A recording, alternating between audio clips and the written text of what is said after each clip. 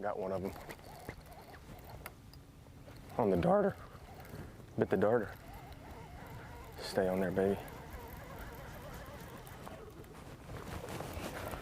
Stay on there, baby. Stay on there. Oh gosh. Oh gosh. Got one of them, son, on the darter, baby. There you go, Kimmy. That one's for you, Kimmy. Ah, yes. That's how you get the day started, dude. Yes. And that's how we get our day started. Hello and welcome to Bassmaster Live. Georgia's Drew Cook, fishing on the border between South Carolina and Georgia. Legendary Lake Hartwell, that's the site for the fourth stop of the year. Progressive Bassmaster Elite Series 2025, the Whataburger Bassmaster Elite from here in Lake Hartwell, up in the northwest part of the state, the upland part of the state, they call it here. And there's Lake Hartwell, forming the border between South Carolina and Georgia at the intersection of the Seneca and Tugaloo Rivers. That's where we find Green Pond Landing, this magnificent facility that was built just exactly for tournaments like this one right here. Tommy Sanders, you, and Davey Height, Ronnie Moore, Mike Sukon, and Davey. We saw plenty of big fish caught last week. We saw a lot of fish. It was not completely distributed.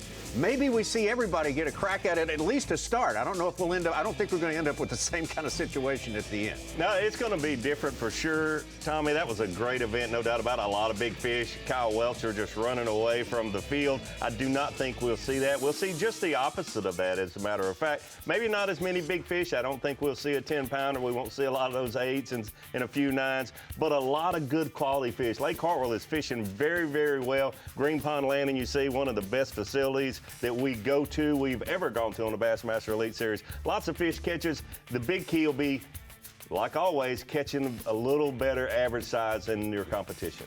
TH Marine Weather Watch shows us perfect conditions, 72 degrees room temperature, as we like to say on this day, and it's pretty much that outlook for the rest of the week. A little bit of a cloud shelf there as we take a wide shot of Green Pond Landing. That was earlier at the takeoff about an hour ago. And here are the unofficial scores as it stands right now per Bass Track. Jeff Gustafson. Big story right there. Jeff Gustafson really needs to do well in this tournament. We'll get into that plenty today, but he's got a limit, had an early limit in the boat there. Nothing gigantic, but 10 pounds and 8 ounces will do it for now. Will Davis, one of the fellas tied, actually wins the tiebreaker. He's the leader in Progressive Bassmaster Angler of the Year, tucked into second place right there. Dakota E-Bear. Everyone's been looking for a Dakota to ignite in this season. Maybe this is the stop where he'll do it. Randy Howe back on the Bassmaster Elite Series after a extended absence right there. Another one of the names people are looking at is South Carolina native Brandon Cobb. Really made his big breakthrough the first year on the Elite Series, winning one of 2 tournaments right here on Lake Hartwell, and he's pretty much ready to go this time around. I feel pretty good about the day. The only problem is I intend to, or hopefully catch some fish early. And a lot of times on Lake Hartwell anyway, when it storms like it did last night, it's not ideal for early. So we'll see. If I can have a decent start early, I'll feel a lot better than if I have to go catch them all sight fishing later, because that could be hard to catch 5 good ones. But feel good about it. I always like fishing out here, so kind of can see where the day takes us. I hadn't even practiced on a lot of stuff I normally fish, so we'll just kind of run around and see what happens. So it's going to be interesting. Well, big expectations of Brandon Cobb anywhere we fish, basically, but especially here on Lake Hartwell. Let's get out to Brandon Cobb live.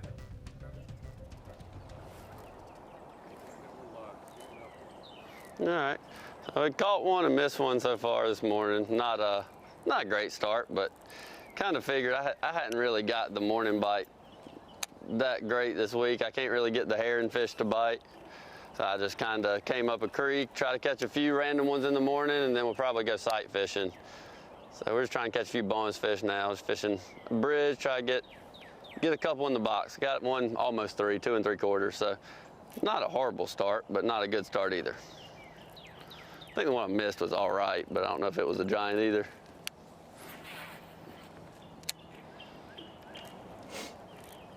See Brandon Cobb doing a lot of different things today, I guarantee you. Some little sight fishing. He mentioned the herring fishing, which is fishing for the bass that are relating to the herring spawn. This is earlier today with Brandon Cobb. We'll be in the boat with him all day. Got to see this one a moment ago, Davey, on Facebook Live, and you'll like the bait that he's throwing there. A little trade secrets around them. You didn't have much time to fight, little buddy. Swimming a horny toad. Not a big one, but start. Man, look, I accidentally left the live wells running, so we already got water. See the number of rods on his front deck. He'll use every one of them. Okay. That's a lot. He ain't big, but. Also, big expectations for a man from Alabama. This definitely stacks up as his type of fishing. Will Davis, out there, our Progressive Bassmaster Angler of the Year leader. I think I'm a blessed man to get to do this for a living. Even when you have bad days, I wouldn't say bad days. I just say days you really can't figure them out, but still fortunate enough to be out here. And you know, Lake Hartwell's fishing pretty good, but pretty stingy at the same time. If you get around them, they'll bite. Early in the morning, you can get on a herring spawn. Today, we're boat 89. I don't think we'll be able to get on that deal. That's when bulk of my weight's been coming. Tomorrow should be a little bit better. So, you know, we're just going to try to find a couple points this morning that hope there ain't nobody on, that I've got some waypoints on, and that I found in practice. And after that, we're just going to go out there and fish a few brush piles and fish a few spawning fish, and you know, and then just put the troll motor down around 1 o'clock and just go. That seems like you got a 20-30 minute window right out the gate to do your damage, and then you just well sit down and eat a sandwich till 1 o'clock. And I don't know what happens to them after the herring spawn, if they sit on the bottom or whatnot, but all of a sudden they just show up. So. Well, let's get out to Will Davis live, the man that owns one championship on the Bassmaster Elite Series. Yeah, running it, you know, this morning I tried to hit it as many places as I could with the time that I had. You know, the bite's been going from 7:15 or about 7 to 7:20, so you don't have a lot of time. So the key was to hit it as many places as you could, quick as you could.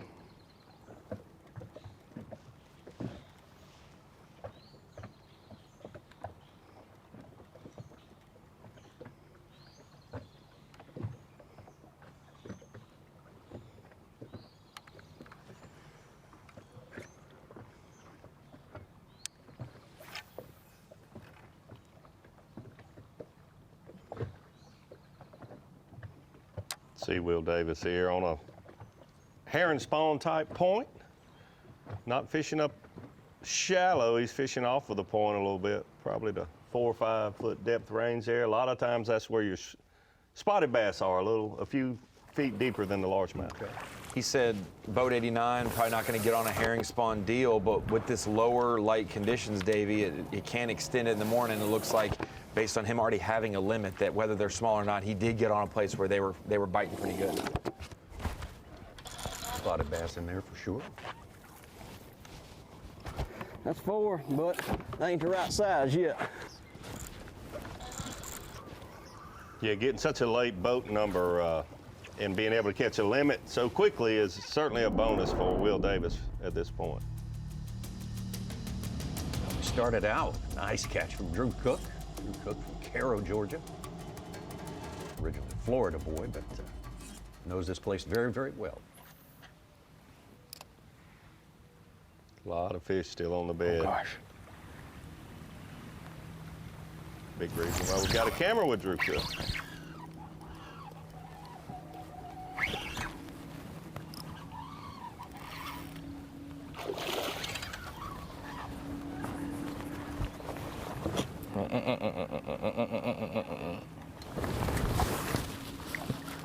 Come on.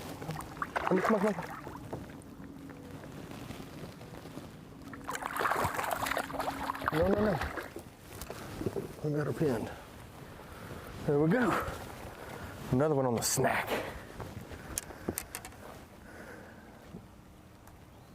Stinger right in the snoot. Exactly what you want. I don't know if that, I don't think that was one of the ones I was actually looking for. But we'll take it. Oh yeah. 210.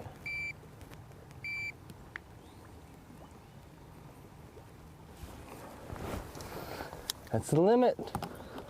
Well, we got that one little spotted pot on us. We got to get it out of there. But another one on the snack. All right.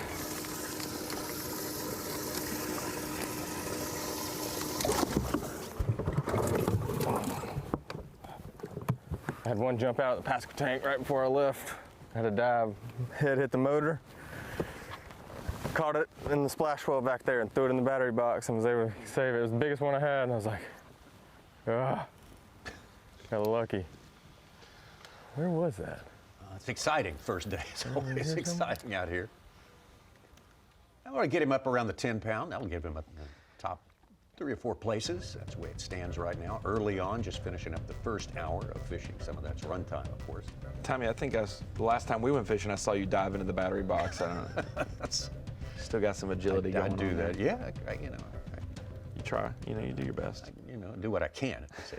Sounded like he had one jump out of his live well. Out of my mind right now. We're Kyle Welcher competing in another one. We got another opportunity, so it feels good. Got a lot of confidence right now, but still got to find them to do good in this tournament, because the thing about bass fishing is there's 9 tournaments, and you can't just do good in one. We got to make the classic. We need to catch them, get up there in the AOI points for our average. There's a lot of moving parts to this, so we can't just kind of bask in it. We got to keep working, keep grinding.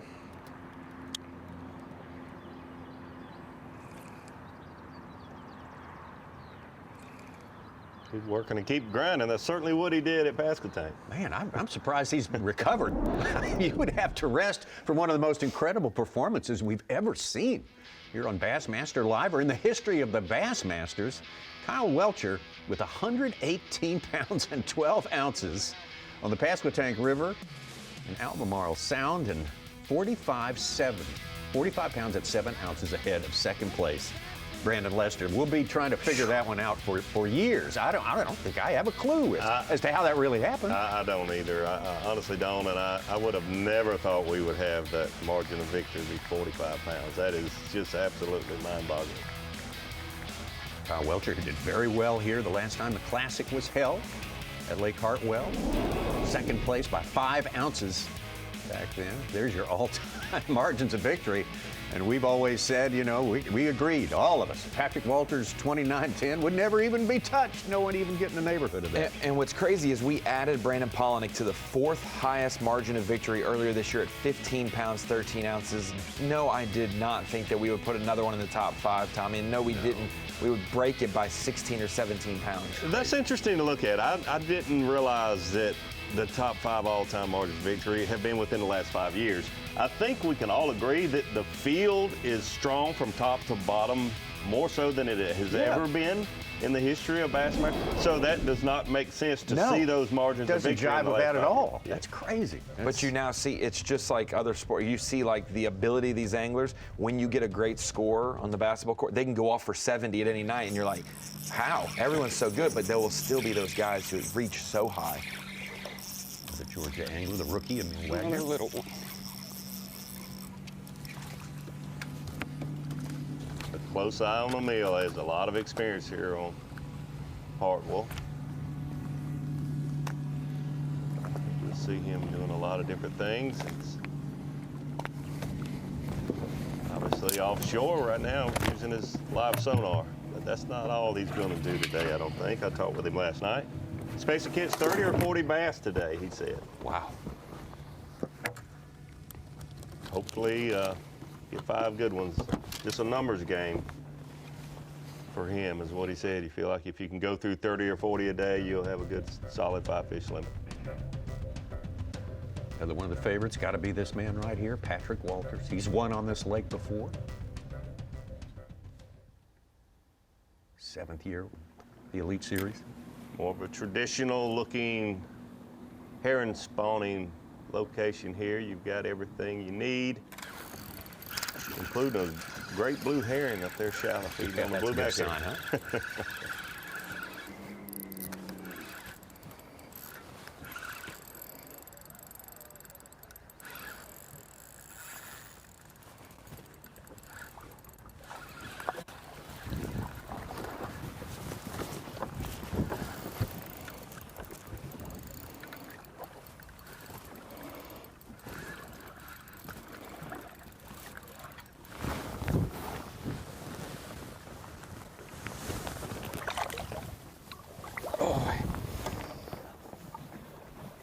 Little largemouth.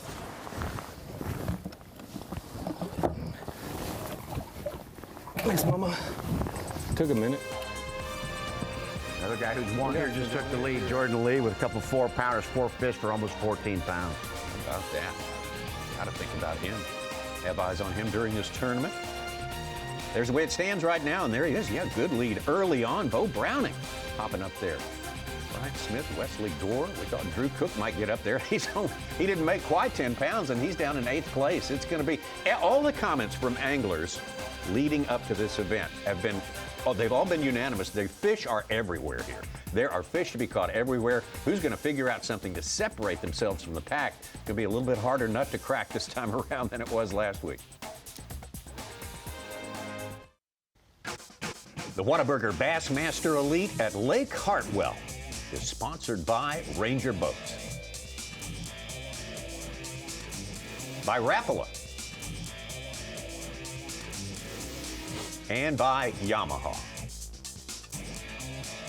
Great to have you with us for Bassmaster Live. First 4 days of fishing here at Lake Hartwell, 4th stop of the year. We're getting close to the midpoint. We're definitely in the middle section of our season. Our first 3, the first third are in the books as it stands right now. And there's Jordan Lee, a classic winner at this particular venue right here, Lake Hartwell. On top, very quick start for him. Brian Smith of California, Bo Browning in 3rd place. Rookie Randy Howell, the veteran, right behind him, and Wesley Gore of Alabama in 5th place right now. That's going to change so much in the next hour, not to mention the rest of these 7 hours of coverage that we're bringing you today on Bassmaster Live. Welcome to the Bassmaster Studio, sponsored by Marathon. I'm Tommy Sanders here with Bassmaster Classic champ, 2-time Progressive Angler of the Year, Davey Height, and we got in your home state. Oh, and another accomplishment and challenge we'll talk about a little later. We'll get to that later, but right now let's talk about Lake Hartwell. We get to fish all the phases of the spawn here on this lake, plus one other opportunity offered by the blueback herring spawn. Yeah, absolutely, Tommy. I mean, this is going to be a great tournament. A lot of fish catches, the spotted bass, a largemouth bass, fishing as shallow as, let's say, 6 to 8 inches, even less than a foot deep, all the way out to over some of the standing timber, probably 20 or 30 feet deep. The big key this week, absolutely big key this week, is being able to separate yourself and catch just a little bigger class of fish. We've seen Patrick Walters, what he's doing, the traditional herring spawn. We've seen Drew Cook sight fishing already this morning. We've seen Will Davis Jr. fishing for the spotted bass. The big key, you will have to target some of those better quality fish. In this case on Lake Hartwell, 5 and 6 pounders. All right, but I assume Ronnie Moore's got something figured out here. He's already positioned at the screen of knowledge, so lay it on us. I did, because the first 30 minutes of the day for one angler specifically has been the best day of his season already, and I'll get into that at the Dakota Lithium screen of knowledge. Jeff Gustafson, we talked about those bottom anglers in fantasy fishing or whatever the case may be, however we can bracket them. The bottom 20 have to catch them here because you cannot go 4 events into the season without a good finish. Jeff Gustafson needs a good one to turn his season around. Needs one. When I say that, it needs a good tournament.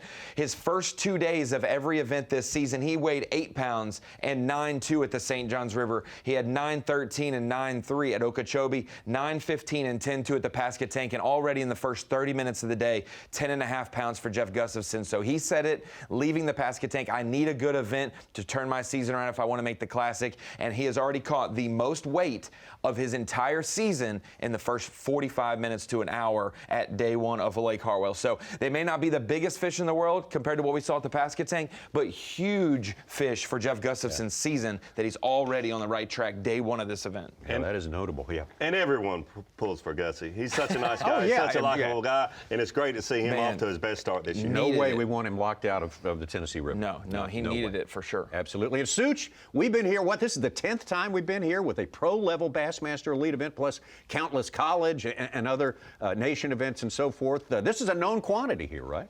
Oh, yeah, with 4 classics under the belt, the Elite Series in 2019. And it's one of those places where most every guy catches a limit. Big fish, I think in our last open was 6.5 pound. Randy Howell's got one close to that right now. So it is those big fish that put you over the top in this event.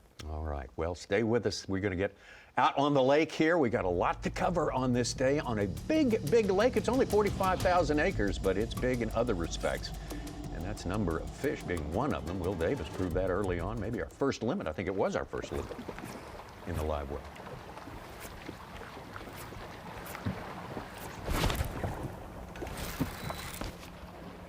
That's the right one right there. There he's foul hook. He's foul hook. No, you ain't either. Largemouth.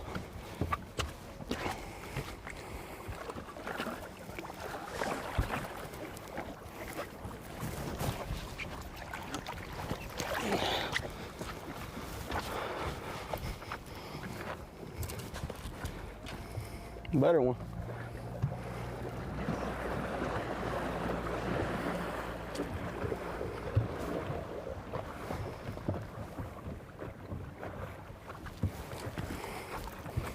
You got it too, buddy.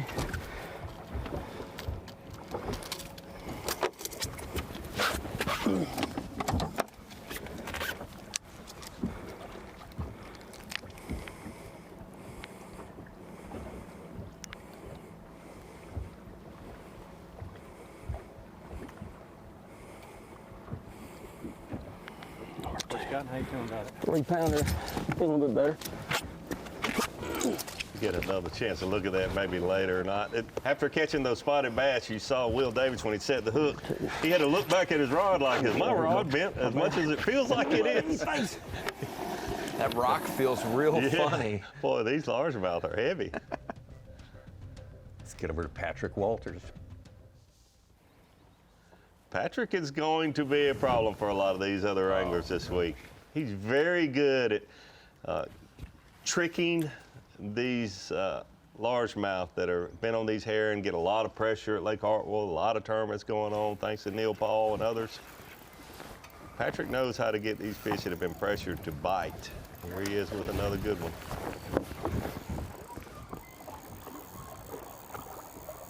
Patrick finished no worse than 12th in his 2 elite events he's fished here.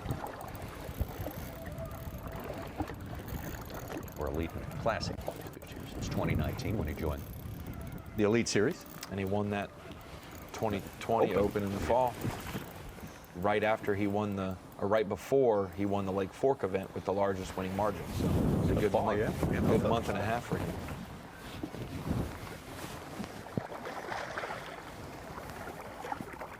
Got him.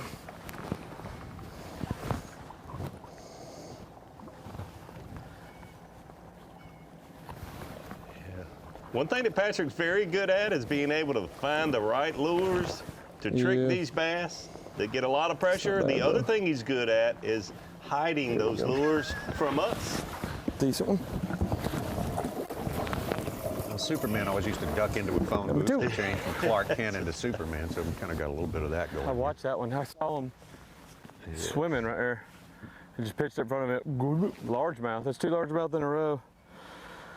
I wanted to catch my largemouth up, but I don't care where you catch them as long as you catch them.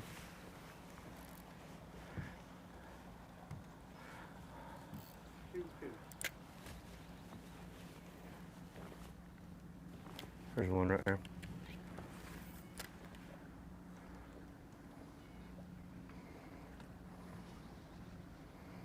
Wasn't a big one.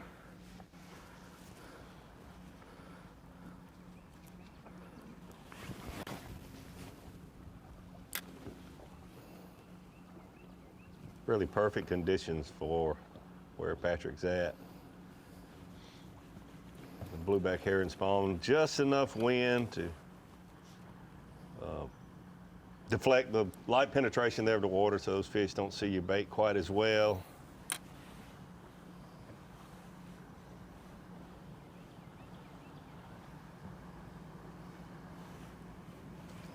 See, Will Davis on the left, I don't know if that will help him or not.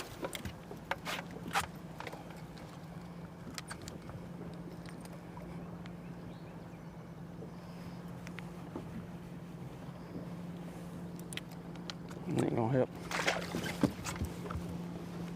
Oh, there's just a little point that's got some hair and worked up there, or it was. And they, Oh, he breathed on it. Got him. It's a spot.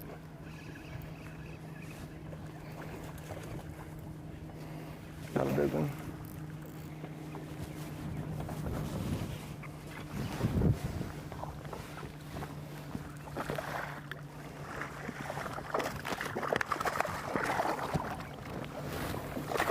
gummy here.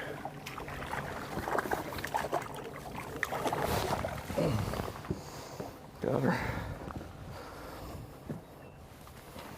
Little guy. All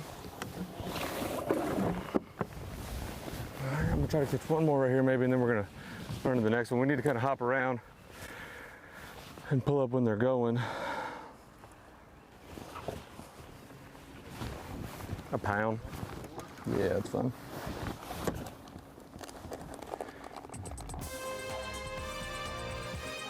Patrick Walters already ahead of the game, he said on his largemouth. A little bit of spot there to bring him back down to earth momentarily. He'll move on very quickly there. Newport Bassmaster Kayak Series. Hit the QR code today to get involved in that fast-growing segment of the sport. Got a big event coming up on a big smallmouth place, if it's known for, April 26th and 27th at Dale Hollow in Tennessee.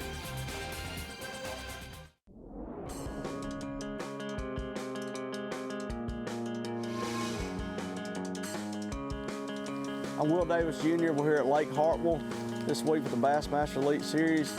This week, I plan on catching a few good ones on bed, and I think that's going to be very crucial to anchoring the bag. And my favorite bait to throw this time of year for clear lake situation is this warmouth from Big Bite Bait. This is a 3.5 brim imitation. This is actually called green bluegill, and man, it's caught a lot of fish for me in clear water situations. You know, it's got big eyes on it. The tail is real soft, and it has just a lot of dancing action. So, you know, I put that on a drop shot. You do it on a Texas rig, but I also put it on a drop shot. And when it's sitting there like this right here, the bait really don't move. It's just the tail, just like a bluegill would be just sitting there. You know, just the tail be moving back and forth. So this bait right here, I think it's going to be key this week. Bass Pro Shop's top tackle featuring Will Davis Jr. We've seen plenty of him on this day, and we will be with him all day long. He is also the leader, tied for the lead points-wise in Progressive Bassmaster Elite Series Angler of the Year. But Will Davis wins a tiebreaker, and so he is the man with the lead officially. But you see how close it is there with John Garrett. Which, in our Angler of the Year race, the tiebreaker is the most weight over full field competition day. So day 1 and day 2 of St. John's, Okeechobee, Pasquotank. And so those are John Garrett's 2 best days of the season, Tommy, aren't reflected in the tiebreaker because they were day 3 big bags for him. Jay Shakurt in 3rd place.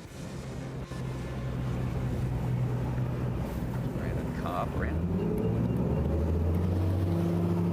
And he's the engineer, move up the leaderboard in Progressive Angler of the Year points. He does. A little slower start than he wanted this morning. Said that he really needed to get a couple good fish in the boat. He has not done that. I think just a 1 solid fish so far for him. But you'll see him, he knows this lake from one side to the other, up and down, and has had a lot of success here throughout the years, especially this time of the year, winning multiple BFLs and those type regional tournaments.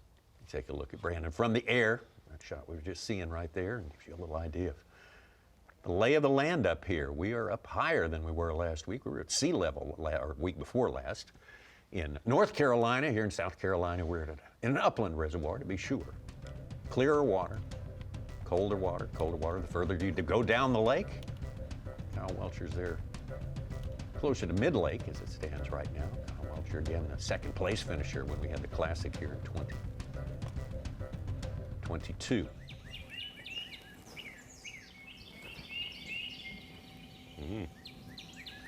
He was fishing offshore a little earlier. It looks like he's sight fishing. Very shallow right now. You would think this early on day 1, if he's looking at one like that, it's a good one. Maybe not a 10-pounder, but a good one.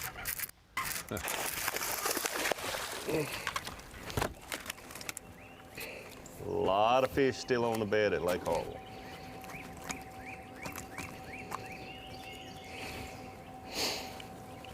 Right flavor anyways. I wonder if somebody got her, because I do not see her.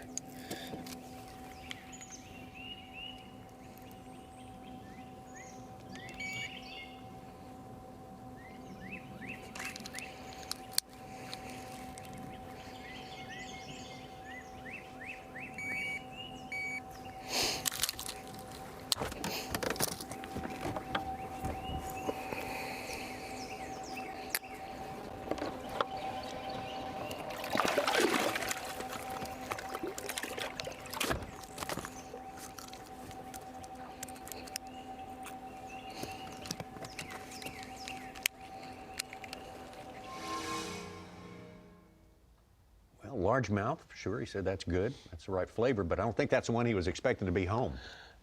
No, he was looking for a little bigger one there. That might even be the male. Could be a female that's not the one that he was expecting to be home, like you mentioned. It's not going to take 30-plus pounds a day to win this event this week. I think we all realize that. But it's going to take more than a lot of people expect. This lake's fishing really good right now. It will not be a 45-pound margin from first to second. That's my bold prediction for the week, because this is going to be one of the tighter tournaments that we see every single time we launch here. Well, way out there on that limb there, Ronnie. I hope it doesn't break. I saw some predictions from some anglers thinking about 60 pounds would win. That's 15 a day. I'm going to say it's going to take 14 a day to just make the 50 cut. Oh, wow. This lake is fishing really good. We've seen a lot of fish catching today, that is for sure. Brandon Cobb now trying his hand at boat docks. Boat docks traditionally play a role here.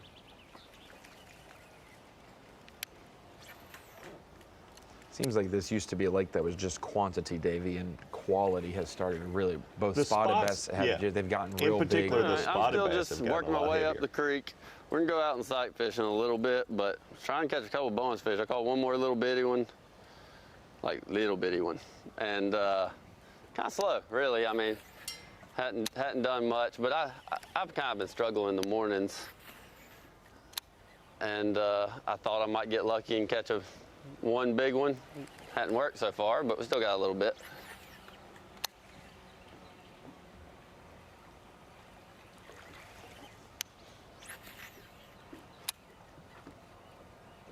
We've seen Doc's be a player every time we come to Hartwell. The water level is higher than most times we've been there. We've seen it extremely low. One classic in particular. I think the docks aren't as dominant when we have the higher water and you have a lot more shallow cover. Those different types of shallow vegetation, the riprap, the dog fennel.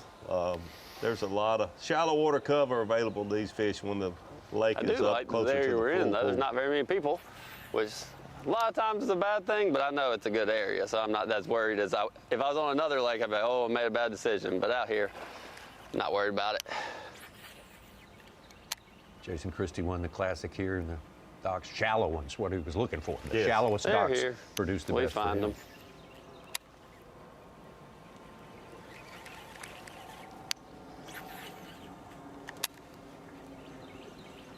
Notice Jay Shakura just took the lead. He's got 14 pounds, and he is overtaking Will Davis and Angler of the Year points right now. He's only two. Started the day 2 behind him. You also notice Kyle Patrick and Easton Fothergill are back in our top 10. They're in the Pasca tank. Man, Will Davis Jr., Davey, has burned a half a tank of gas. He's ran around so much already from where he started this morning. We've came to him 4 times on the map, and he's been in 4 different parts. It's where's Waldo? It's where's Will Davis this week?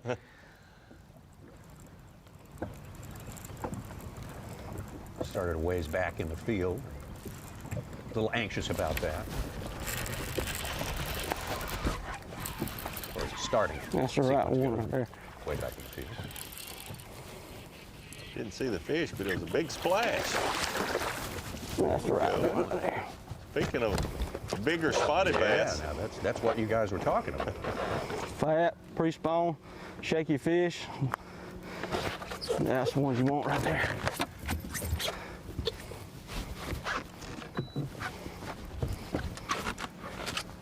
Oh, pretty one right there, boy.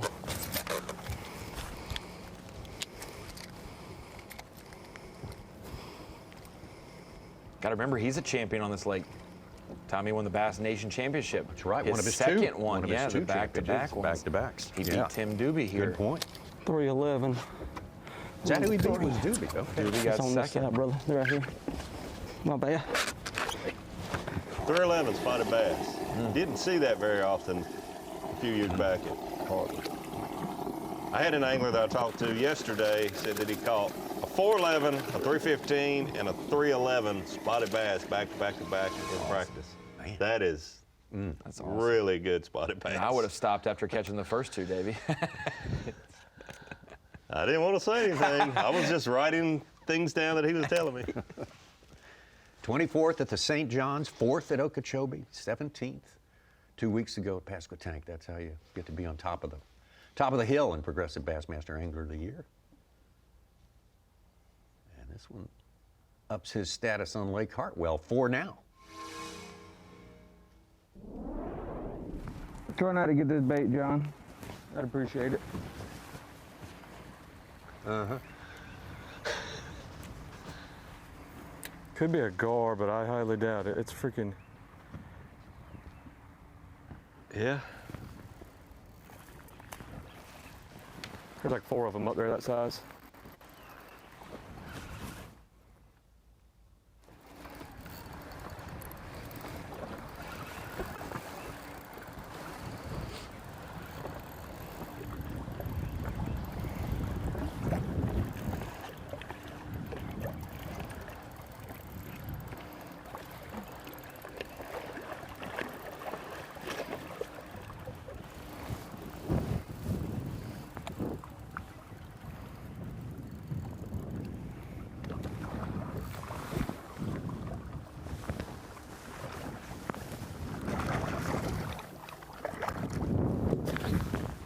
Oh, whew. Hook got me in the finger. Little guy. That's 4. 2 pounds, 2 1/4. You're the man. I love you, John. See, we'll bring smiles to kids' faces.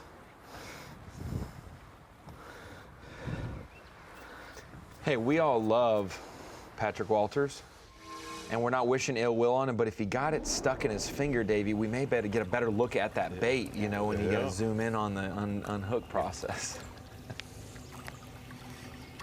Back to Kyle Welcher.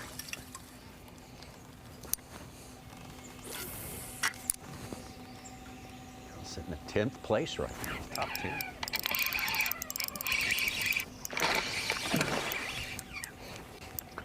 I like it when they're first casters. It's a little smaller than I gave him credit for, though. Well, he's a little bigger than I gave him credit for when he was fighting. He's about how big I thought. Kyle Welcher back at it.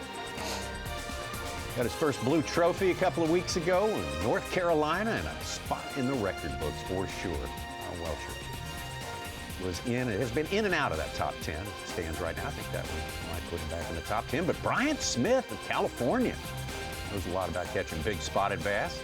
Is on top right now. Jay Shakurik in 2nd place. Jay 3rd. Angler of the Year stats. And Jordan Lee, former Classic champ right here on Lake Hartwell, in 3rd place. We got a good battle going on already. We're hardly even started here at South Carolina.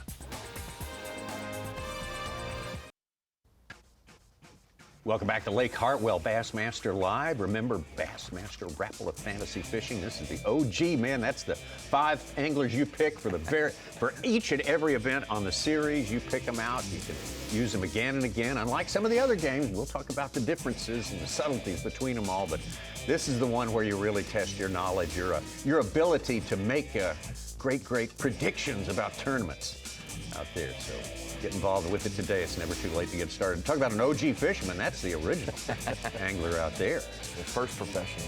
You know, herring out there, getting a big mouthful of that goodness there, that blueback herring. Everybody's getting in on the action. That's a by bass. air and by sea. That's a bass there, the Eagle has. It's a real bass. Don't get caught by the game warden if that one's not of size, Davey. I don't think the game warden's going to fly him down. We got Beautiful, beautiful scenery there at Lake Hartwell. Patrick Walters. He's been catching them steady this morning, as expected, when he comes to this place.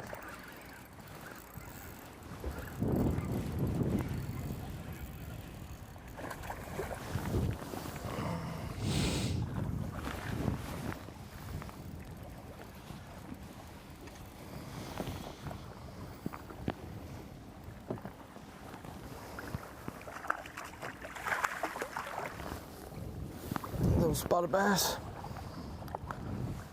makes 5, right? 1, 2, 3, 4, 5. Awesome. We got 5. We got a limit. 8:52. It took longer than I thought, but hey. It took longer than I thought because, well, yes and no. Dang, somebody pulled up where we left. Over there. We didn't get to fish my bedders. The ones, mainly ones I want to start it on. I got a bunch more we're going to go to.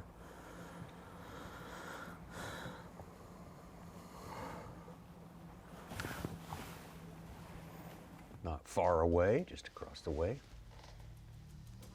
Neil Wagner, another Georgia angler. Got 2 of them among the 6 we're covering today. Cuts his teeth on Lake Lanier. Different in some ways, but very, very similar to this fishery. Heron fishery. Yep, absolutely. But he has fished Lake Hartwell a lot also. Ton, yeah. So, but you're right. Lake Lanier is. Where they swim, he will go.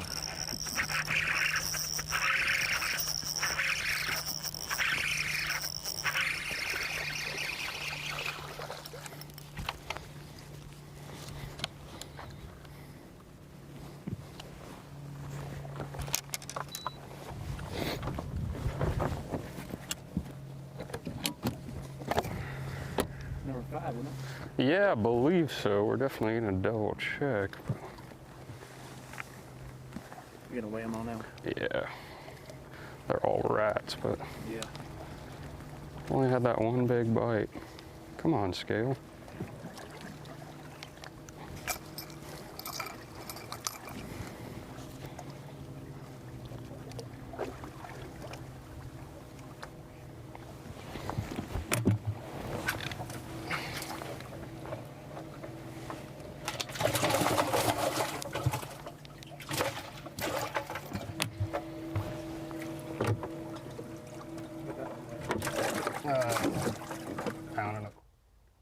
Neil Wagner, rookie out there, great year in the Opens last year. No finishes below 27th and 4 top 10s. That is amazing on that circuit. Great. 9 turn.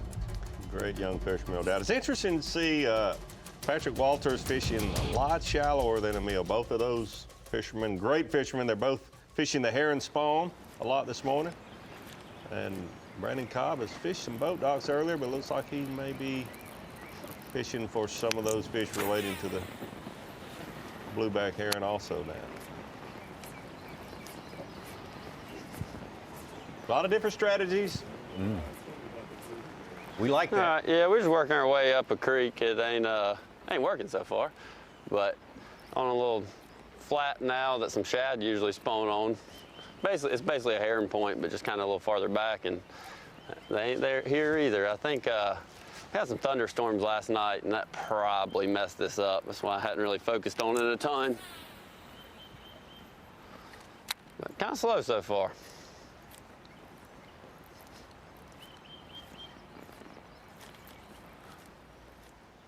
Brandon Cobb, one of that big crew of new anglers in 2019, and got off to a great start. 2 wins in that season, and the first one of them was right here. We'll take a To look win on Lake Hartwell, if you do one thing the entire time, you're probably not going to win. Like last time, I kind of took the spotlight the last few days, sight fishing. But on days 1 and 2, when I didn't have a camera quite as much, it was fished a lot of docks, and then I fished some points, and it's a lot of things like that. You kind of got to mix it all together out here. You always, your home lake, you're always expected to do well. But, and I would say it's probably easier to do well on your home lake than it is somewhere you don't know, but it's hard to win. He'd take that this time around, David, don't you think? Yeah, he absolutely would, especially with the slower start he's had this morning.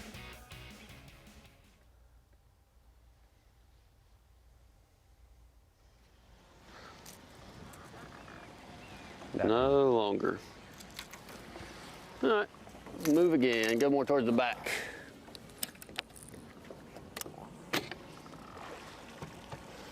We're only like a quarter mile from the back. He'll catch him. He'll catch him.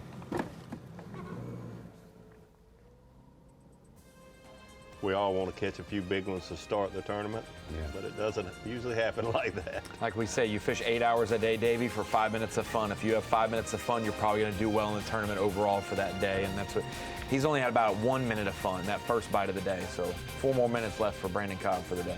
If you can net one real big one every day, you're going to be, not with a net, but I mean, yeah, you get one. If you can get one big one every day, you're ahead of the game.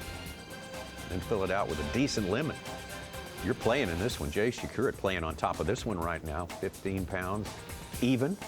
Brian Smith in second place, Jordan Lee, Randy Howell, and Will Davis. Bo Browning running up sixth place. Easton Fothergill, we expected Easton to show up here big time. Gerald Swindle, Kyle Patrick. Be right back. Entering the third hour of fishing here at Lake Hartwell, the Whataburger Bassmaster Elite here, fourth stop of the year. That's Emil Wagner of Georgia. Making a little run right now. We're going to catch one a little bit earlier today. Emil, we talked about his great Opens performance last year to gain status here on the Elite Series.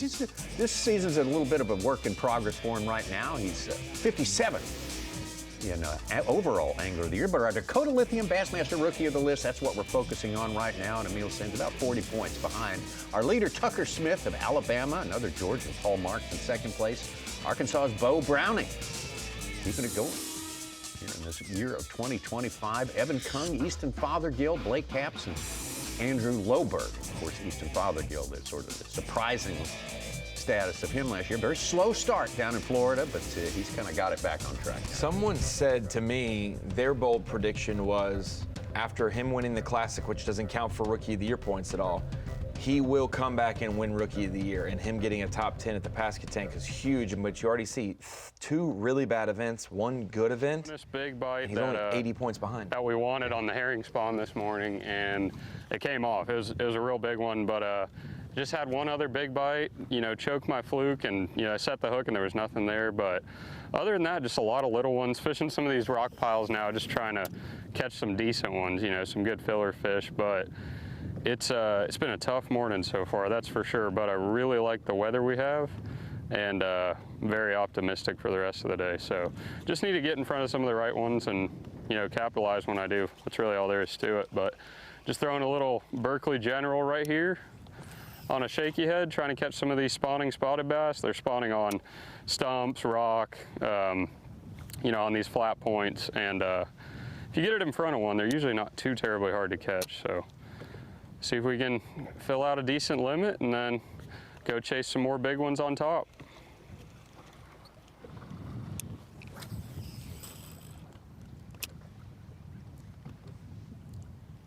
Yeah, listen to Emil.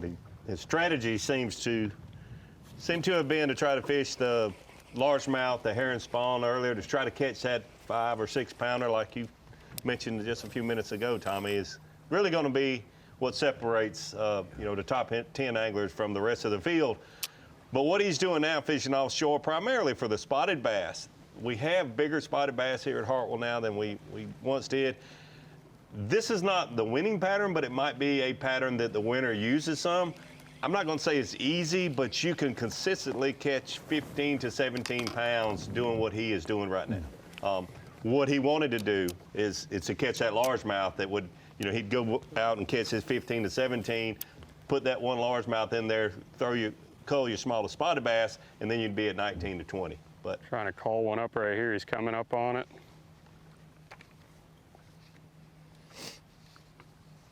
All over it. Come on. I can literally see him with my eyes. They're very, very, very smart fish. There's been a lot of big tournaments here, high school championships, all kinds of stuff. So they're very smart. You gotta do everything right to get one to bite.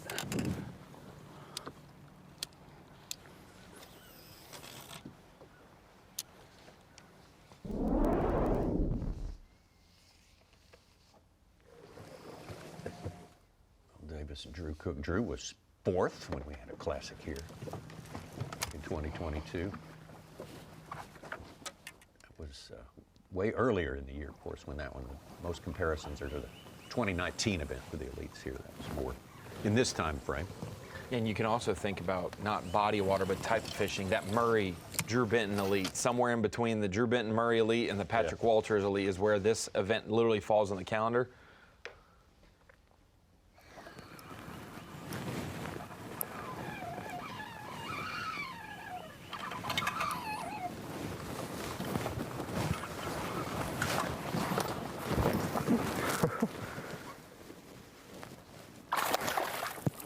Thanks, bud. Big old spotted dog. Oh. It's gonna be a nice old spotted dog. Be very surprised if we don't see a 20-pound stringer fish weighed in from one of these sight fishermen today. Maybe every day. I don't think it'll be the same one every day. Cool.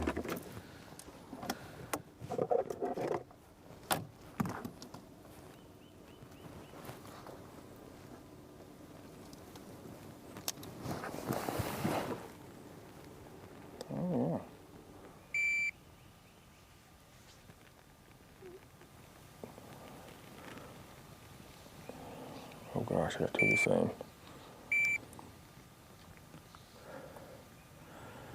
Put them in there. 2-6. Good help there for Drew Cook. Let's get over to Patrick Walters. Just finished his limit moments ago.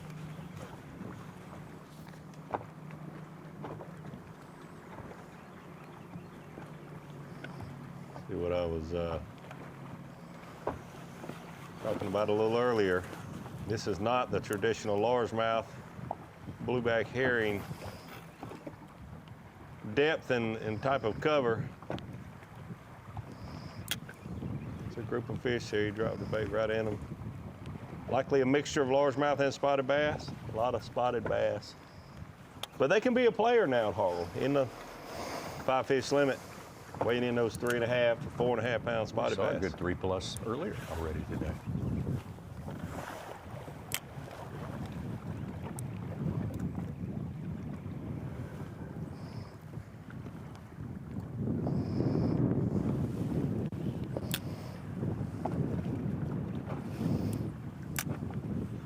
Fish real close to his boat, followed his bait back just a second ago. Got it real close, only 8-10 feet away from the boat.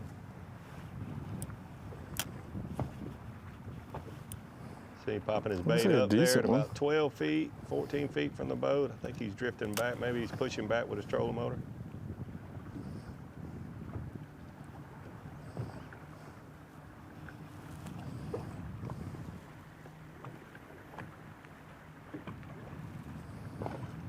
Prime example of what Emil was talking about. See the fish all over his bait. They're about 17, 18 feet away from the front of his boat. 7, 8 feet deep.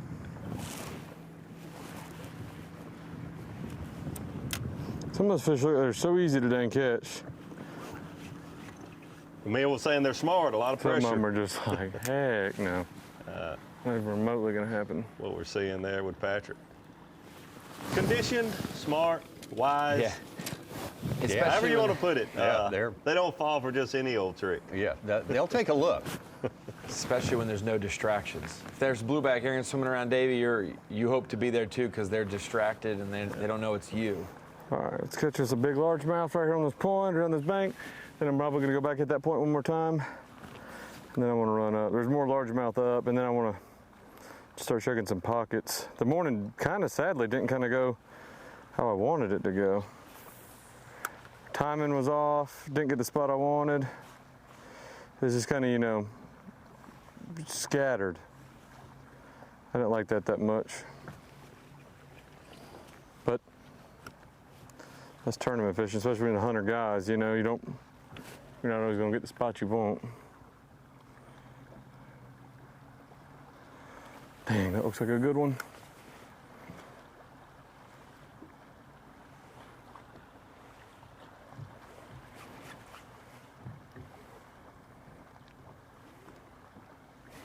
Must have been a carp. That sucker ran off. Yeah, I was That fish swam about 25 feet in 3 seconds.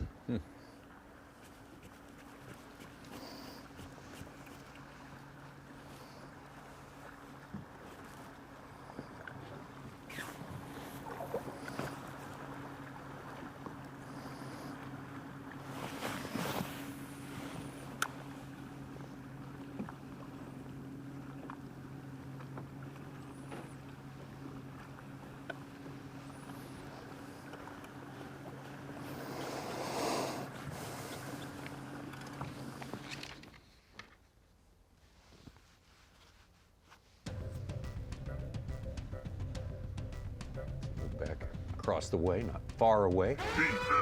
Oh, Such, what? Huh? Hey, it's a good one for Hartwell. 5-0 from Drew Benton. He's only got 3 fish, but they go about 10 pounds. So he's in the 20s.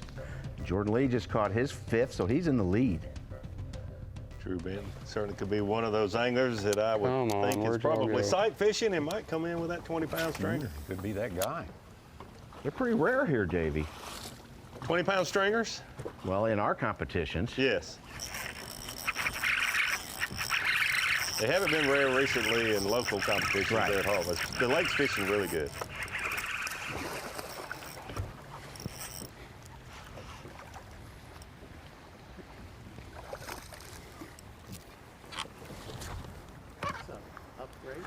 Yeah.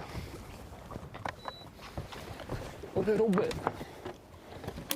I guess we'll take it right now.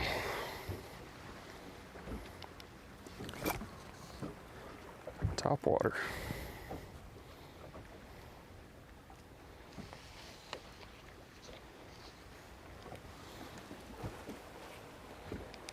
We've been promised topwater. We came here specifically to see topwater fishing. Now, there's a little bit of it for you right there. We'll see some. It will not be what most of these anglers are doing most of the time, but there certainly will be. I guarantee you we have, you look at the left side of Patrick's boat there, port side, you see several topwater baits tied on. We'll see it mixed in. Yeah. It'll be fun.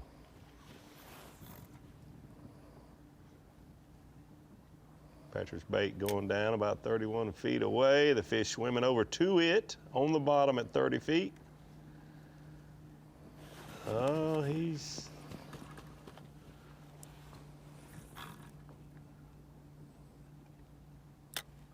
made another cast, 30 feet away.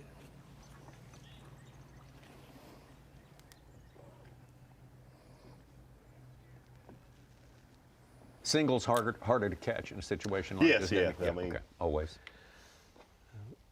Predators competing with one another makes them more and more aggressive.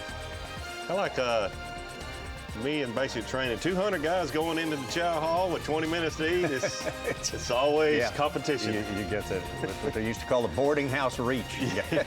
You get your meals there, but you better be quick on the reach. Quick on it, yeah. Jordan Lee, former champion here, not only a champion, a classic champion here. His first of 2 in a row was notched here. Second, I'm sorry. Jay Shakir, I'll get it right. Bryant Smith, Randy Howell. He's won a lot. Our top 4. He's won a lot of tournaments. Welcome back. Let's talk about the Bassmaster Fantasy lineup. It's got a new entry this year. Couldn't be simpler. The Bassmaster Pick'em Challenge. This is basic stuff right there. 7 matches, Ronnie Moore. Yep. Angler versus angler. We got a theme. Say the first one, past Hartwell Classic champs. That's going to be Jordan Lee and Jason Christie. Yeah, I picked Jordan Lee on this one. And then, I mean, Kyle didn't do us any favors. There's some tough ones. Walters or Cobb. Yeah. Paul Marks or Emil Wagner. It's kind of like That's a Georgia State championship. That's not. What are we doing, Kyle? Come on now. He's trying to make us miss him, Davey. He'd be another contender for the Georgia Side Championship. We call it right here. Drew Cook, and he's off to a good start today.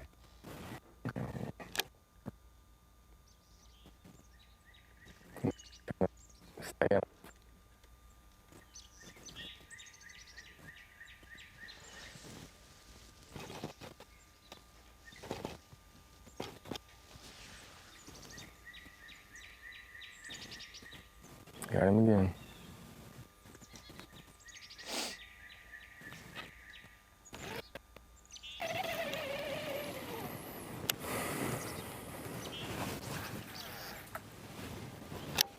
dark back there. Let's see if we can see him.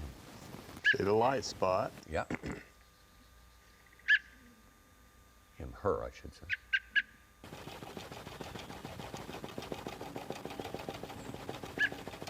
That sound is Drew Cook tapping the bottom of his rod. Come on, baby. Dude, I thought I was gonna catch her, like, a few clips ago. Oh, there she is. Oh, the line was over top of her.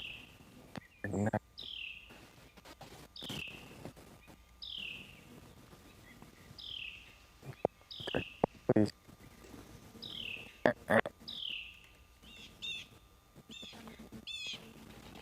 That hand on the hip is really, you just gonna look at my bait?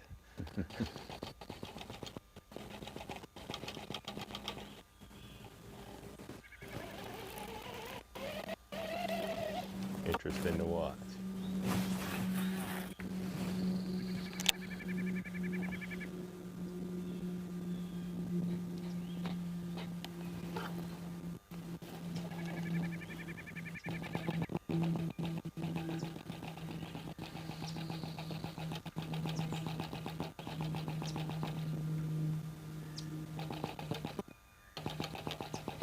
Show me how you're gonna act if he's not up there.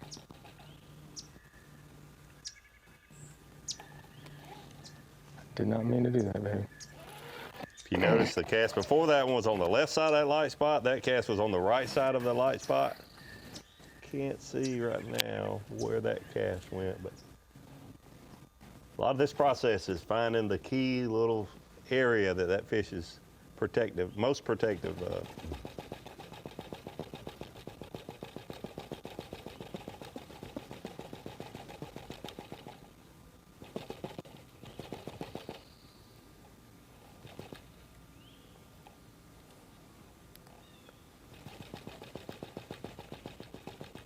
I'm going to predict, might not be right now, but we'll be seeing this fish a lot closer close look and in of this person. fish. Yes, exactly, up close and in person.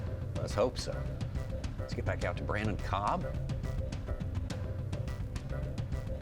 Brandon's moved around a lot this morning. Also, Birds grabbing them. And I believe the storm's got them.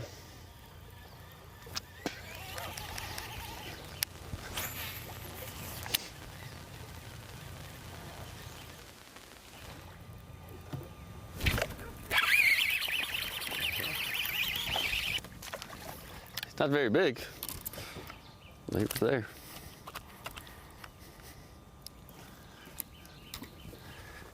I believe he was probably on bed.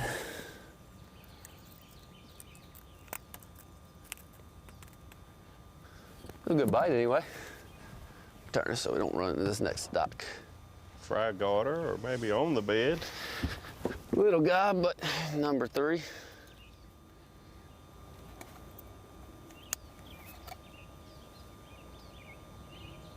$114.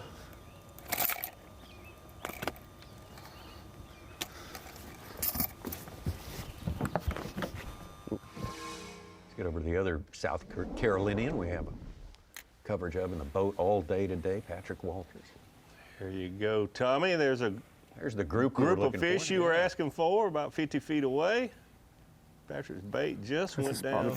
I didn't want to catch him.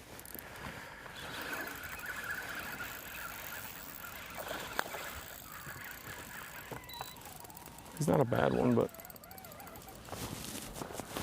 there's like a 4.5 pound largemouth that come off that bank. Bit his bait there. You hear him say he didn't want to catch him. He wanted to catch a bigger one, don't we all? Yeah.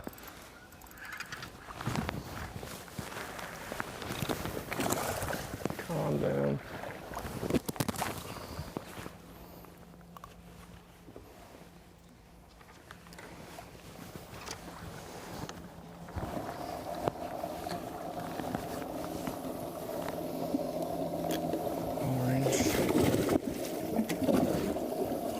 Got the Pick'ems challenge. We've got a lot of different fantasy stuff. Could one of our fantasy games I know where you're going with this. be figure out Patrick Walters' baits?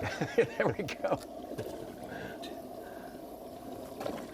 I'm pretty sure when his wife Emily comes out to the garage when he's doing pre-tournament tackle, he's still, hey, Don't look. What are you doing? Oh, yeah. Oh, yeah. If he starts wearing a cape, we'll know that, you know, that's what's going on. Or a here. phone booth in his boat. Or the phone booth in the boat. That's right.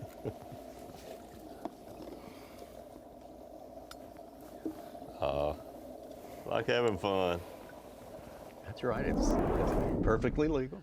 Don't mind him trying to keep a secret. He shouldn't mind us trying to figure out his secret. right. Especially, and we'll give him credit. You know, when you get on camera day 2, 3, and 4, don't be silly. Day 1, we understand we're throwing a camera in 6 people's boats, and sometimes they perceive the camera as a, not a hindrance, but like a disadvantage on day 1. Pressure, you got, you know, everything you do. The first fish we see from Drew Cook to start on a glide bait. If he was trying to keep that secret, no secret anymore with a 4+ pounder on your first fish. Right.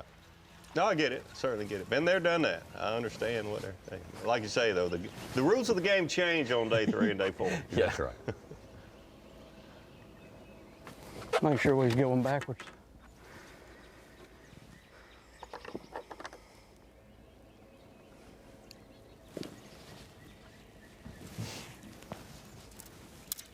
Jay Shakir just landed his biggest fish, near 4 pounds. He's up to 16.5. And a lead again.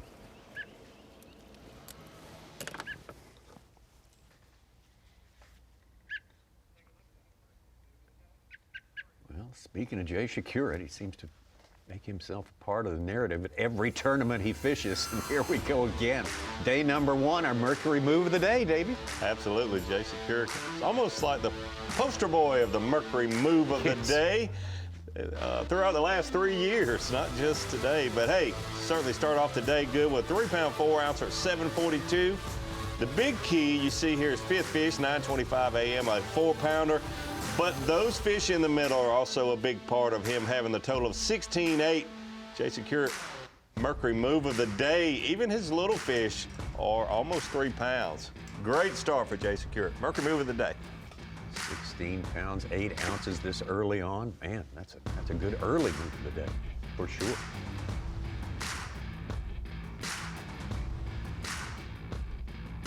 '20's possible. You heard it from the man right here, Davey Hyde. I'll be shocked if we don't see that. Yeah. Multiple days. Maybe not all 4, but we'll see a couple 20. I had to scurry on over here, Davey, because you were talking about the Mercury move of the day was Jay Shakir, and I'm at the Dakota Lithium Screen of Knowledge to talk about a couple of our key performers when we come to blueback herring fisheries.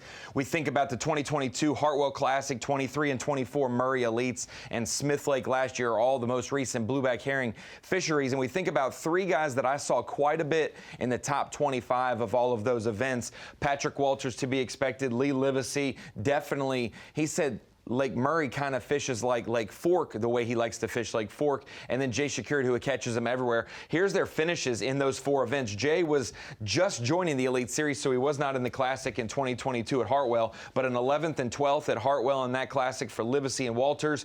You've got top 5 there, a top 15, a top 40, and then you start to see with who Jay Shakir is as an angler. We see a more post-spawn Murray, he gets 5th. You see a Smith Lake Midsummer, a 3rd. Meanwhile, Patrick Walters just so steady, 4th and 1st in his home state on a body of water he knows very well. Livesey a 13th and a 4th at Murray the last 2 times. Smith is interesting to see both those guys who have such close finishes all other events we've had there, that both of them just barely missed the mark and missed the cut at Smith. But overall, when you look over the last 4 blueback herring fisheries that we've gone to, these 3 guys are other big-time standouts. So they're my blueback bets, and you wouldn't necessarily expect it. It's not just the local advantage. And I'll even throw another guy in there, Wes Logan.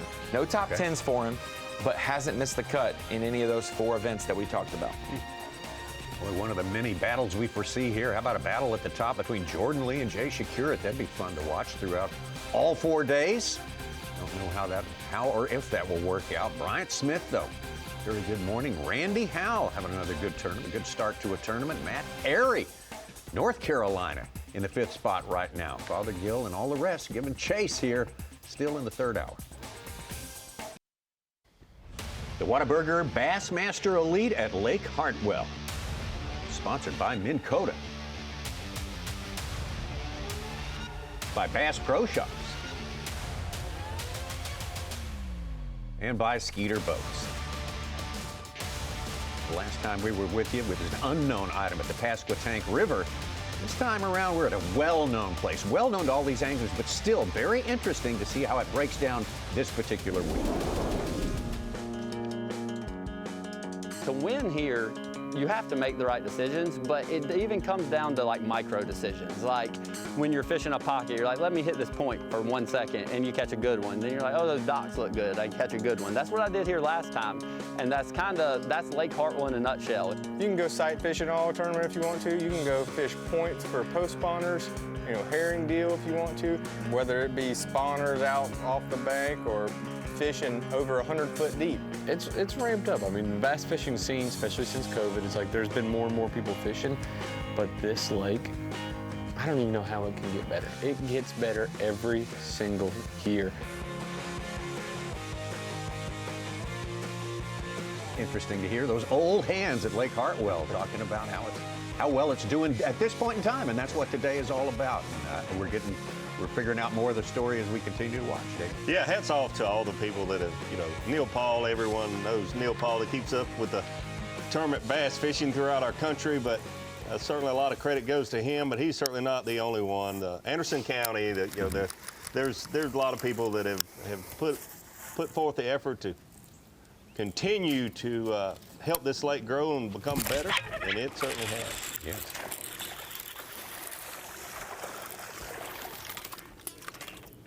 In the mouth. Fighting frog, tilapia color right in the mouth.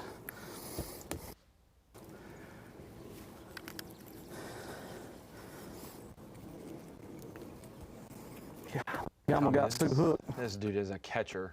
We talk about, Brandon Lester, those guys who don't get enough credit for how good they are. Will Davis is already in that group.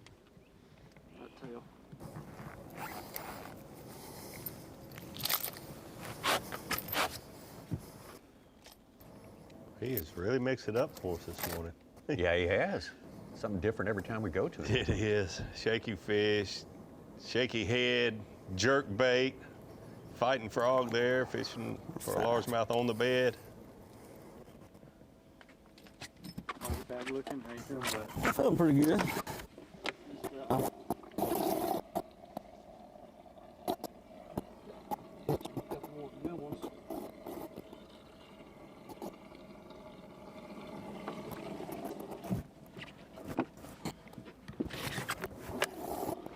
Not bad, bro.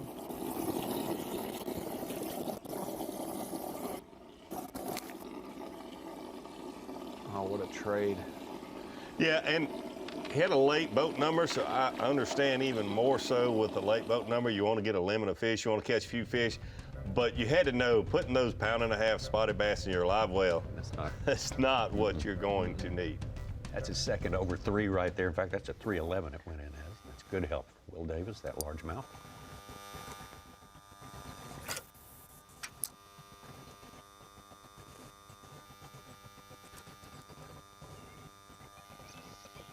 Kyle Welcher. He's got a limit, not a big limit though.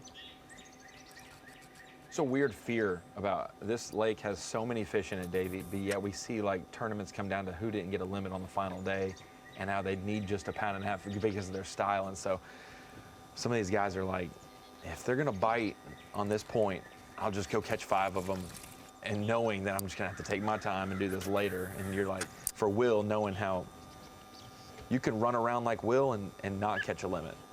So he probably doesn't mind the hassle of what he's gonna have to do with these colds coming up.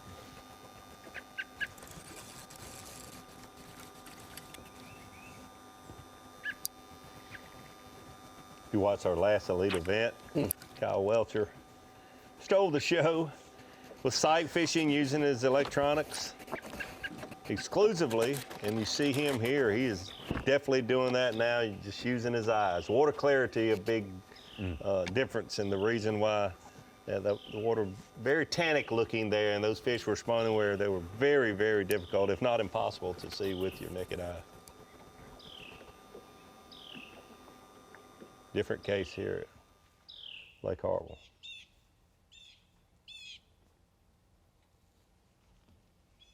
Fine stained water most times if you really look hard for it, but for the most part, this lake is clear.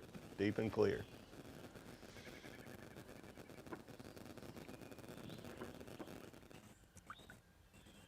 Got the Tugaloo River coming in here from the mountains up there, which originates as the Chattooga River. I mean, I don't know if you've ever been there, Davey. That's up in Georgia and some parts of South Carolina. That's a skull cracker right there. Yes. You don't want to go rafting on that I've one. I've never fished them. I've seen them. You know, been around them, rode across. Lake Chattooga. Lake Chattooga. That's a different body of water. Yeah. That's on the. What is that river that Chattooga's on? Flows north up into it. I can't. If you remember. wouldn't it's ask me, I wouldn't. Everybody's heard of it, and I'm blanking on it right now. But it looks like that too. So what you see though.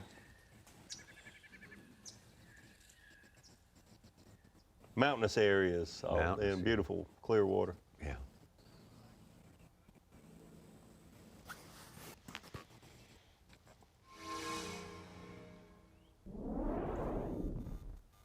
Drew Cook has not changed positions.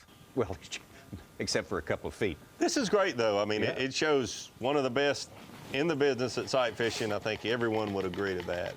It's not necessarily easy for him to pull up and catch a fish that he sees on the bed, but being able to recognize, yes, this might take some time, but I still think I can catch this fish. The size of the fish has to be a determining factor. How much time you're going to spend. Risk reward. Get a good look at the bed, but I haven't really seen the fish yet. I see what I think is the fish, but it may not be. Hey Drew, which side of the bank do you want it to stay on? That side. Your left? Yep, that side.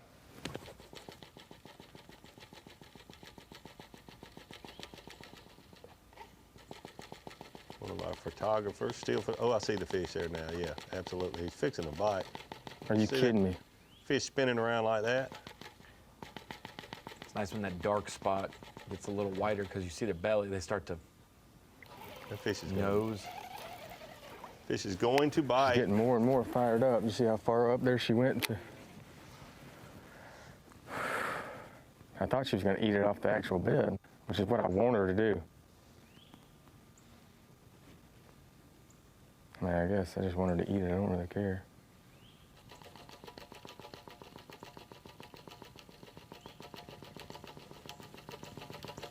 Sounds like an old teletype machine. That's an old radio guy joke there. Ronnie has no clue what you No, heard. he has no idea. Is that back in the, talking about ham radio, or are you talking about No, like the CDs? old radio newsroom. AMF? You have a journalism. You should have some journalism. If it didn't drop off so degree, quick right there, your degree. I think it'd be pretty easy to catch her on this side of the bed. It'd also help if I quit doing that.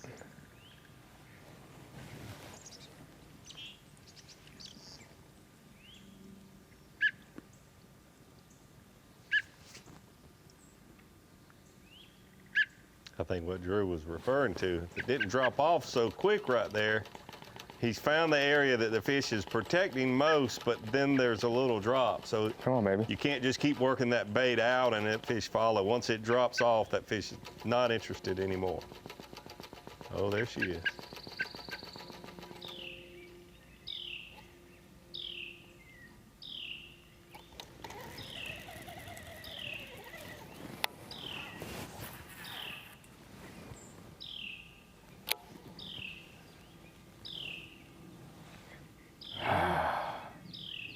Swimming out away from the bed. You see it all pretty good? Yeah, I can see it every once in a while. Yeah, whenever she gets up there and turns.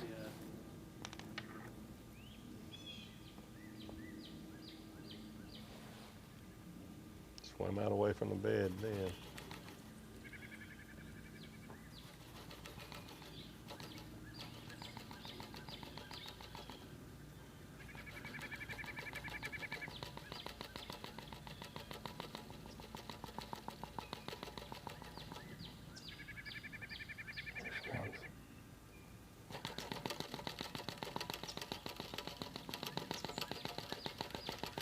Now that male's doing weird stuff.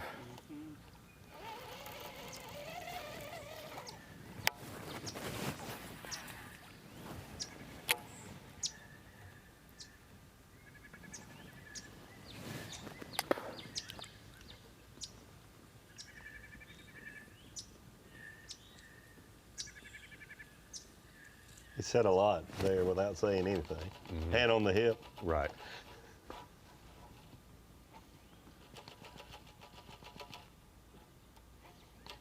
I still say she's going to bite.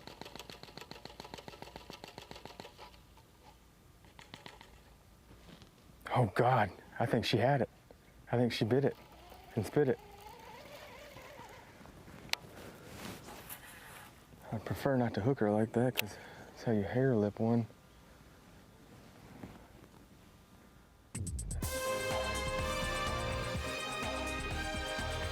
Well, this chess game is not concluded as yet, but you say it will be, Davey, so we're going to stay on it. We hope he lands it. I will bet that he will get a chance to catch that fish. That fish is going to bite. We will return to that scene right there. You can be sure of that. Jay Shakurit of Wisconsin on top of our leaderboard, 16 pounds, 12 ounces, already a good limit today and looking to upgrade it, and plenty of time to do so. Jordan Lee, Bryant Smith, Will Davis, and Randy Howell in pursuit.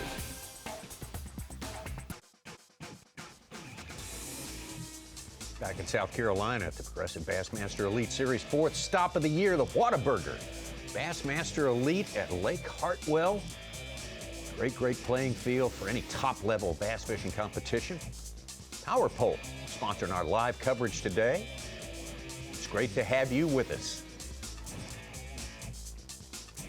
We got plenty to see out there, but right now we got something else to take a gander at on the screen, guys. Yeah, thanks, Tommy. I wanted to bring it into the Dakota Lithium Screen of Knowledge with my guy, Davey Hite. Sorry to make you travel all the way from South Carolina here and then make you walk all the way over here, but we need your expertise here at the Screen of Knowledge with the Deep Dive app. We talked about wind and how we can see that visually on the Deep Dive app and some tidal influxes, stream flows, but this week at Lake Hartwell, with the water clarity that we do have and the satellite imaging, it not being a tannic nature fishery, we can see the different water clarities the last few weeks. And so I've got it, we've got really dirty places. Stained is a decent fishing water, obviously. And then Hartwell is normally clear to in that in-between portion. So you can see right now, this is just 3 days ago, Davey, how that water clarity looked. And we can go back as far as a month ago and how it looks. So tell me about how Lake Hartwell lays out and what's the deal. So a month ago, we were having a lot more rains, our typical spring rains. Were about a month ago, and you notice the upper ends, this Beaver Dam area, the 6 and 20 area over there, you see these upper ends of the Seneca, Tougaloo, those places are going to be more stained. This is an incredible piece of technology, a tool to be able to use, because as an angler, I was always looking for a certain water clarity. Some anglers like stained water, some anglers like clear water, and honestly, you would have to ride. We would, even before the official practice started, ride these roads and look at the water clarity here, ride all the way over here, spend a lot of time, a lot of gas. This app really opens things up. So to be able to go find the water clarity that you like as a fisherman, using this app is absolutely incredible. And you'll see some of the guys who have to get on those much flatter banks, maybe up in this region of the 6 and 20s and the Senecas, because it's a little more stained. They have to get up there much shallower, churning up just to see fish. But Davey, one other question. This isn't just rainfall influx, because Hartwell's been a little higher than normal. It's not at least dropped down in drought-wise in the winter, so the runoffs aren't as dirty of water coming in. Does pollen impact the water clarity of that? Like we've had the last month in Arkansas, everybody's sneezing around here because of how thick it's been. Does that change the water clarity in some of these clear areas when that pollen comes in? Absolutely, Ronnie. And here's something else to go along with this technology, to be able to see that the water is stained, and the stain could be from the runoff, but it also could be from pollen. Here's one thing that I've learned, especially in the last 2 years. Some anglers are just now learning this for sure. With forward-facing technology that we have, pollen is even more of an issue affecting your forward-facing, your live sonar, than stained water is. So if you're a guy that wants to use the forward-facing technology, you want to stay away from these areas. And if it's dry and we haven't had any rains, and you see that there is stained water on Lake Hartwell, it is probably pollen. So you would want to avoid that area, because it's very hard to see with the forward-facing technology. No matter which brand you're using, it's very hard to see through that pollen. So it's just a great tool that you have here with this app. Yeah, over the last month, if you looked at those readouts, Davey, you can tell places where Jason Christie,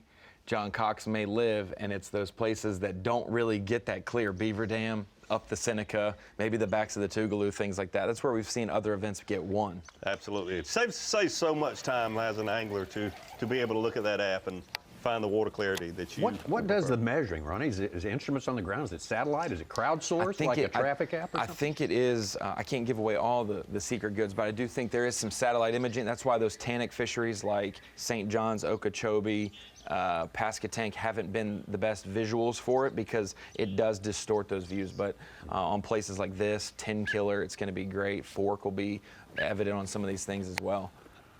Hey, the first time I got in quite a bit of pollen with my forward facing, I thought something was wrong with my unit. It's incredible how much it interferes with that forward facing live sonar. Yeah.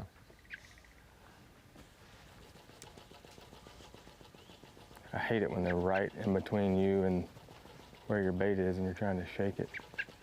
David, we did the water clarity at Kentucky Lake when it rose 9 feet in a week. And I did it, and I went back 3 weeks to that time period, completely red, the whole lake. That's how dirty it was. And then 3 weeks later, very, very little. It was all at the dam from where it had cycled out. Where she gets is like the worst place for rolling it over that one log, because you gotta kind of give it some oomph to get it over it.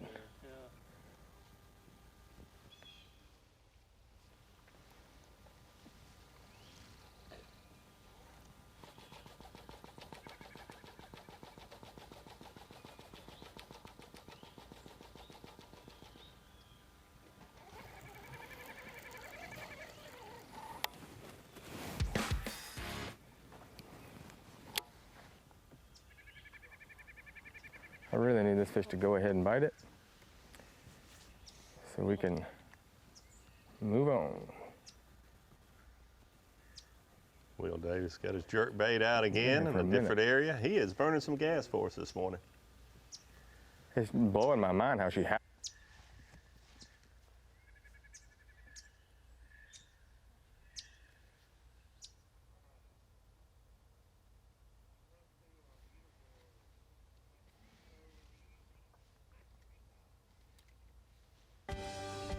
Well, friends, we got 102 anglers out there on this day number 1 of 4 days of competition. Wait, I'm stuck in time. I'm stuck in 2 weeks ago. How was that Rory? No, I'm just kidding. Go ahead. Go ahead. Okay. Moving on. That is what the leaderboards look like for a while. Jordan Lee appearing larger in the rearview mirror now for Jay Shakura. He's closing that gap on him. Jay had as much as a 3-pound lead at one point right there. Bryant Smith knows how to catch spotted bass for sure. It's from big spotted lake areas.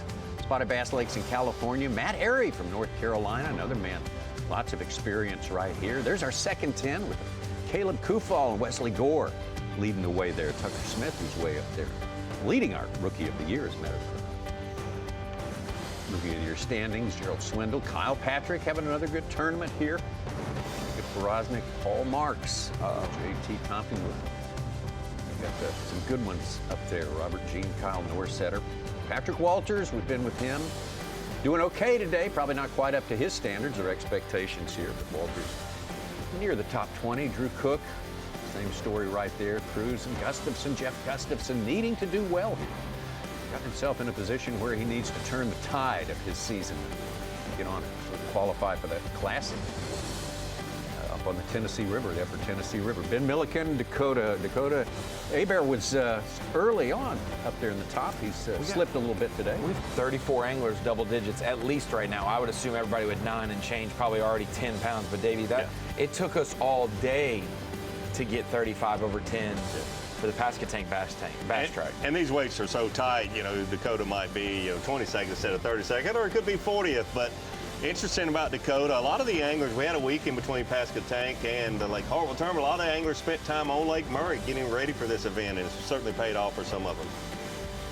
Shane LeHue, you saw him there in the high 30s, having a little bit slower start than a lot of people would have predicted for the man from North Carolina. Watch Cody Meyer.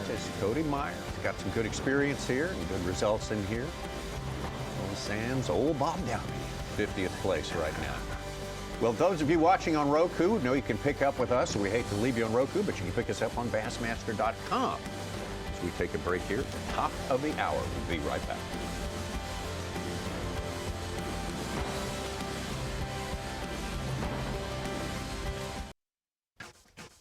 The Whataburger Bassmaster Elite. This is the 4th stop. Man, the season has gone by so very fast since we started back in February.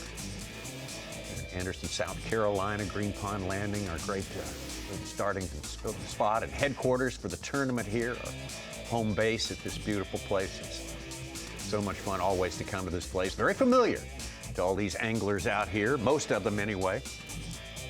And a great place to stage a top-level competition, the best in the business. There's our 6 that we have cameras in the boat with all day long. Take you right now to this great facility that is the showcase of for bass fishing facilities for tournament action throughout the South. Green Pond Landing, and there's our friend Dave Mercer. And Dave, familiar place to you, absolutely. And we're having a lot of fun today. We were promised there'd be a lot of fish catches, and we're enjoying. We're reaping the benefits here. Loving it. Yeah, I mean, a tale of 2 totally different tournaments compared to what we dealt with at the Pasquotank River. You went to a body of water that nobody knew. Literally, hardly anybody knew. Nobody knew how to say the name, to be honest. And now we are here, a place that feels like home. Everybody in the field has a lot of knowledge on this body of water, whether it's an Elite Series event, a Bass Nation event, whether it's a Bassmaster Classic. The majority of the field, collegiate events, the majority of the field has competed here on this body of water. And as you said just a minute ago, the season is flying past. And what stands out to me, guys, is you got to get moving. I mean, we're the end of this tournament. We're pretty much at the halfway point of this season. And you look down on our Angler of the Year leaderboard, which you hate to do, but there are some names down there that you're not used to seeing down there. I mean, you've got guys like Brandon Cobb. Obviously, he's set up in a great situation on this body of water, but he has to start catching them. Matt Robertson, Jeff Gustafson, so much pressure on him to have a big tournament because remember where the Bassmaster Classic is, a body of water where literally nobody has ever beat him. He's only competed on it twice, but man, a lot of people want to see him in that Bassmaster Classic. He wants to be in that Bassmaster Classic, but if you're going to catch him, you better start doing it because it feels early, but it's, you know, statistically halfway point, and you're in trouble if you don't start catching them soon. So, Dave Mercer, you're exactly right. Some of the guys definitely need to get it going here. This is our 4th event of the year. Tell us a little bit about, they need to catch them here because this lake is so good. The lake, the fishing, the numbers of fish, especially the spotted bass, seem to have gotten bigger and bigger over the last 4 or 5 years. You've seen this place progress and it grow from the facility there at Green Pond Landing to the fishing itself. Tell us more about Lake Hartwell, you being there over the years. Hartwell is an amazing story. I mean, an amazing fishery.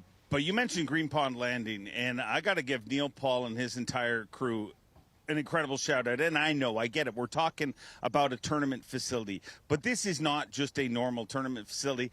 And I said it to him this morning at takeoff. I said, this is weird.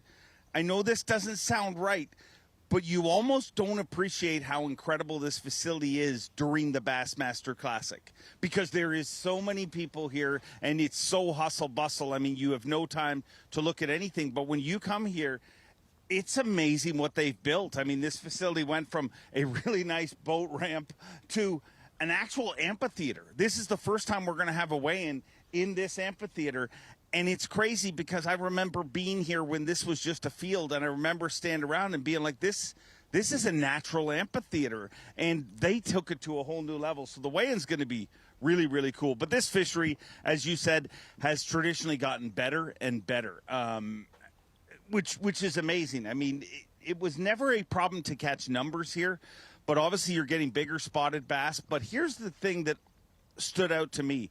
I had several sight anglers talk to me about how confident they were going into this event. I mean, and I don't know if this is confidence, but Drew Benton this morning, one of the best sight anglers on the tour, looked at me straight in the eye and said this on camera, which, you know, they never tell the truth on camera. I mean, Jordan Lee told me he'd be lucky if he got 13 and a half, 14 pounds. He already has almost 17 pounds, so they're all liars.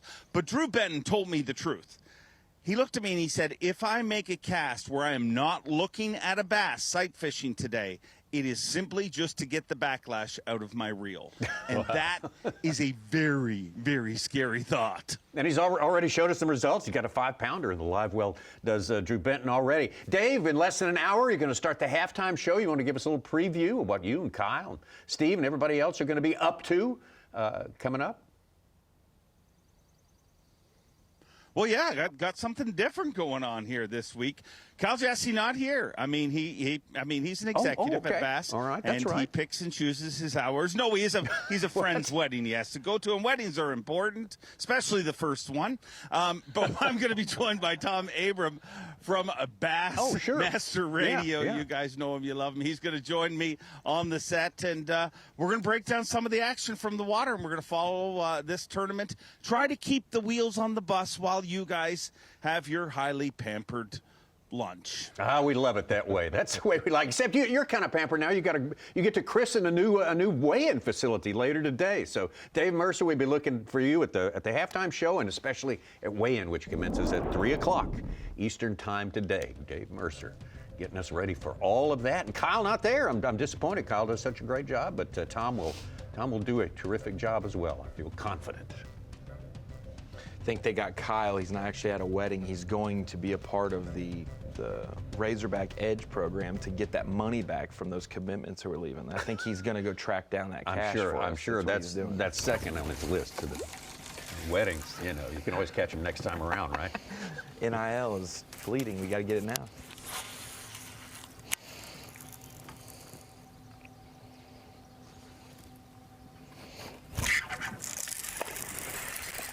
Welcher. He's not very big.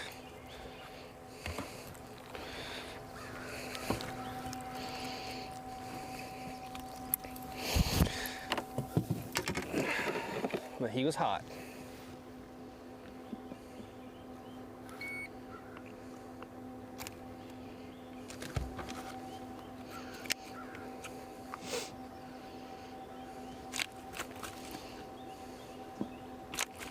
I mean, he's barely a coal.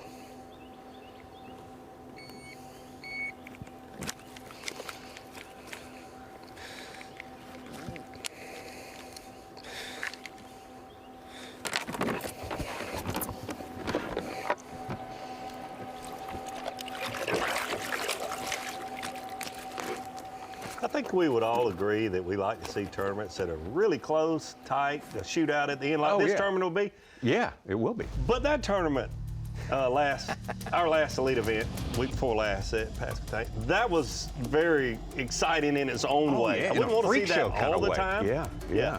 But we're going to see a down to the wire, the last hour kind of tournament here this week. But that was a very, very exciting tournament to watch him just shatter the all-time winning margin record. He didn't catch any that looked like that fish at that tournament. They were all 4, 5, 6, 7. Here with a male, and I don't know if like something happened before I got here, because there was another angler that came in here that's a pretty good sight fisherman. If he lost her or something, I mean, that's kind of what I'm getting, because she's like, she wants to bite it, but she just hasn't.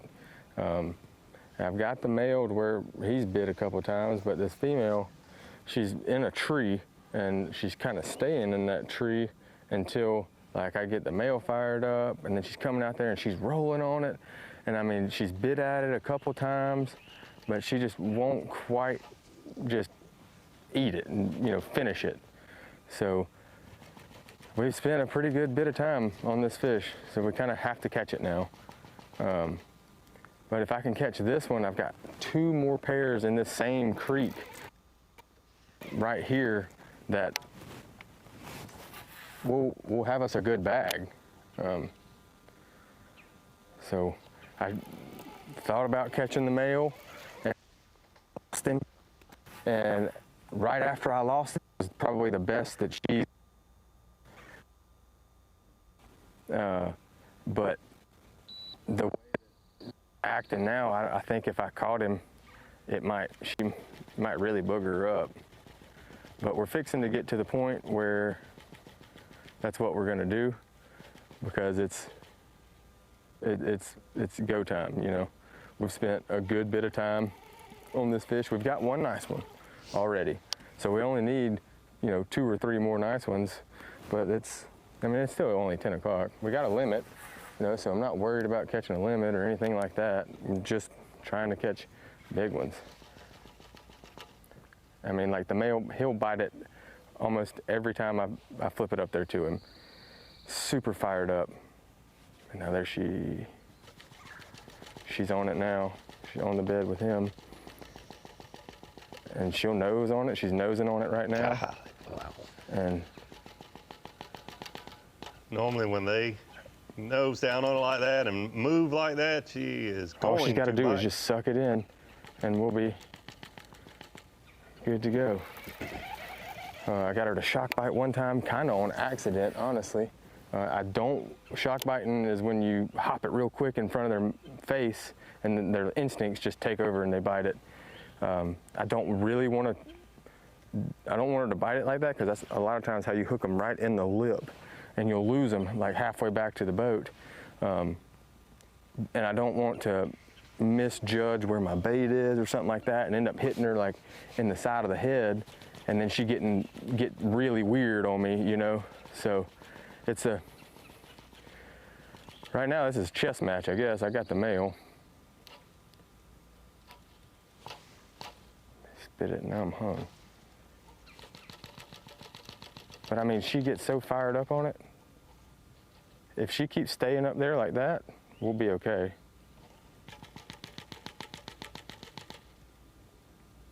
And it's so deep right here off this bed. I feel like if it was shallower, I could catch her off the bed up here, closer to us where she's been hanging out a lot. But it gets so deep and it's such a quick drop that anytime I like shake it or whatever, I mean, it's covering feet. So she's got to eat it like right then or it's gone.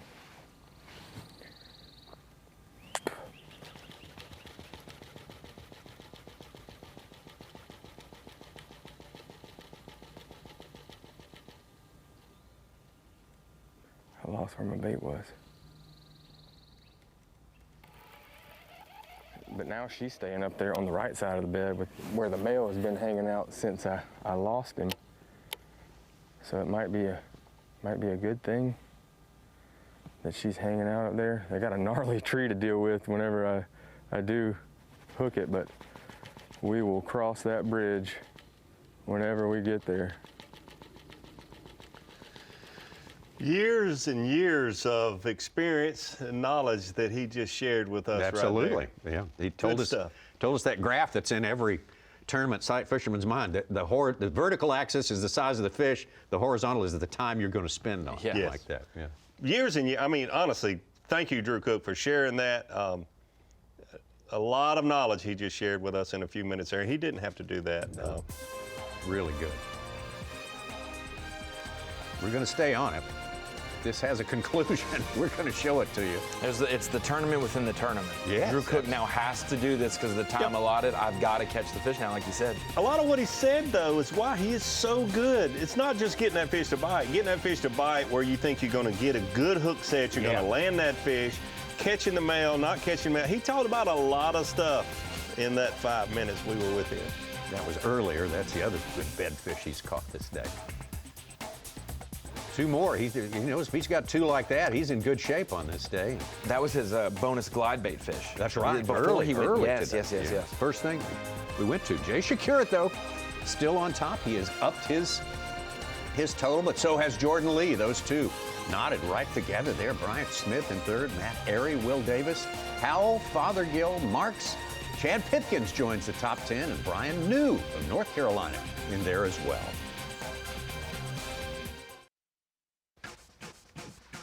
Progressive Bassmaster Elite Series Tournament, the 4th of the year, the Whataburger Bassmaster Elite at Lake Hartwell, Anderson, South Carolina, our fantastic host city. Our coverage sponsored by Power Pole on this day and all week. Appreciate that. Some low cloud. Little deck of clouds hanging out here. No rain expected, no storms, anything like that. Should be good temperatures at night. Conducive to what's going on here. So that I think our TH Marine weather report this morning said 60% rain. I think that's residual from overnight. Not that it's supposed to rain during the day. It had just, most of the morning was rainy-ish, but today it should clear up, like you said. See a little blue sky peeking through there on that shot. Love having you with us here on Bassmaster Live as we head toward the midway point of our 8 hours of fishing on this day. We'll be there in about 40 minutes. This is just a few moments ago. Neil Wagner, we've voted him all day. That's a nice one. One of our rookies this year.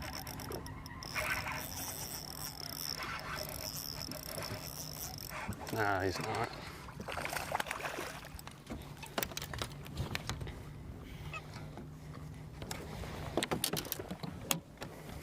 The only angler we've had on camera so far today that's been fishing offshore. Yeah.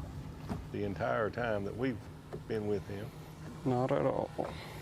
Not necessarily deep, probably 10 feet and less, a lot of his fishing, but offshore. A pound and a half, something like that.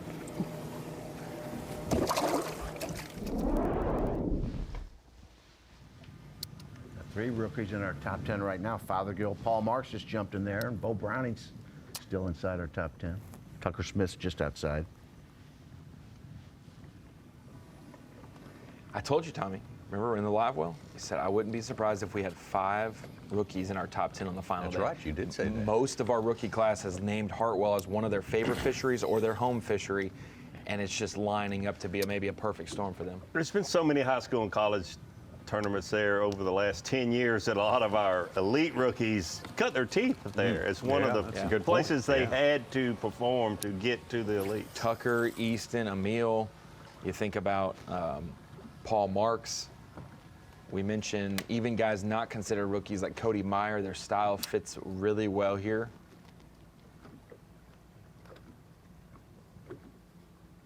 Will Davis? Yep. Yeah.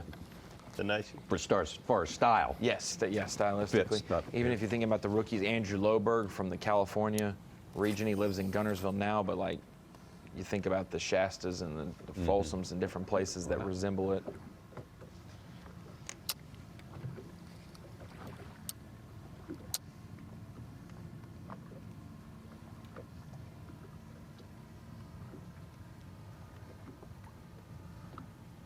It's a big lake with the Tougaloo and the Seneca feeding it. A lot of variety. 56,000 acres or so. You can find the different water clarities, different cover that fits your style. You got 45 miles of the Seneca River you can fish, 49 miles of the Tougaloo. It's a lot of rivers. You can, that's it really that's is. a lot of river water.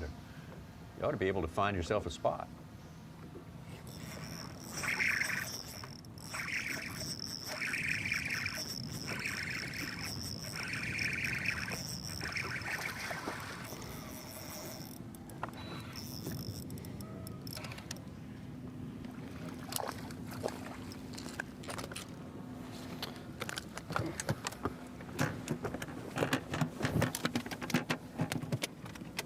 Chill, bud.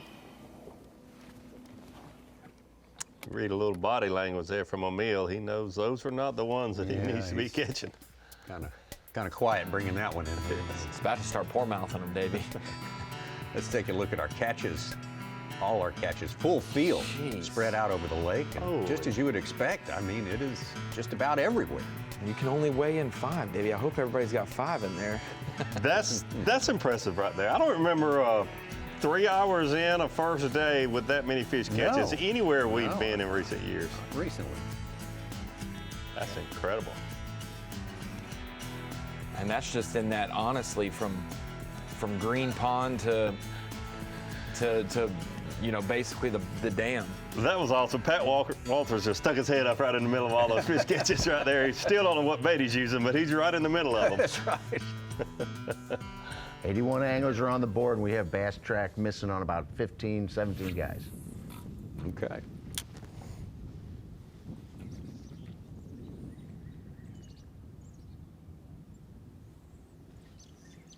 Patrick Walters sight fishing for one. Well, he sort of always is, but this one might be looking at in a different way. Oh, God.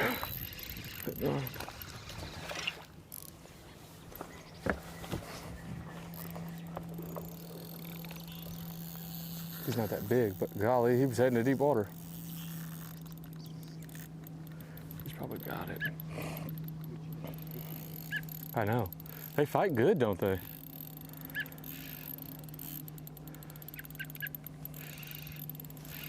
I want to get rid of those 2 spotted bass with like some 3-pounders, and then we'll go head hunting. I barely got it right on the lip. God, I thought it was way bigger than that. It is largemouth. You can stand right there.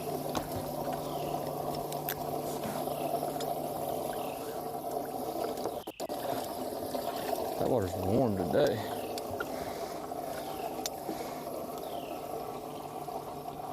Yeah, looks good. Wait. Make the cut. Calm down. White's staying with us.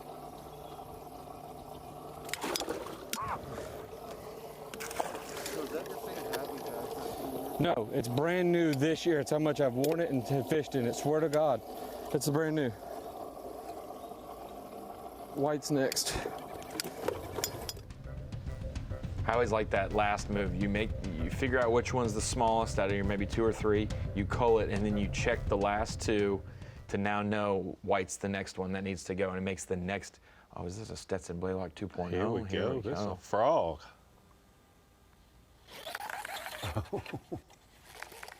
Oh.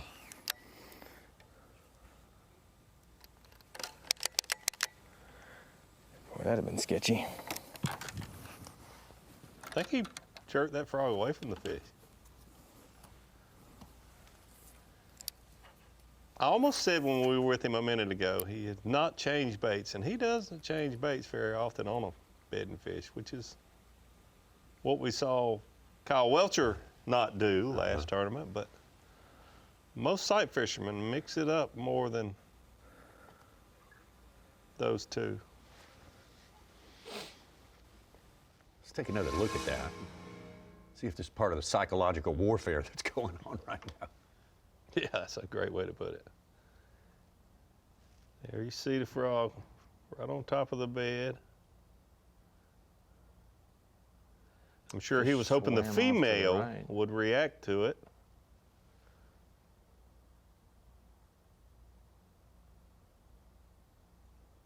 And that, I see the female down below about 2 feet. Yeah, there she is. She followed it out. Yeah. Maybe that'll. Something he mentioned earlier that could very well be the case. He saw an angler in this area just when he first got here. Could have hooked this fish and lost it. Something you don't know, but certainly could be why he's having so much trouble with this fish, even though she looks like she wants to bite.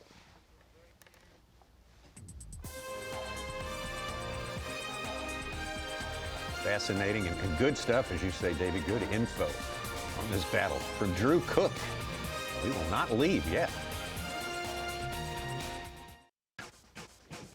This is the 2025 Bassmaster Elite, and we are at Lake Hartwell. Our local host is Anderson. Visit Anderson, South Carolina. Great to have them as part of the team that helps this to happen here. Anderson is probably, Davey, about 100 miles from Columbia, would you say? Something like that? About 150 miles from Atlanta on the other side. Yes. That way, kind of puts it on the map for you there. Northwest part of the state, the upland part of South Carolina. It's beautiful. Beautiful area and a beautiful facility and a great lake for a great competition. And we are enjoying the benefits of that today, seeing lots of fish catching out there. We were actually supposed to be here to end our open season last year and decide who qualified for the elites, but Hurricane Helene hit the North Carolina portion just above their strong, and so a lot of people had to somewhat flee to Anderson and use services, police. Like, you can't. It's not just launch some boats for a tournament. We have everyone in the city on alert, and you don't want to take those away from that. And so I'm glad we were able to make it move. Oh, is it really? Patrick Walters. One bird, like an eagle flying by, and maybe it bites it. Like there's multiple torpedoes entering at once. You know, like pop, pop, pop. Yeah, that time. He got him. There was a fish by that stump that Took one cast, it looked like for Patrick to catch.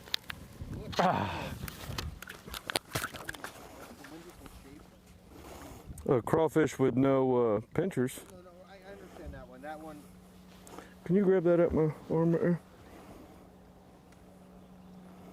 Yep, keep going like you had it. He'll just pull it out, honestly. Good job. Thank you.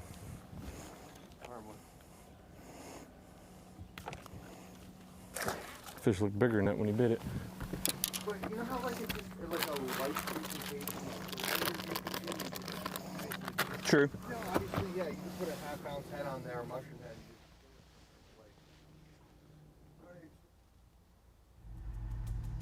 That was our perfect opportunity to see the bait. I know. We got an elbow. Catch him on the elbow lure. Yeah. Back to Will Davis.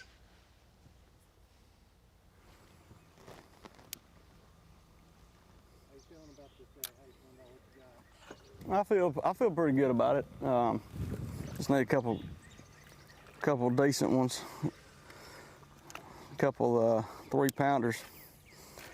I'll take one 4-pounder and be all right with it for today.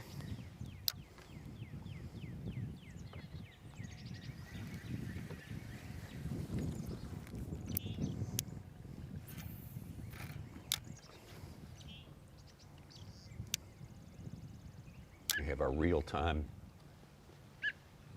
Progressive Angler of the Year standings that goes along with our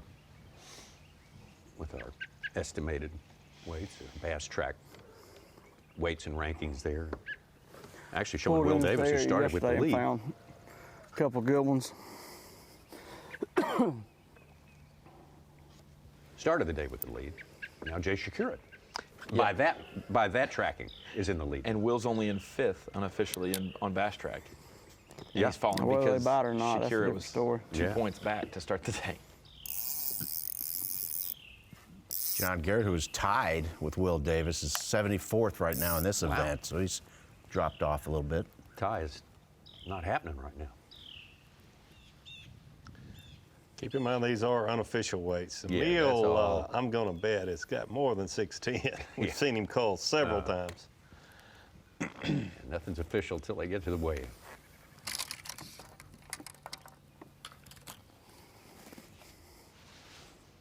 A lot of fishing time left too. Well, I think we'll see Brandon Cobb and Emil move up the unofficial leaderboard. Yeah. A couple others, Drew Benton and Jacob Poroznik, they're just outside our top 10, but they have 4 fish. Poroznik's got 2 4-pounders, and Benton has that 5-pounder.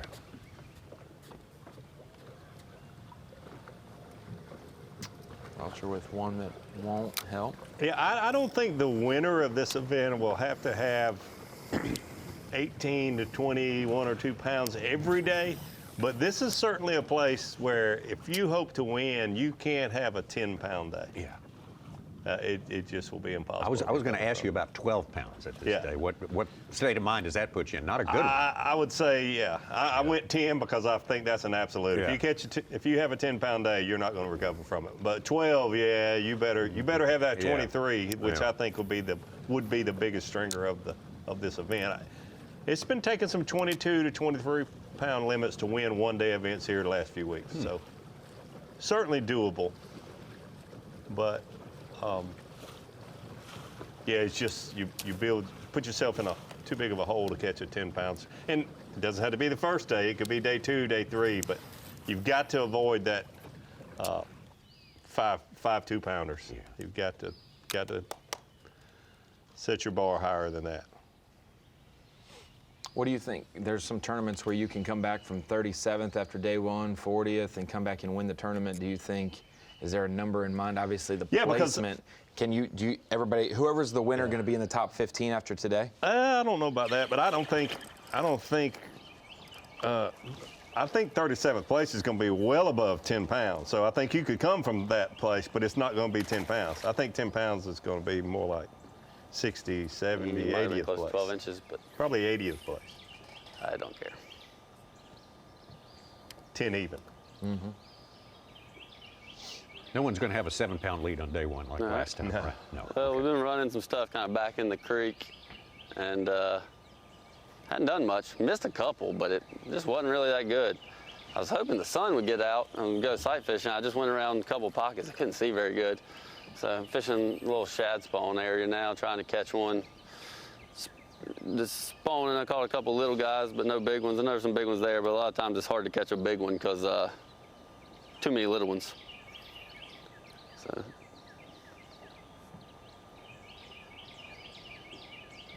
Been slow though.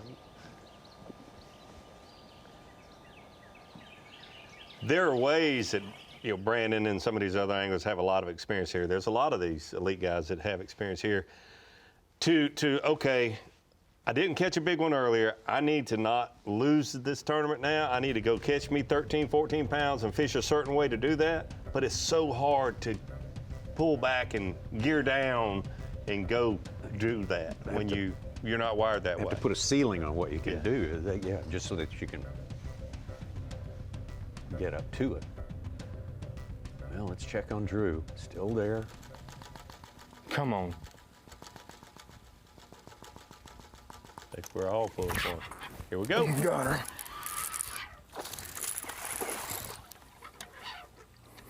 Careful, careful, careful.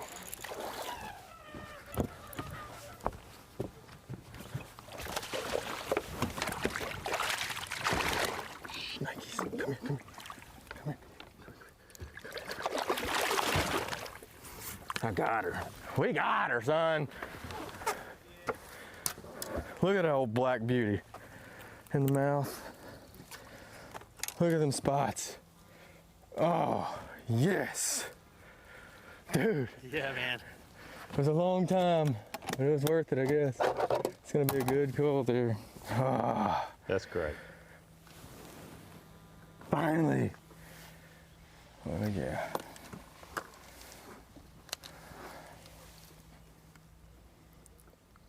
Four-pounder.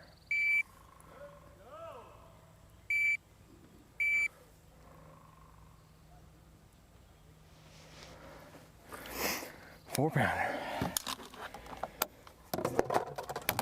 Yes. We got her. We got her. I got her. That one's for you, Fin Fin. There's a big bass. Say that was a pretty good trade. Appreciate your time, though. We got 2 more females in this one creek. Yeah, man. Good job. Persistence is key. Drew Cook showed us, taught us a lot there, talked to us, talked his way through it, what he wanted to do, not do. Thought this fish was going to bite a lot sooner than it did. I know I did. He started the fight, started this fish in his bibs and his hoodie, and now he's out to flip-flops and his shorts. It's a different time of day for sure.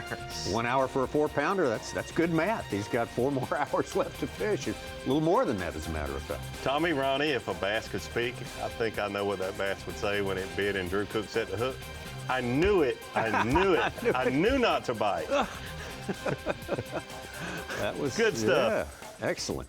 You can't leave cookies on the counter for too long. You gotta start tempting you. Good job. Thank you, Drew Cook. Drew Cook, very elated. I mean, you invest that much time. It makes you happy when that happens. Look at Randy Howell jumping up there at the top of our leaderboard. Spent a lot of time with Randy Howell day 1 in our last tournament. Had a lot of fun. He's still looking for his first elite cut, Tommy. Yeah, I know. He needs to get it going today, and he's doing it out here on day number 1 at Lake Hartwell.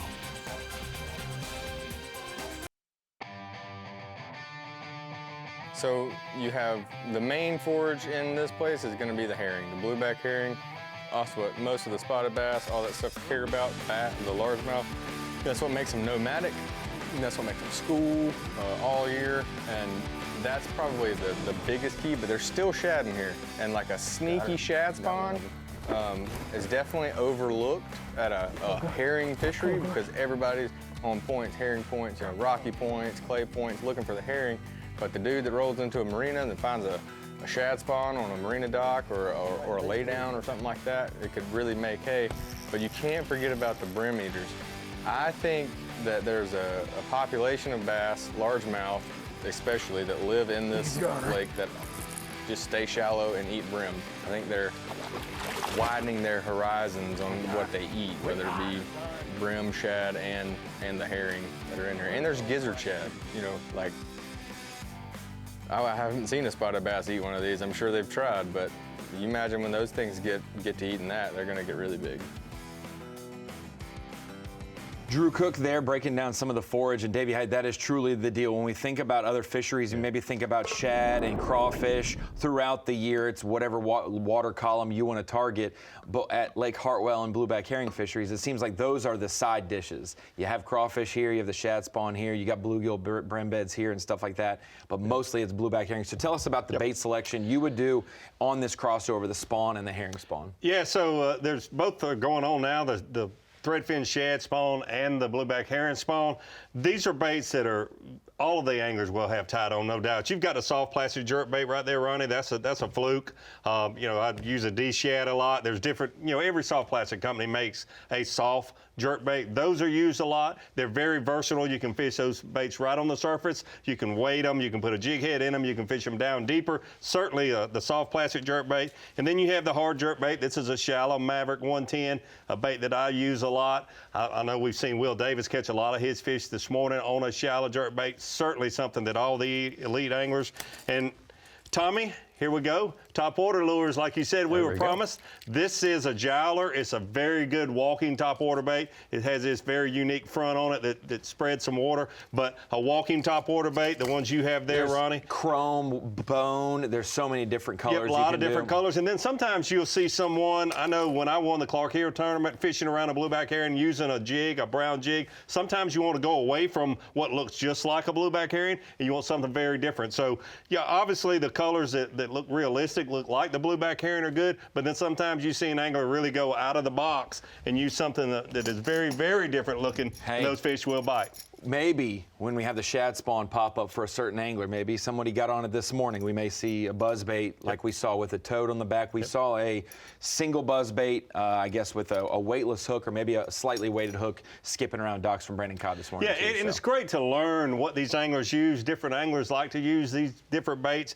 different companies, brands of these baits, but a lot of variety here in this tournament. This is not going to be a tournament. We've already learned that, but we knew this coming in. If you've ever fished Lake Hartwell this time of year, you're going to see a big variety of baits being used by the leaders. Glides, scroungers, shaky heads, and everything we just listed right there, Davey. I look forward to seeing, and this is just with 6 that we're just throwing darts on a board. Wait till we get the top 6 and the top 10 that are dialed in to the best of our ability. Back out to Will Davis live. I think Will's used half of the baits on our table he's used in a the bunch. first hour when he wasn't running. Will sitting and tied for 4th unofficially. Can't beat that. Yeah, I can probably keep, I stay on top of the water like you could wear, but yeah, I'm happy with it. Good.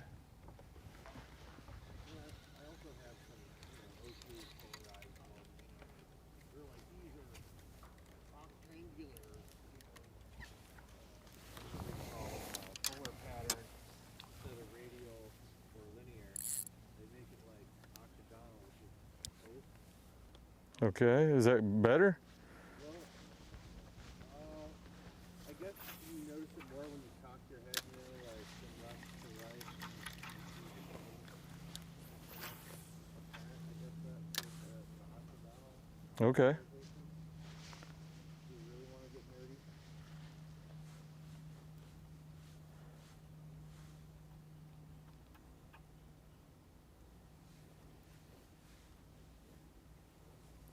Bite it.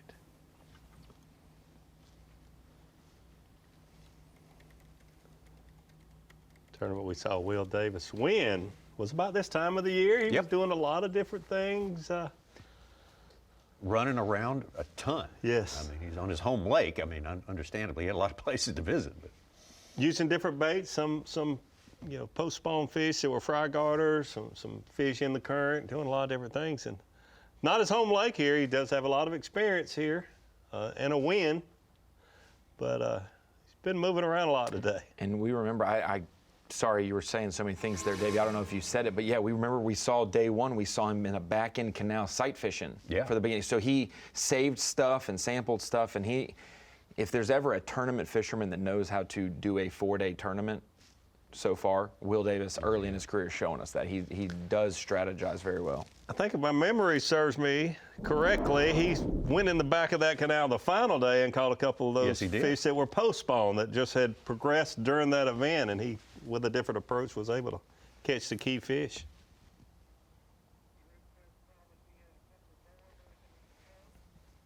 Drew Cook told us there's 2 more big females back in this creek. He's going to visit them before he leaves, and he's on the next one.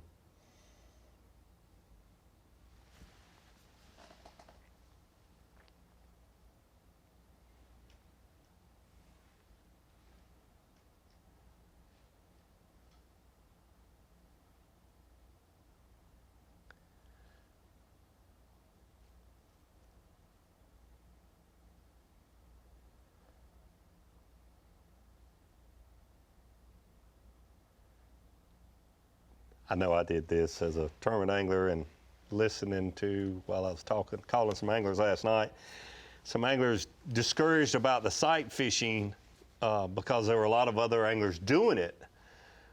And there's 100 anglers and one boat goes in a pocket and then another boat, but you have to think there's about 900 miles of shoreline here. So this place it's got more than a few pockets that can handle 100 boats. Don't limit yourself. Yes. Unnecessarily. I walked into the graphics department, and it's not only 900 miles, which is a lot, but there were some comparisons on other things that are huge that have less mileage than this, and we'll get into that to show how much is to offer. Yeah.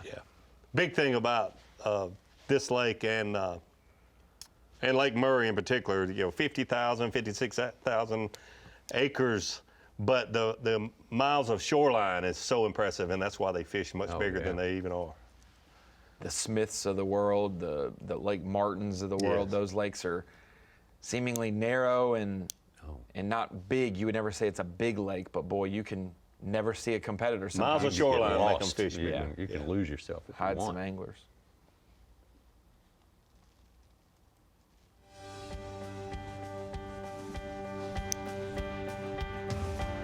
Here's the way it stands as we are on the verge of jumping into the second half of our day here for our 102 anglers. And there's the veteran Randy Howell back this year with the Bassmaster Elite Series, looking to make his first cut, making a great step in that direction. First half of our day today, Jay Shakur spent more time up the top than anyone else. Drew Benton, another side angler, doing very well here. And with the other Drew, all day today, Gerald Swindle, Brian New, Bo Browning, Trey McKinney. Nobody ever taken him out of the equation again. No. We wondered where he was, and there he is, just boiling under the top 10. I heard he, through the grapevine, he may have some issues with, with his boat a little bit. So still a good catch, though, 13 pounds. Justin Hamner, former Classic champ. Turning up our top 30, rounding out our top 30. Hey, we got the halftime show coming up next, and we'll be back in about an hour.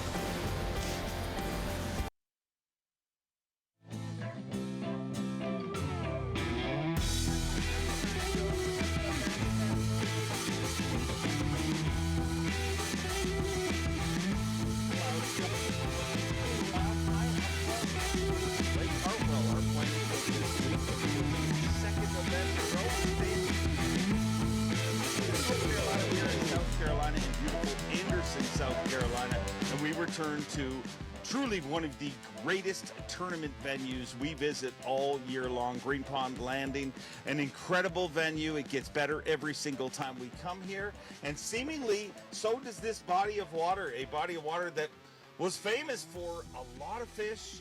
Those fish seem to have gotten bigger. The spots have gotten bigger. The sight fishing seems to be on point. And the only thing that I am missing is, well, my regular host. And not that you're irregular, but my regular guy that I'm sitting here is Kyle Jesse. He is not here this week. Enjoy yourself this weekend. A very rare weekend off at the Bassmaster. But we get joined by, of course, Bassmaster, the voice of Bassmaster Radio, Tom Abraham. Tom, don't Man, I tell screw you, this up. I won't screw it up, Dave. You know that. It's great to be here. What a phenomenal facility. It's like America's Valhalla when it comes to fishing. This place, Valhalla. This place, you know, this is like the model for every tournament lake in the country. What they do here at Green Pond Landing is amazing. Well, everybody wants to see what's happening out in the water, and let's check that out right now with your Yamaha midday report. And we'll kick things off with a guy that most likely was a very, very popular pick in fantasy fishing, and that is Patrick Walters, a 5-time Bassmaster winner, the pride of Somerville, South Carolina. Patrick had to be a big pick in fantasy fishing. He was a big pick in fantasy fishing. He was also in the matchups with Brandon Cobb, and I thought that was kind of an interesting deal. And that's a tough one, you know, because Cobb's been fishing this thing since he was a toddler, and so I think this will be a great matchup throughout the day. An incredible angler, and when you look at his resume, it's hard to believe he has only been around as long as he has. 6 classics, 3 Bassmaster Century belts, 5 wins. Just recently lost one of those titles, though. He has the all-time record for the 5 biggest, or the biggest winning weight of smallmouth bass, but he used to have the biggest win margin. Well, he got that taken from him last week from Stone Cold Kyle Welcher. Almost got it taken away in 3 days by Kyle Welcher. I mean, that was the most amazing. It was like he was fishing a completely different body of water. 45-pound win by Kyle Welcher at the tank. The tank. The tank. It's easier to say than Pasqua tank. Yeah, it is. Wish somebody had told me that before I practiced a lot. Seeing him doing pretty stereotypical Lake Hartwell fishing. Yeah, and you know, he's not way offshore. He's not out there in the middle of the ocean chasing them, but certainly looks like he's on the spots, and he's using his forward-facing sonar, as opposed to this guy who you know is going to want to get near the shore. You know, he's going to look for that shallow water bite, look for those largemouth, and he's had some success with that so far today. Obviously, an Angler of the Year title. He won in 2024. Backed it up at an MPFL angler and almost won an event there last week. So he's definitely one of those guys that when he gets catching them, he catches them. And it definitely feels like the guy I normally stand here with picked him for Angler of the Year, and it's kind of frustrating me because I think he picked very well. Well, he did. You know, he's not near the top of the table yet, but he certainly can jump up as we approach the halfway point of the season. He will jump up there in a hurry. And it was kind of amazing, really, when he won that one 2 weeks ago, that was his first Blue Trophy, because he is an Angler of the Year. He kind of did the Gerald Swindle thing, where very consistent, but hadn't won yet, and now he gets the win. And then Drew Cook, how about a big swim bait, catching a nice one there, too. One of, I would say, arguably the top 3 sight anglers on tour, and you can put in the other 2 if you wish. I mean, I think one of them starts with Drew as well. Yeah, and when you get an opportunity to look at him, it doesn't matter. It feels like we go to places and people will say, the sight bite's not really playing. It does for them because they're so good at it. Yeah, they're going to find him. You know, if there is fish on the bed, these guys are going to find him. Drew Cook is going to find him. And, you know, the reports I was getting, 70, 72, 73-degree water, and a lot of fish have pulled off. A lot of these fish have spawned already, so it's going to be interesting. But there's always somebody, when you put 100 of the best anglers in the world on the water, on a body of water like this that is so large and has so many tributaries, somebody is going to find a shallow bite where there's going to be some stragglers. Some of them big ladies that were a little bit lazy about spawning earlier are still on their beds now. Here's a guy who's been anything but lazy this season. He is your current leader in Progressive Bassmaster Angler of the Year points, an Elite Series champion, a 2-time Bass Nation National Champion, and one of those titles happened right here in Hartwell. So you got to imagine Will Davis is going to leave this body of water. Whether he's leading or not, he's still going to be in contention for that title. Yeah, he's going to be in really good shape. Of course, he's a Coosa River guy, and this isn't a Coosa River spot. We know that at this point in time. Didn't know that years ago, but we know that now, that these are different spots. But he understands this kind of fish. He understands their movements, and he'll be very, very good all week long. Will Davis Jr. in a point-wise tie right now with John Garrett for Progressive Bassmaster Angler of the Year. But the tiebreaker goes to Will Davis. But, you got a long way to go. Not that long, though. We are nearing the halfway point of this event. And going into an event like Lake Hartwell, a lot of people talk about how they're going to catch them, where they're going to catch them. But you're going to talk to me about top techniques that we're going to see here this week on Hartwell. Well, we went back to 2018, so it'll be interesting to see if the techniques this week are the same as the techniques that have won since 2018, where we've had classics here, we've had college events here, opens have been here, elites have been here, and 30% of the anglers responding in the top baits, they say it's this little baby right here. I bring you presents here. The Stanko. They say the little Senko here, right here. Now, here's the thing. This is very vague. You can fish this thing Texas style with or without weight. You can fish this thing wacky style like that with or without weight. You can put a nail in it and do a Nico style. So you don't know exactly how they're using it, but 30% of the anglers over the last 5, 6 years, 7 years have said this has been the key bait. The next one, of course, has been the jig. 23% said the jig. And again, are we talking about a swim jig? Are we talking about a structure jig? Talking about offshore jig? But a jig. Talking about the jig. The jig, yeah. And again, so very, anglers are great at being vague. But again, a jig will always play, and it plays everywhere. There's no doubt about it. This is the one that we hope for. I like this one. This one we hope for on Bassmaster Live all the time because you want to see some topwater action here. This is the stick bait here. This is a type of bait that if you can find schooling fish, especially if you can find them offshore out there, whether you're on the electronics, whether you're following the birds, or whether or not you're just seeing them start popping out there, you want to throw that right in the middle of them, that pencil popper right there. And there'll be bigger ones than this. This is the one that I picked this up last night. Actually, and you went shopping. I went shopping last night. Yeah, I was told I needed props, last night, so I went ahead and went shopping. But they'll be throwing ones that are even bigger than this, 6-7 inch stick baits as well. And then of course the fluke. 17% of our respondents said the fluke. And again, in many cases it'll be a bigger fluke than this. Typically this will be a weightless type fluke. And again, schooling fish, you can do some damage with it there. And then of course, as you know, Dave, bedding fish. Sometimes they just, you annoy them, just let that thing sit and fall into the bed, and a fluke will do a great job as well, and kind of looks like a herring.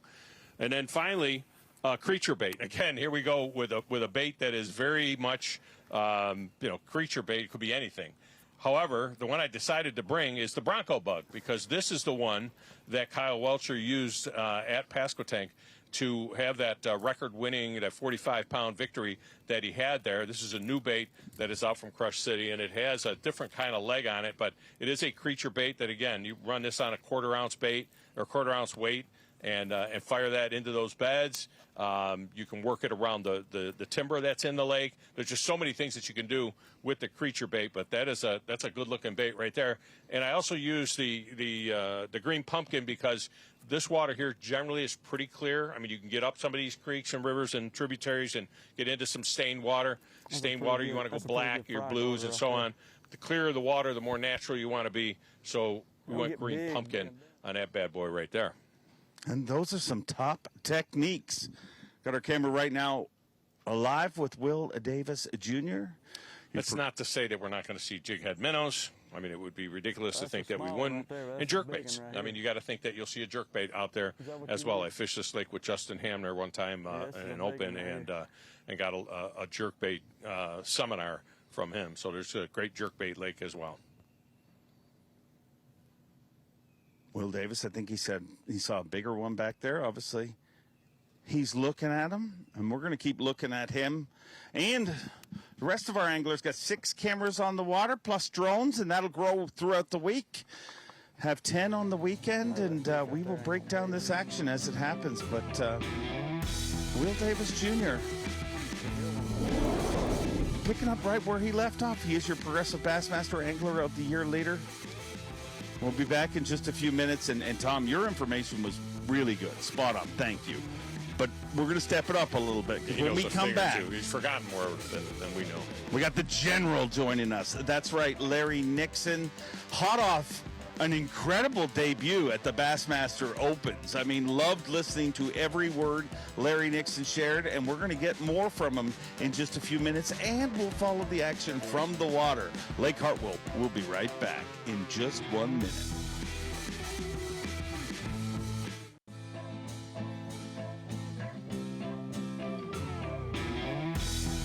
Bassmaster Halftime Show presented by Bass Cat Boats. in the upcountry of South Carolina. Beautiful Lake Hartwell. What a playing field. We went from a body of water that nobody knew how to pronounce the name last tournament of Pasquotank River to a body of water where people are very, very familiar with. You see up top our leaderboard, the 2013 Bassmaster Classic champion, Randy Howell, Austin Felix having him. I mean, the weights continue to climb, and it's looking pretty good, Tom. Well, you know, that's interesting because it does bring up our buying and selling. If you want to jump into it, if we're still, you know, efforting Larry, then, you know, we can jump into it. But that's an interesting take right there. And you know, Hank Cherry, he said at the dock this morning, Dave, that it's going to take 68 to 71 pounds over the 4 days to win this. You buying or selling on that? Well, how about, before we get into that, how about we get out in the water right now with Will Davis Jr. live.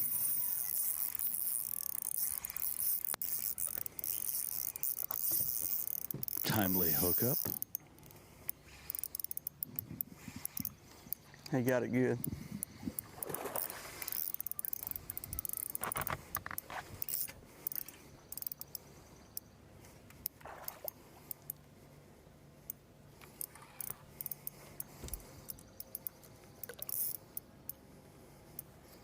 Love those shots in that clear water. That's a good one right there. In the mouth, just for you knowing. Thank you, Lord, thank you. I told you it was the right one.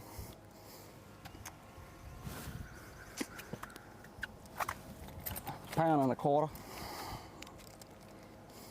How important is this fish? Very important.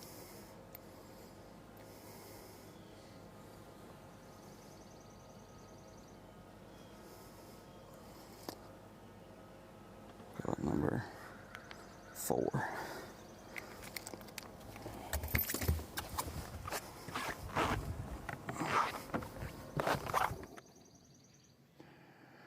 Very important indeed, and we got Will Davis Jr. covered, not just from on the boat, but from in the air. A great fish catch, and I got some good news, Tom. I got some really good news. I'm very excited about this. Last week's Open was so much fun to watch. Loved watching it, and the highlight of it for me personally, no offense to anybody else, but was listening to our next guest, which is the mighty Larry Nixon. Was doing play-by-play at the Bassmaster Open. Did a wonderful job. Such a wonderful job that we got him joining us here as part of day one of the Bassmaster Elite Series. And Larry Nixon, a great history here on Lake Hartwell. Larry, can you hear us? Yes, I hear you loud and clear. Hello? Well, watching this tournament this morning, anything stand out to you? No, I really haven't. I've been fishing all morning, so I haven't got to watch it, darn it. And I'm in a no-service zone, so I really don't know who's catching what. I just know they're on one of the greatest lakes in the country. Lake Hartwell is a wonderful place. What makes this body of water so special?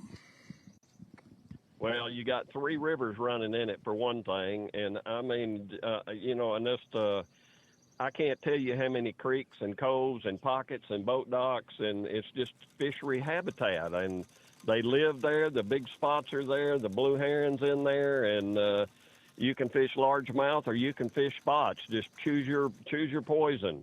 But to me, it's the vastness of Hartwell. I mean, you can just go forever up any one of them rivers. And then you got all that big water down by the dam, and all them big spots down there are living around them islands and stuff. They got lots of sand and gravel to spawn around, and it just makes for a tremendous fishery.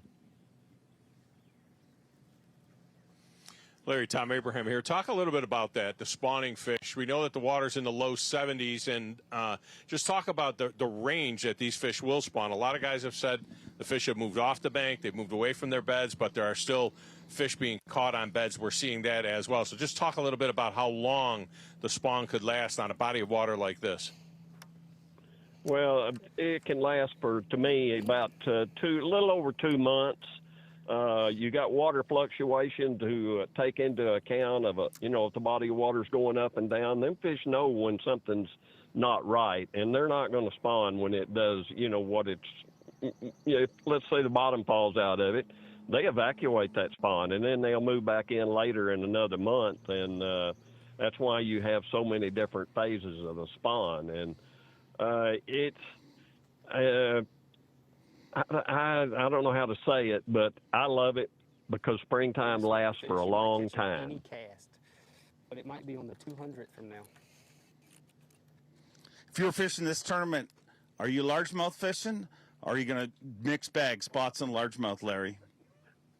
I'd probably do a mixed bag. I love fishing for big spots, and I think predominantly you can catch spots all 4 days in an event like that, and you might not catch largemouth for 4 days. You may run out of fish after 2 days and then have to, do something else. So I would concentrate on spots, and I'm sure that some areas there's both of them doing the same thing.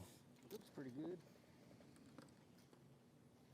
Talk a little bit, Larry, too, about finding those spots back in the day. I mean, this forward-facing sonar thing is a relatively recent thing. When you were in the heyday of your career, you didn't have that. But how did you, there were still spots schooling all over the lake.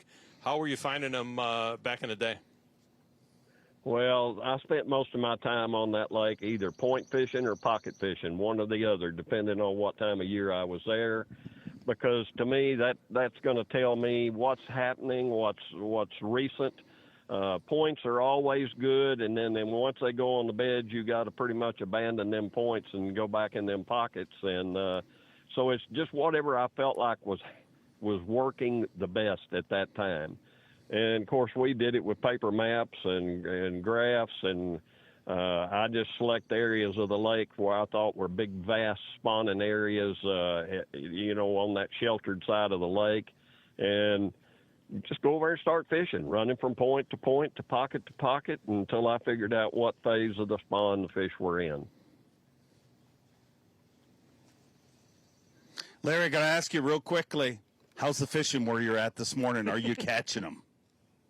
We are not doing great, but yes, we are catching them. We're catching mostly smallmouth. I think we've had one close to 3 and 3 or 4 between 2 and 3, and but we're having a good time. Well, you did great on this segment, and we appreciate it. And Larry Nixon, thank you very much, proving once again one of the true amazing people in this sport, because he's on a telephone and he chose to tell the truth. I mean, many sorry suckers would say, yeah, I am blistering them out here this morning. He actually told the truth, which is amazing. He told the truth that he wasn't watching the show either. Well, that's true. I wouldn't if I was fishing either. As well. Well, if this whole fishing thing doesn't work out for him, right? I mean, he can come after our jobs, because he obviously did a great job with the Open last week. Did a great job. And we're going to look into something you were very excited to get to, but Larry interrupted. Buying and selling. You've put a little work into this, Tom. I did. Well, in the radio world, we don't like dead air, so I wasn't sure we had Larry, so we're ready to rock and roll into the next segment. But Hank Cherry, back to Hank Cherry and what his comments were this morning at the dock. He says it'll take 68 to 71 pounds over 4 days to win this tournament. You buying or selling? 100% buying. I'd say at least that. Well, see, I'd say I'm selling because I think it's over that. I think we're going to push 80. I think high 70s. We're already seeing. Well, see, I thought we were going over. I mean, not over. Or I don't know that we'll get that high, but I'll buy it. Okay. I mean, but you're selling it because I'm selling. I think it's light. You're going Price is Right. I think he's light. $1 over. Yeah, I think we're going up. I think we're going higher. All right. Than that. Now, Blake Capps said this morning. He said that this event would be won on one of these, on a top water. What do you think? You buying or selling? Ooh, I want to buy. For Bass Live, I want to buy. I want to buy hard. But I'm not buying. No, I think a topwater will play. I think we will see topwater throughout the week. I do not think that this event will be – I don't think this event will be one-on-one bait regardless. But it's not going to be a topwater. Not at this Sorry, level. Blake. There's just so many different things that you could do, and I'm with you. I'm selling on that one. You might see a kicker come from it. That's it's usually the biggest fish in the school will come to the surface. You might see that happen, but I don't think you could say it'll be one on. If you put a topwater in your hand the whole day, that's not going to happen. And finally, Brandon Cobb. all right, local Brandon Cobb, he said that the He won the last time we were here for an elite. Yeah, Yeah. absolutely. He says that the herring spawn is mediocre at best. You buying or selling? I'm buying. That seems to be, I mean, I think it's happening. It's happening. The spawn's happening. The herring spawn's. But I'm buying. I mean, Brandon Cobb knows. I mean, he would never lie. I mean, he knows, right? I'm buying. Are you? Absolutely buying, because he's Brandon Cobb. How many hours have we spent out there on the water? We don't know. We have no idea how the herring spawn is doing. Why would anyone tune in? If he says the herring spawn is off, the herring spawn is off. I mean, it's that simple. All right. Well, that's buying and selling. And we got more coming up for you. And these stars keep coming. That's right. We had Larry Nixon on the show. We're going to keep our eyes on the water with our anglers and get coverage with them. But we also have, are you ready for this? I mean, Hank Parker. Wow. That's right. Hank Parker is joining us. That's fantastic. Love me some Hank Parker. True story. I'll remind Hank of this. True story. In high school, I had a picture of Hank Parker in my locker holding the Bassmaster Classic trophy. People thought I was a total weirdo. They were right. You are.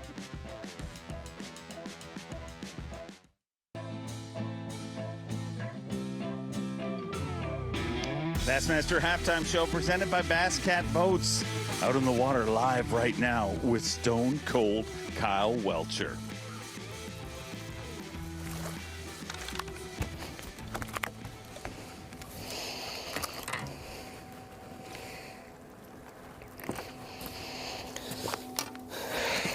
Took too long for how big he is. I mean, I didn't know exactly how big he was.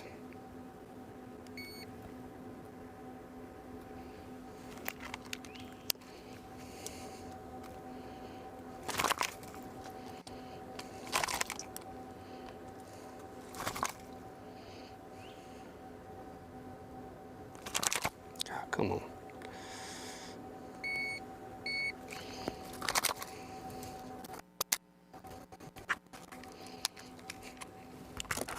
Kyle Welcher Number 2. probably got a bad judgment of how big fish are after what he did at Pasquotank River. I mean, they seemingly were all 7-pounders there. Surprised he didn't try to shake that off at the side of the boat, but another Bronco bug fish, though. Boy, he is on that bait right now.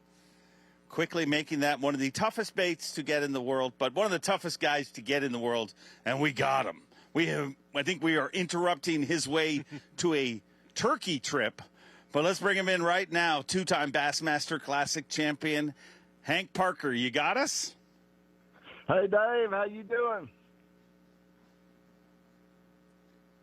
I'm doing great, Hank. And I'll be honest, I'm fangirling out a little bit. I don't know if I've ever told you this, but when you won the '89 Bassmaster Classic, there was I think it was a Humminbird ad. It was a full-page ad in Bassmaster Magazine, and you were holding that trophy over your head.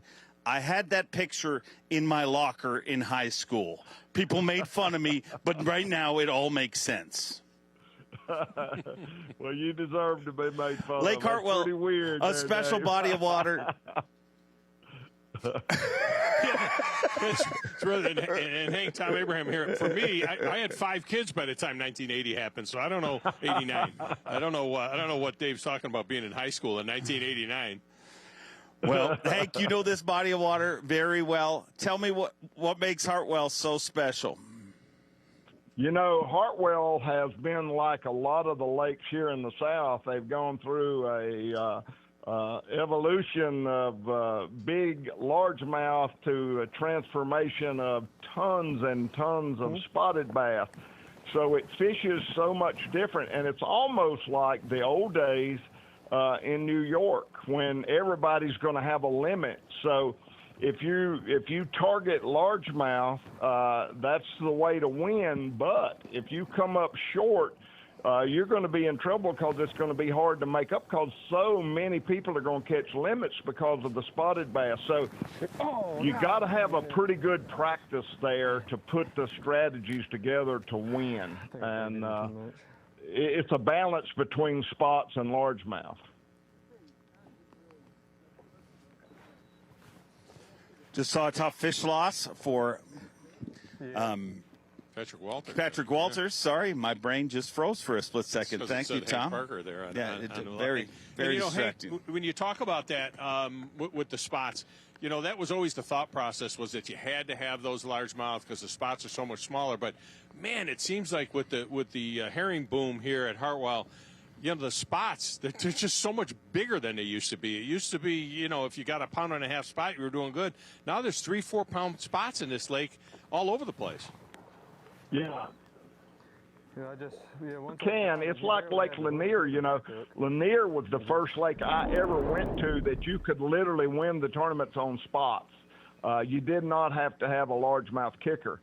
But it's still, Hartwell has some 6 and 7 and 8 and 9 pound largemouth. And so if a guy does get a pretty good grade of spots and then throw one of those big largemouth in there, he's the guy that you better look out for. So you can't ever be confident there going into the final weigh-in with a 2 or 3 pound lead, because a guy can come from nowhere with a 8, 9, maybe 2 of them, big largemouth. So it's a kind of a nail-biting tournament. I like those kind of tournaments myself.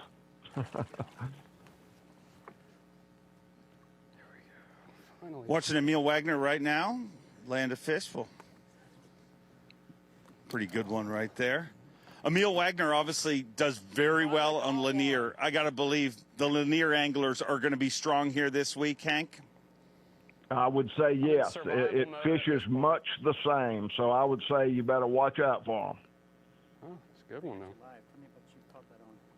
3-pounder on a Berkeley Hank, General. How many shows with Hank Parker Outdoors did you film on Hartwell over the years? We've probably done 20 or so, maybe. I do a Outdoor Dream. There's an organization in Anderson right there by you guys that take kids with life-threatening illnesses on their dream hunting or fishing trip. So we do an annual fishing tournament with the Outdoor Dream Foundation. We've done that for over 15 years. So, and I do a television show around those kids every year. So we striper fish, we spot fish, we do it all. But I've fished at least once every year for 15 years. Hank, thanks. That's a great program. Thank you for everything you do for that. But I have to ask you, you have given me many frustrating times in my life because I've been out there trying to shoot shows on Lake Erie and all the Great Lakes. And how come whenever you fish, it is literally flat, calm, like there is, it is like, how many days do you not shoot? Because it seems any day you shoot, it is perfect conditions.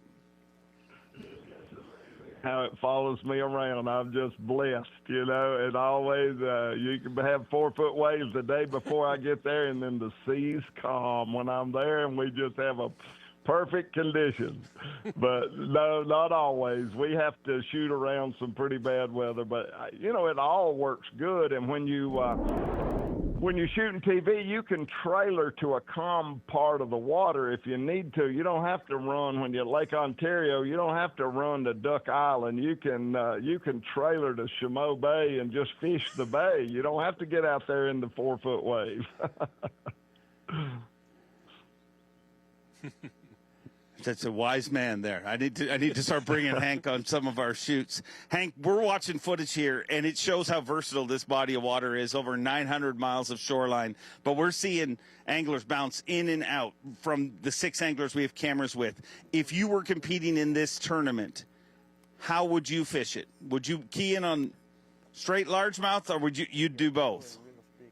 I would have probably gone up the Tougaloo and targeted nothing but largemouth.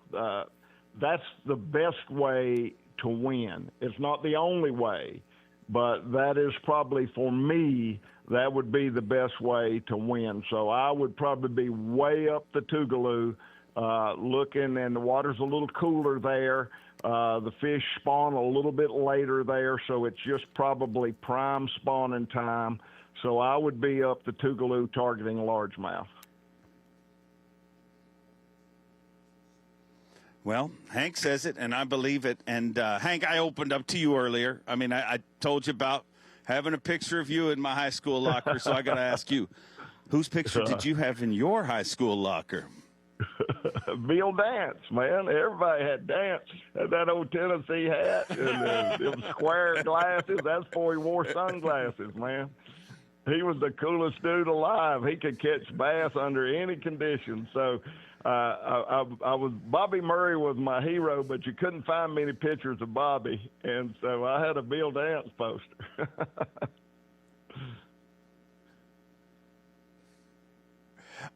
Great stuff, Hank. And as you told me, you're a total weirdo, too. But I thank you for joining us, the amazing Hank Parker, two-time Bassmaster Classic champion. Good luck turkey hunting.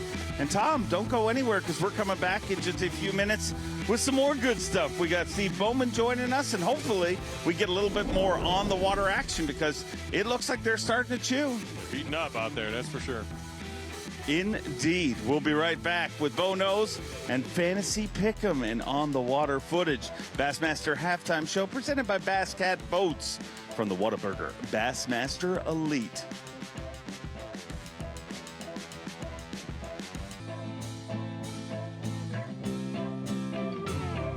Bassmaster Halftime Show presented by Bass Cat Boats, part of the Whataburger Bassmaster Elite at Lake Hartwell.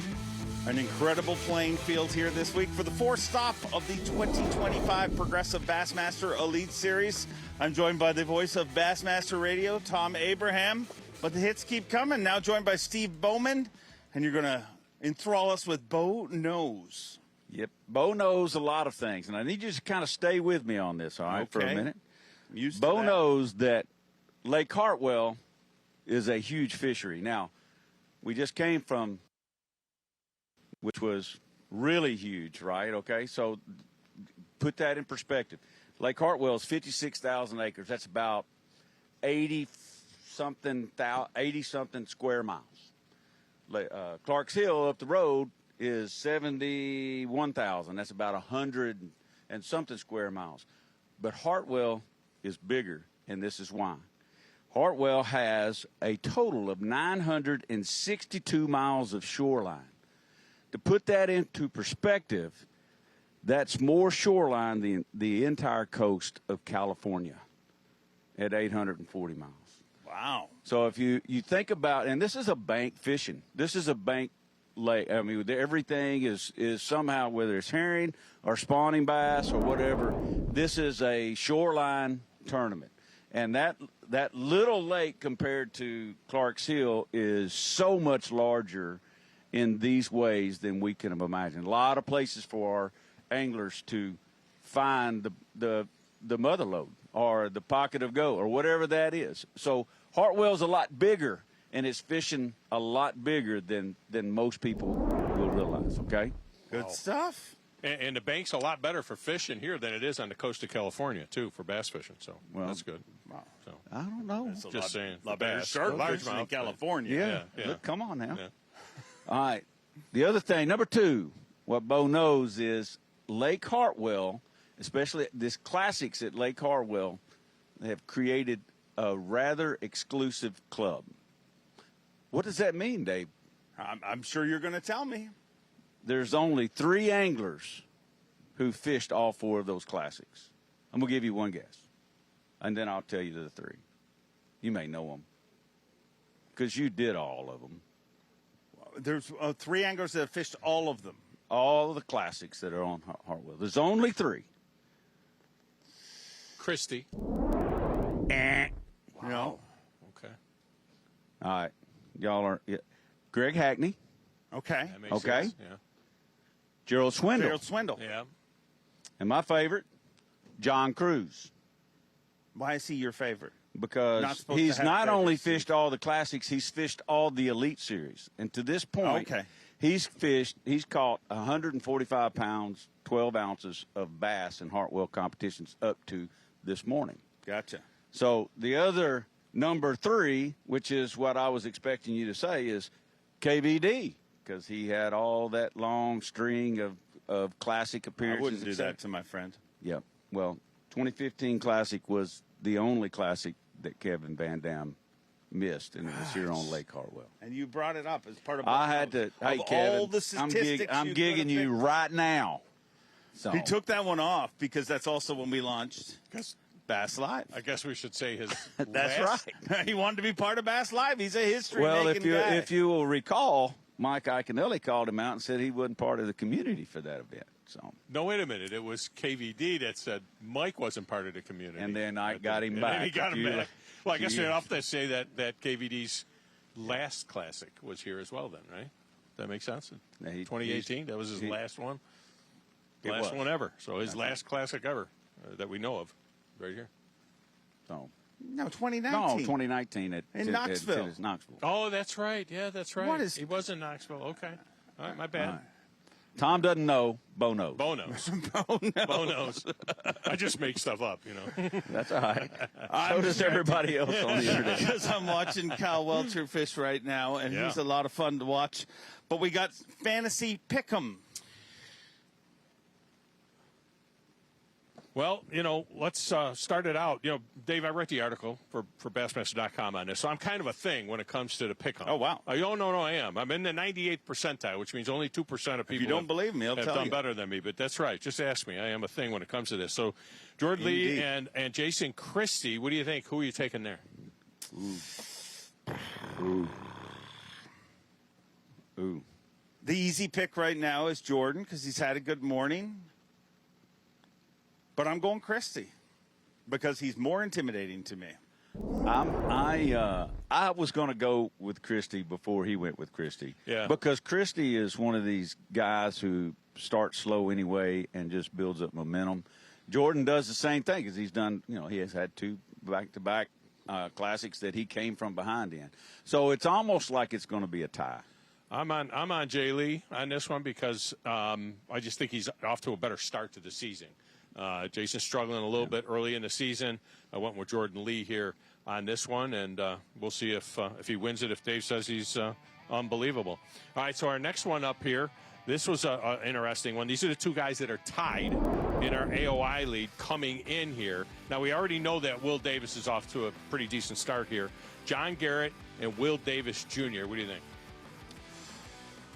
I'm going Will Davis in this one. I mean, he's just fishing really well. I think John Garrett will have a great week as well, but Will Davis. You know, Dave, you're taking my answers, but I was but the reason I'm going with Davis is because he has such a different intellectual level combined with these spotted bass. There you go. That's why I picked him. What is an intellectual? I don't know. I made it up on the spot. I'm trying to create new lingo for you there. 2 Hearts beat as 1 when it comes to spotted bass. No, that's why I went with Will Davis as well because of his Coosa River history. Gosh, and I have never missed Kyle Jesse more. All right, so this one here, the locals. All right, we're going at it with the locals here. Brandon Cobb and Patrick Walters, another tough one. We've seen a lot of Walters on camera. What do you think?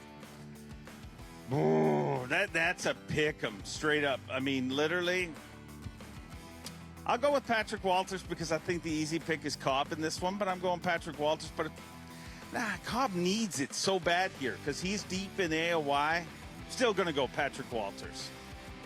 I was just reaching in my pocket to find a coin to flip, and that's as close as it gets. I mean, I agree. I would like to see Cobb do his deal on this lake. We have, you know, he's been kind of down the last few seasons, but so I'm pulling for him, but I always pull for Patrick. I mean, it's hard. That's a coin flip for me. I'm sorry. It's a coin flip because they're 2 great guys. Right. And they're just 2 wonderful guys and great fishermen as well. I took Cobb in the story this week just because, like you said, it's the easy pick. It makes sense. He's been fishing here his whole life, and this is a place, if he's going to get healthy, this would be the place for him to get healthy. And in the last one here, we have got our last 2 winners on the Elite Series. Of course, Brandon Polnick, who got it done at Okeechobee, and Kyle Welcher, who blew the field away at the tank. Dave, what do you think?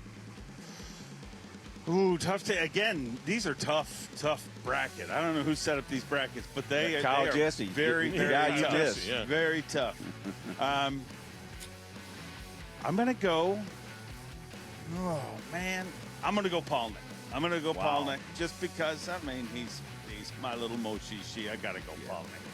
I knew you would have a difficult time picking this dude. Look at that. Yeah. I mean, you know, and I do too. I love both these guys. But I do know that Welcher is on a roll, and you cannot beat a roll. I mean, he had a good tournament last week in the NPFL event. He won so dramatically. He's going to be on a roll. Yeah, I agree. I picked Welcher because he's on a heater right now. There's no doubt about it. And Polinick, it was a stunning win at Okeechobee, but he kind of stumbled into that. You know what I mean? It was just something. Stumbled. He just kind of stumbled into that canal, and it's like, I mean, that wasn't the plan. And you know, Welcher. I It think, wasn't Welcher's plan either. Well, you know, a little bit, but How did Polnick stumble into it and Welcher didn't? Welcher literally, his exact quote was, I want to give myself a chance. Close. I'm going to get, he almost left the area. The point is, they can stumble around and both of them can win. So whoever stumbles the biggest win. So question one is when Christy crosses the stage, I'll say, "What? Tom Abraham." That's what I does hate not about this believe thing. in you. That's what I hate about And this he thing. writes Is the that there's articles. always And then 7 guys I don't Polnick, pick. I'll say, how does it feel to win and just stumble into them? I mean, well, you're giving me great material. Yeah. Speaking of great stuff, we got great stuff coming up, and we're going to get back out on the water with our anglers. And everybody wants to see that, myself included. But let's have a look at our leaderboard. Randy Howell atop the leaderboard. Don't have a camera with him today, but by the looks of things, we'll have a camera with him tomorrow. Right behind him, Austin Felix got his family to fly in for this event. And Jay Shakurik in third place. Catch him everywhere we go. This is the Whataburger Bassmaster Elite at Lake Hartwell. Don't go anywhere.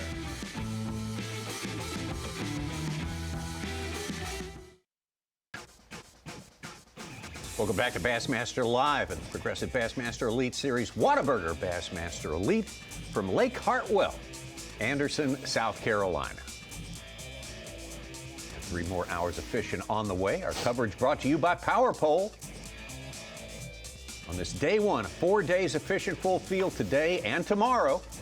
Saw a lot of good fish catches during the course of the day, and this is a view from above. Will Davis Jr., who spent some time atop that leaderboard during the course of today, came here as the Progressive Bassmaster Angler of the Year points leader and remains that officially till weigh-in time at least, and maybe beyond. A lot can transpire in the next 3 hours. Give you first warning, the weigh-in's coming up at 3 Eastern time. They get a good look at what Will Davis is doing right now. He has certainly mixed it up today. He's been fishing the herring spawn, some shallow points, and then we saw him fishing a little offshore first thing this morning to get his limit of spotted bass. I think he's culled every one of those. And saw him catch a fish off the bed, saw him mixing up, doing a variety of things, burning some gas this morning. Another angler we're in the boat with all day today, for good reason. Such a fantastic record here. Started his career off. The win of his career off here. So it's been terrible. I've been up the creek most of the day, and it's kind of, the way I fish out here is kind of high risk, high reward, and if they don't bite, it's just bad. Like, you just don't catch them. That's what's happened so far, and came down to try to sight fish a little bit, but I just can't see that good, and the fish are not staying real long, so the ones I've marked are not, I can't hardly even tell if they're there. So we're about to try to go catch some spots just to have something, because we got nothing. I've probably caught a couple more keepers. I threw back, hooked one funny. I didn't want to put in live well and caught a couple 12-inchers, but it's been horrible. So we're about to go try to catch some spots, and then we might go back looking if the weather will clear up a little bit. When we see it, something about the way this light is now, it's probably the hardest to see I've seen out here. I can't see anything. So we're gonna go try to catch some spotted bass.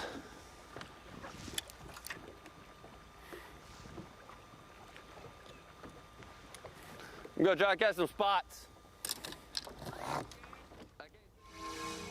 Take it over our champion from the Pasquotank River, Albemarle Sound.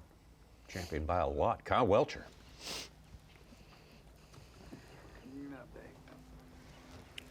We have 4 pretty solid fish. We're still kind of mixing it up all over the place.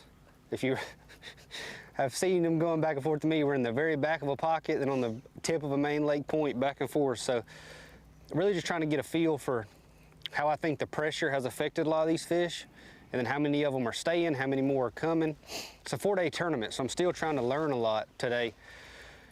Even if we don't catch another one, we haven't bombed, but I really hope we catch a couple more. I mean, I really got one fish I really need to cull.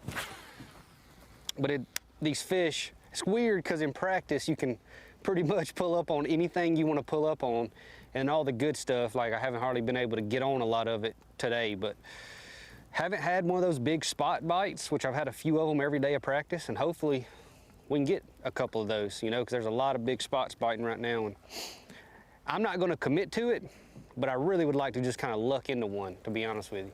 So we're just still keeping everything honest, and then after this, we're going, if this doesn't start to work out, we're going to run around to some fish that I have found the last day of practice and hopefully catch one of them big suckers.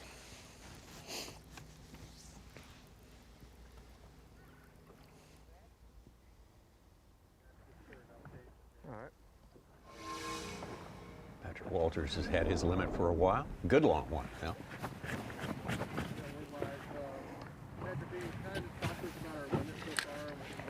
We got an okay base. We got one spotted bass in there left. I've seen some really good fish. I've gotten a bad rotation today, honestly. I've just kind of been not fishing in a good rhythm so far. I had some big baiters I wanted to start on. They were either somebody was on them or they were gone. But I mean, hey, that's bed fishing. That is not surprising. Caught a few. That bite has not been as good as I wanted it to be for me. I know they're catching them somewhere. They always are. I feel like I'm really close to having a good day. I need one more good largemouth, and then I'm gonna go bed fishing for the rest of the day. And I lost a 3-pounder a second ago, which would have helped. But hey, it's fishing. I'd like to get one more and then leave the kind of schooling fish so I can go catch like a 5 or 6 pounder, and that would really put me over the top for the day. We got an okay base, just not enough to do what we need to just yet. I can get them to come look. It's just been cloudy and overcast. I just can't get them to commit to it. That's been the deal today with the schooling fish. And they're honestly not paired up as good as I need them to be. They're just kind of like one here, one there. And so it makes it where they don't compete. I say that, and then here's 3 right here. Let's see if we can get one to go. I might have missed them.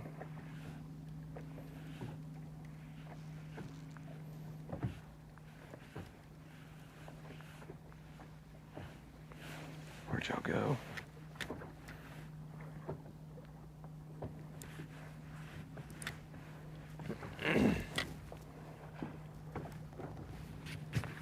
I've seen some really good fish today.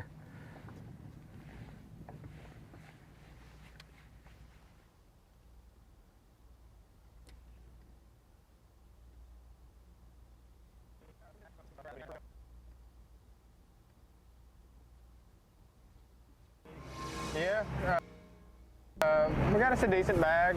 Got 2 females. We still got 2 smaller ones. We need to trade those out with at least 3-pounders, and we'll be where we need to be. Like I said, the goal is 20 pounds to start the day, and we're creeping up there around it. Just a couple culls away, but we're gonna put the trolling motor down. It's 12:09.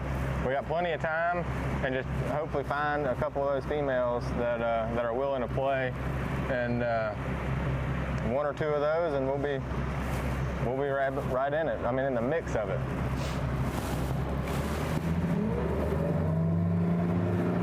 Certainly where you want to be on day 1, in the mix of it. Right in the mix of it. That's.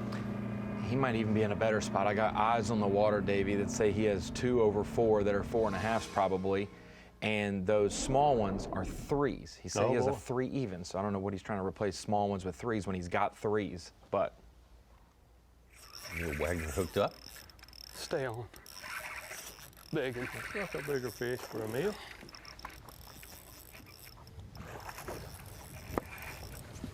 He's not even that big, but I need him. Probably a 3-pounder. There we go. There we go. Solid spotted bass. That'll help. 3-pounder indeed. We finally caught one. That might be upper threes. I'm in survival mode at this point. At least oh, it's a good one though. Live. Tell me what you caught that on. 3-pounder on a Berkeley General on a shaky head. Just fishing this shallow herring spawn spot.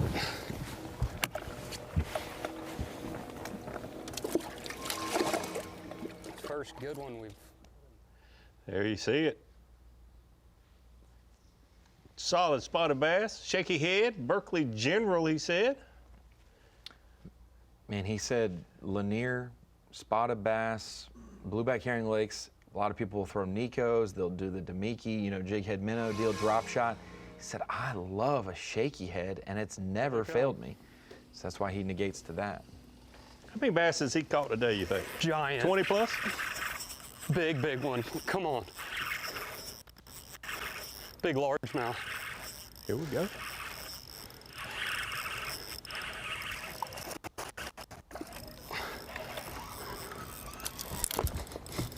I'm gonna come to the back. I'm gonna come to the back. That is a good one. Yes. Yeah. Dude, there's 100 of them right there. There we go. Yeah, I'd say well over 20, Davey. Gotta turn this thing around, boys. God. Not even that big, but they look big when they freaking come up. It's over 3, I think. Over 20 bass and back-to-back casts is 2 biggest right at 3. Local time, a little after 12. Cold white. Oh, I needed that. You hear so many anglers say that the herring spawn bite is over by 8 or 9. In some places, some spots, but this time of the year on Lanier, Murray, Hartwell, there's some herring spawning fish to be caught everywhere throughout the day. And he'll roll up there in 47th place. He's looking significantly better than that right now. If he only had 11 pounds, Tommy, he's got 2 over 3 right there back to back. He's culled out up, 3 or 4 pounds at least with those 2 culls. Easily. Randy Howell, though, still the man on top. A whole ounce ahead of Austin Felix, who has exploded up the leaderboard. Into second place, Jay Shapiro, Paul Marks, Jordan Lee in our top 5. We got Benton Davis, Cook, Brian Smith, and Matt Airy. Still 5 through 10. Plenty more to come here. Lake Hartwell with the Whataburger Bassmaster Elite.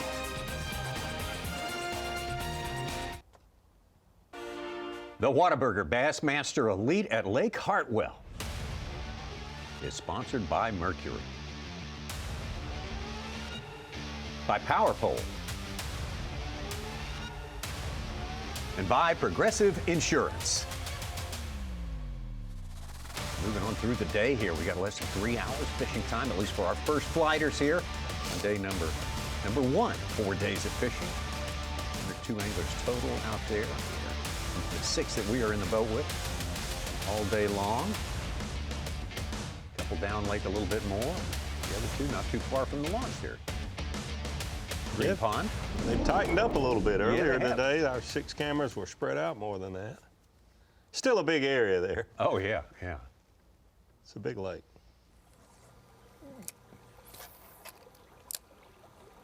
Will Davis doing a lot of running. He's catching also, though. He's not just running around. He's catching fish a lot of different ways. He's kind of operating like you would back in the day on blueback herring places, Davey, where it's like you run and fish a couple casts and then go, and a couple casts and then go. Yep, I totally agree. He's doing that some. He's also, he sight fished for one fish, caught it, and we haven't seen him doing that much anymore. Just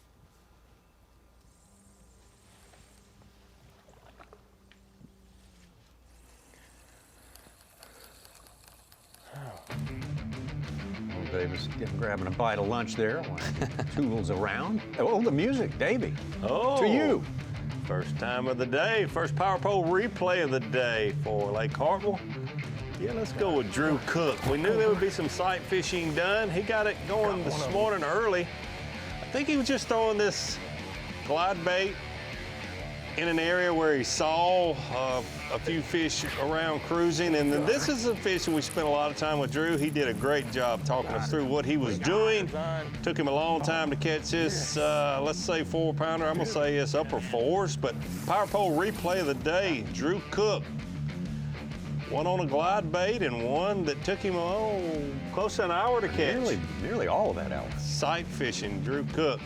And a lot of the reason you were voted Power Pole Replay of the Day because you talked us through the whole process, what the male was doing, what the female was doing, and then you put that fish in the boat. Power Pole Replay of the Day, Drew Cook.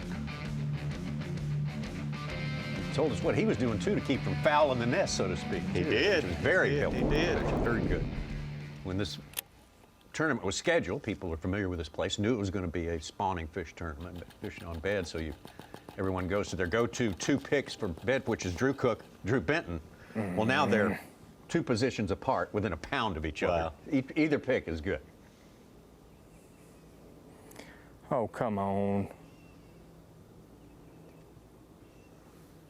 She's gonna go on a walkabout now. Yeah, Tommy, it's not if they're going to do good, it's if you pick the correct one or you just decide to pick both of them to be safe, you know, like in a tournament. Like, which and Drew you're scared is to gonna do that. perform. You're scared to do that because it doesn't work out so much. Are you kidding me? Yeah, they both do well more times than not, but it seems like when they miss, they'll both miss. When I say miss, have a missed a 50 cut.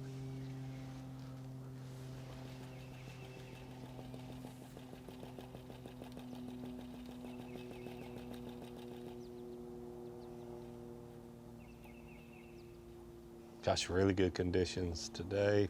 Just enough wind if you want to get out on Main Lake and be exposed to it to help the blueback herring fishing. Already laid. But then it's real easy to get in a pocket in slick, calm water.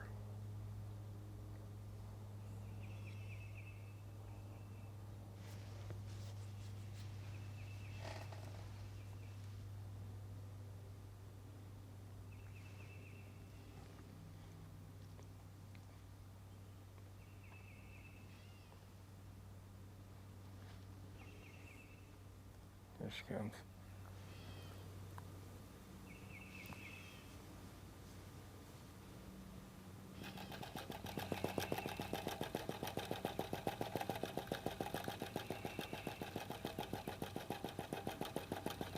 Leave the brim alone.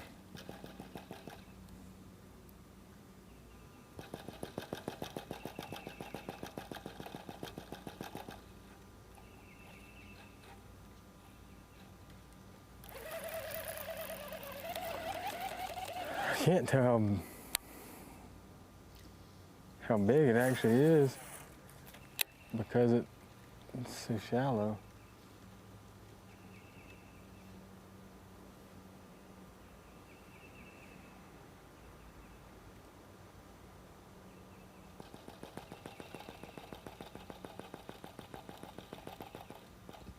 We saw Drew Cook make a cast with a topwater frog. Have we seen any other topwater bait so far today? I don't think so. I think there was that one. There was that one. Little toad, yeah. Well, we saw cob skipping docks with that. Little toad. Not necessarily like schooling not fish. right on top. Yeah. There was somebody else who caught one, and we were like, that was. Maybe we'll see more of that. I don't know who. I can't remember who it was. She ain't gonna.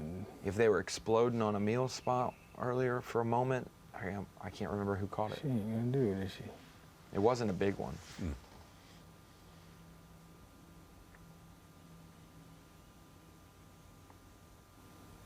You actually see that largemouth that Emil caught a minute ago. I just looked back at the footage. He actually had a soft plastic jerkbait on that one, and you can see it was subsurface. You know, obviously you can work it on the surface or just below, and that fish boiled and blew up on it enough to break the surface, and I'm so talking it about was just a yes, true topwater lure. Yeah. But I was interested, like he was catching them on a shaky head, that same spot, goes to the top and catches a largemouth. He was catching spots on the bottom, so he's got a good hope there that Yeah, he said there's a there's 100 of bunch, them yeah, there. and Yeah. you can catch whatever you want.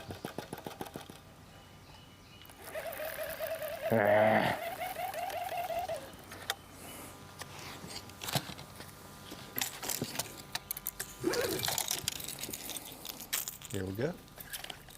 Just what we asked for. Yeah.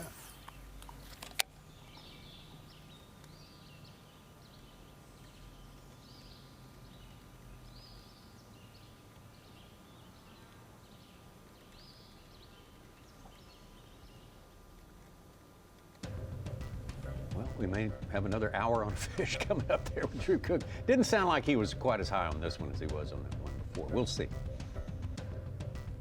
May get some more feedback before too long. Let's get out to Patrick Walters. Oh, it looks a lot like Drew Cook today for some reason.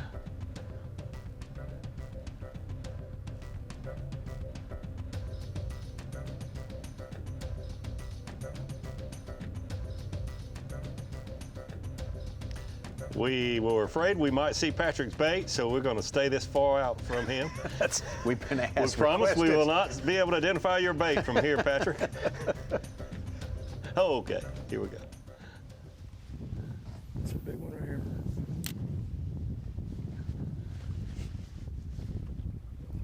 I missed him.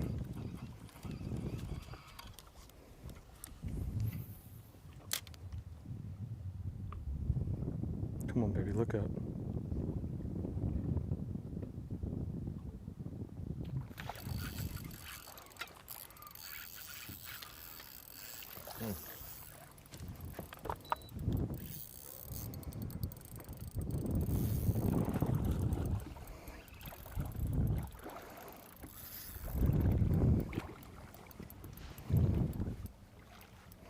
I hate when he starts head shaking like that.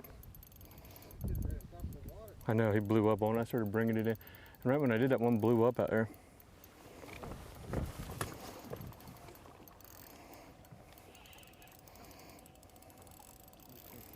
Yeah, he's just gonna play out. He's just shaking his head. See how he's shaking his head? Look at his rod tip. That's how you lose them, because you get them skin hooked. Because they really are, they're smart. But then you just...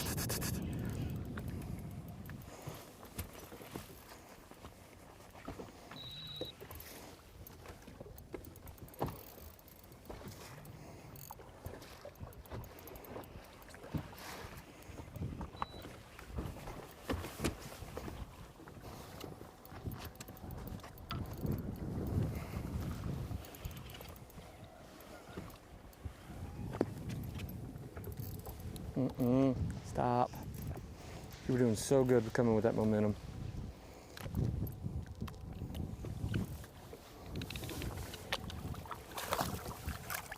Got her. There we go. Not a bad one. Fat one.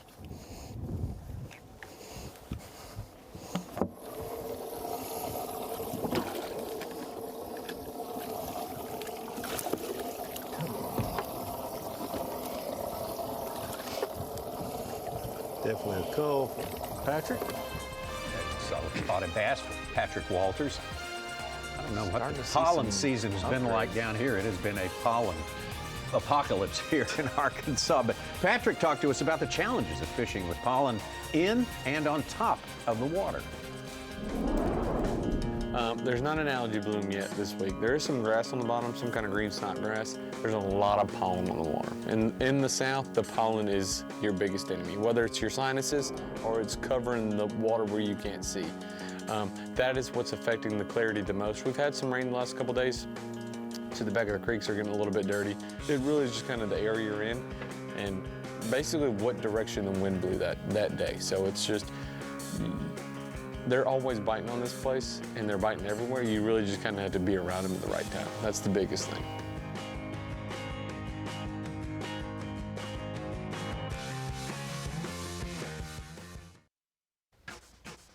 We got the weigh-in, remind you, coming up at 3 o'clock here. And also at the same time, hey, see if there's any anglers who are going to give up the game a little bit. Tell you some inside information on our Moultrie Behind the Tanks presentation. Pat and the gang will be back there trying to get as much info and much intel as they possibly can. You can see that on the Bassmaster YouTube channel.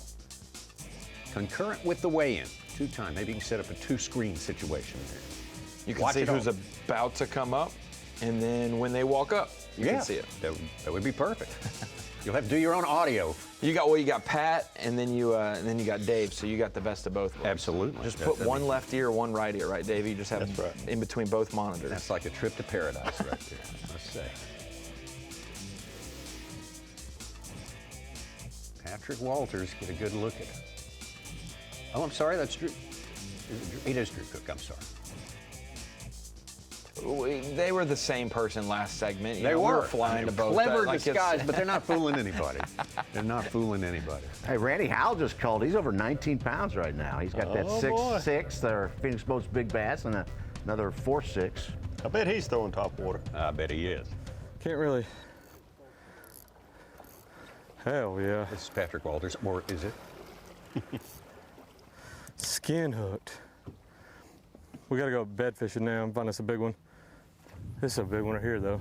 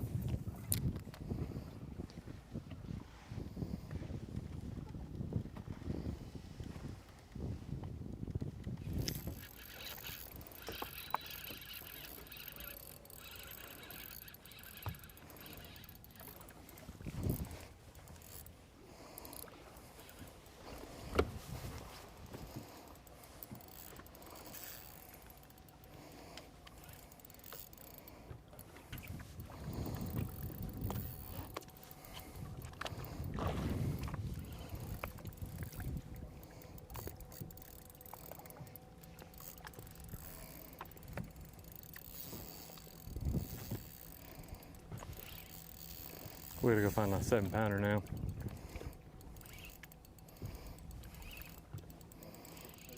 No, but I mean, these are good fish.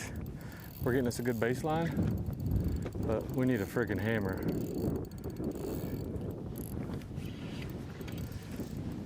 God, look at that spot. Did you see that? It was crazy, wasn't it?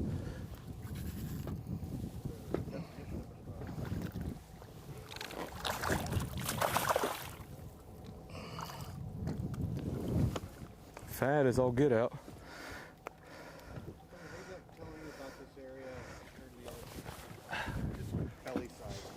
I mean, these are post.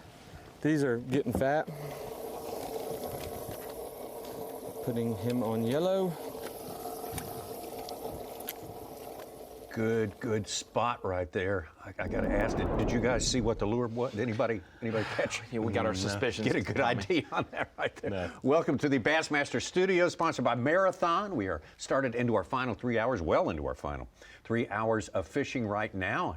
And guys, they're catching them really good. I mean, like an hour ago, Jordan Lee was riding high on top of the leaderboard. Now he's down in 5th place. Randy Howell, Austin Phoenix shooting up to the top. So we're just going to have that sort of shuffling around probably 4 days straight, right? Yeah, I totally think that we will have that, like you said, for all 4 days. I mean, there's a lot of fish here in this lake. It's fishing really good. It's the right time of the year. Good conditions, the warm nights you guys have talked about. All those things play good. It's going to be a great tournament. It's going to be right down to the wire the final day. A lot of fish catches. You know, that graphic we saw earlier of the number of fish catches at 10 o'clock this morning was amazing, and I think we'll see that for all 4 days. Yeah. Tommy, I love this type of tournament. Obviously, growing up in the Carolinas, a little bit biased there, but Hartwell provides so much. You could look at that top 10 Davy, Tommy, and 17, 18 pounds. You don't know if that's 5 spotted bass. You don't know if it's 5 largemouth. You don't know if it's a mixture. You don't know if they were top water, on the bottom, deep, spawning fish. There's so many things going on at Hartwell right now, and with both species able to play and factor in tournament victories all year now. Back in the day, it used to be you had to have largemouth and fill it with some spotted bass. You can win tournaments with spotted bass now. The opportunities for anglers are endless. They could be all the way up towards Clemson, or they could be all the way down to Hartwell, Georgia, and anywhere in between for sure. All right, what's trending with Such over there? Such, what do you got for us? Well, it's the guys with the big fish obviously are higher up, but like Patrick Walters just said, you need a hammer here, and he's going to go for it. The leaders, Howe 6'6", Austin Felix 6'0". You got Drew Bent with a 5. Paul Marks is in there with a 5. Guys like Shakira, though, all his fish are from 3/4 to 4 pounds. So you can do it with the average size fish, but most of the guys on top have the larger lunker. Okay, well, Suits running. Before we leave here, one thing I need to mention.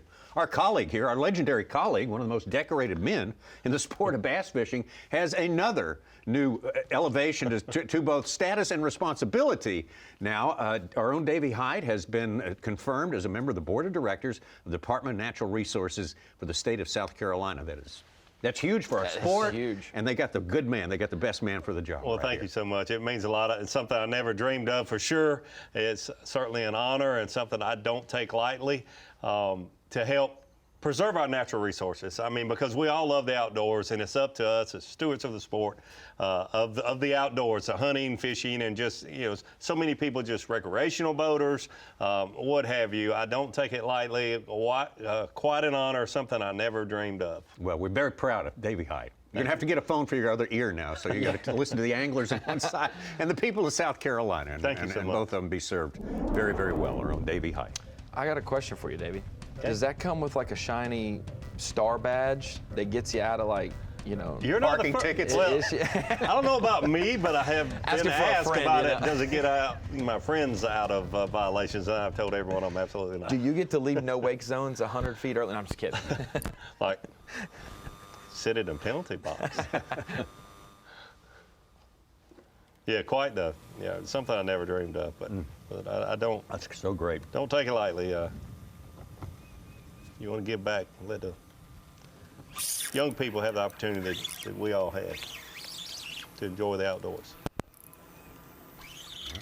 Potential for a good one here for Drew. We'll see.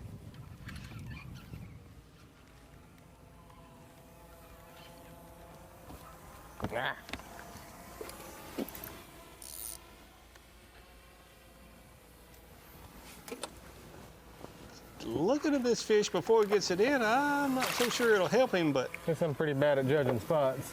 Yeah. A little waste of time. Or is this the male? I think he agrees with me. Maybe that's not going to help him.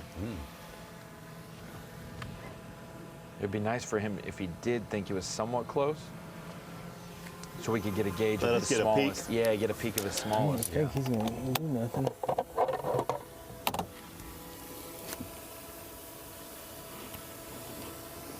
don't think that fish is going to help him. 64. No. He's not.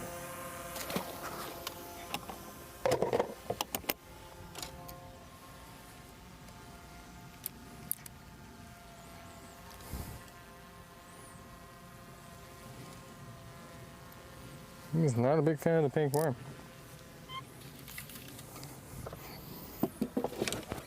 Duly noted.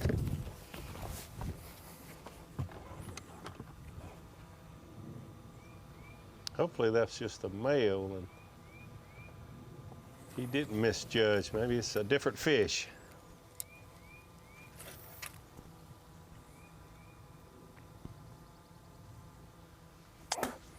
Man, looking at it way down there, I was like, man, that's gonna be like a 4-pound spot.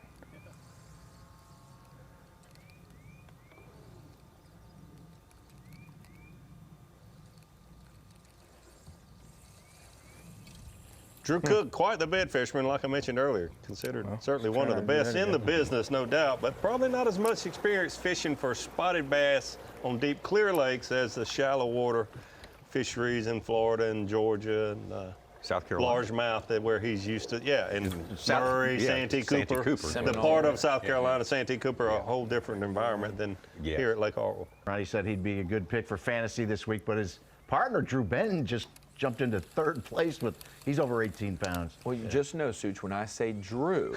Both Drew. I'm just, I know, the even Drew, if I the two say Drews. Drew Cook, you just know that when I say Drew, you're saying both. Doesn't matter, you get two for one. They got the same first name, you get 2 for 1. Yes, So exactly. You didn't say Bo no, but you said I know or I knew. So Exactly. I think if we got the two of you together, we would know an answer for everything. Yeah.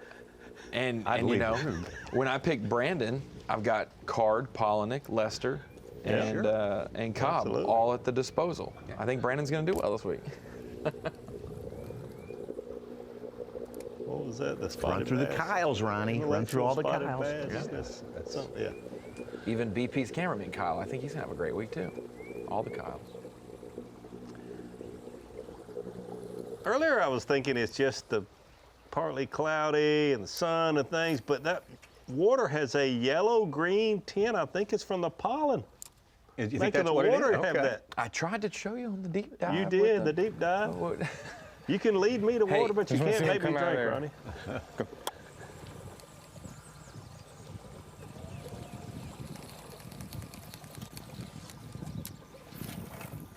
It'll show you 30 days back until about like Tuesday of this week. So when we get to Saturday, we'll be able to see what that actual readout from satellite looked like for today when we get there, you know, back in time to see if it was uncharacteristically a little bit more dingy of a fishing water. Good fishing water, but hard to visually see and some clutter on your graphs and stuff.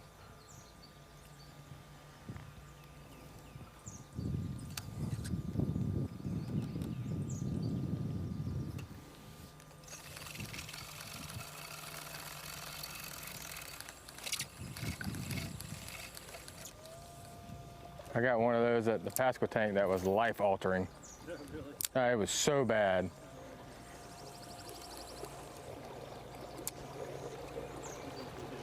I did, somehow, and even my marshal was like, I wouldn't even try, bud.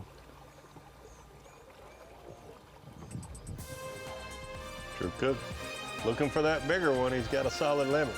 He can find one like his buddy Drew Benton has found. Yes, Drew Benton certainly hitting the mark on this afternoon session here. Randy Haldo still on top. Austin Felix just behind. Drew Benton, those three, actually the top five, all very, very close. Not much separation at all, just outside now. Lee Davis, Drew Cook, Bryant Smith, and Kyle Patrick. We move on into the afternoon time. We got our full field again tomorrow. Don't forget that. But today's win very important. You don't want to be coming too fish poor by the time 3 o'clock rolls around. Something you might want to check out at Bassmaster.com. It's the Falcon Rods Bassmaster Drain the Lake Fantasy Fishing Challenge, one of the 3 different fantasy fishing games on offer there. This is an elimination pool event. Now you get to pick 7 anglers for a tournament, not 5 like in regular fantasy fishing, but it's 8 anglers. But when you pick them, they are gone from your pool of available anglers for the rest of the season. So you have to consider the long-term effects of every choice you make. Makes it complicated, but very, very exciting. And makes you think ahead, makes you look at the season as a whole entity there, and who you save and who you can go ahead and burn at this tournament. I burned 3 rookies, Easton, Paul Marks, and Tucker Smith, and then we had to have Brandon Cobb because I got Patrick Walters elsewhere. We're saying, you know. Well, I hope you're bigger than you look. I hope you're as big as you act.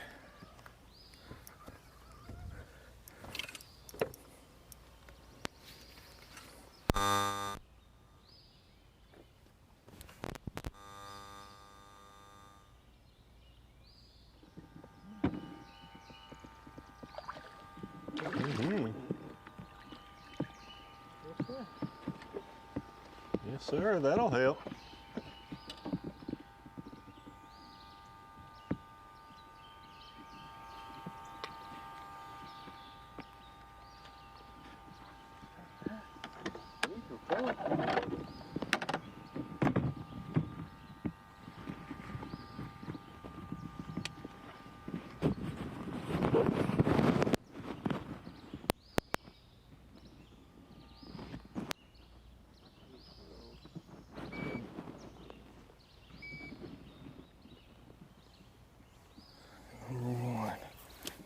All right.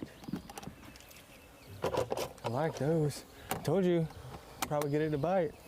I just left it up there and let him forget about it. He kept swimming back to the same spot. Couldn't stand it. What did I say it was? Number 1?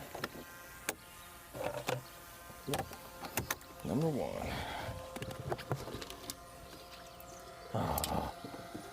Which one of y'all is number 1?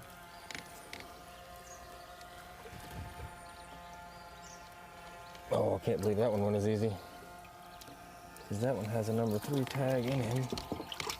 Right? Yep.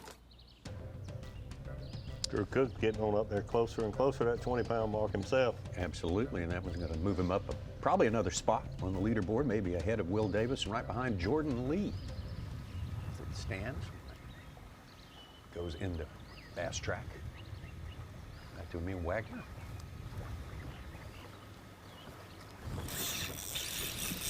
Fishing off a real shallow point, steps out. Oh, yeah.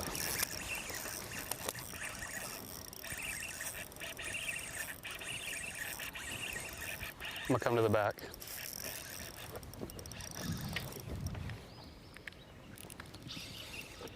Oh, he's not that big. Looked big when he jumped.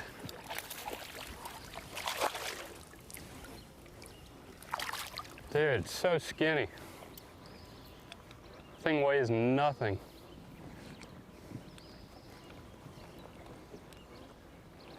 And he's bleeding like crazy.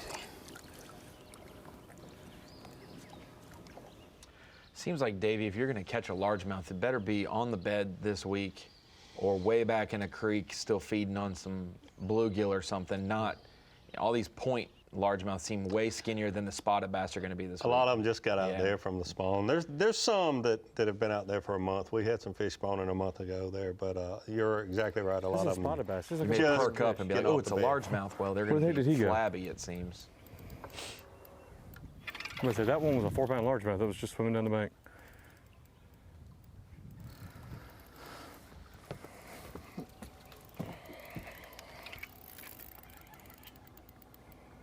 Not a bad one.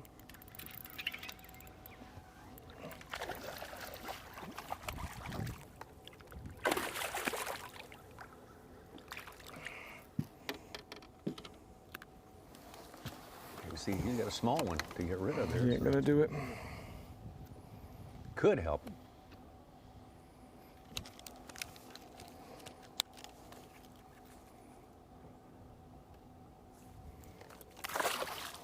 Yeah, I don't think his smallest one is 112. No, I think that was, that may have been David. It is Patrick Walters. Yeah, that's right. Okay. Well, there you go. There's your explanation right there. He likes to not exaggerate. He likes his there to weight. be some mystery in life. Yes. That's the nicest way I can think to put it. Randy Howe, still on top of our leaderboard. Ounces ahead of Austin Felix, Paul Marks. Paul Marks having a good day out there. Drew Benton as well. Jay Shakurit spent a lot of time on top. Jordan Lee as well. And now Drew Cook has moved up ahead of Will Davis as expected. Bryant Smith hanging in there. Kyle Patrick just makes a lot of top tens. Surprised when he's not there. As we head into page number 2 and find Easton Fothergill, a reigning classic champ. Alex Redwine, Tucker Smith, leader in Dakota Lithium Rookie of the Year points. Luke Palmer and Kyle Norsetter. Guy Canelli. Decent start going here. Lee Livison.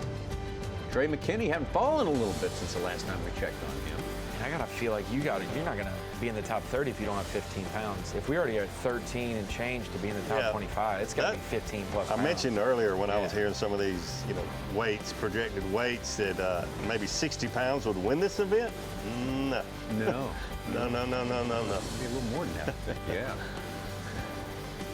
Kyle Welcher, 35th place now. He's 12 and a half.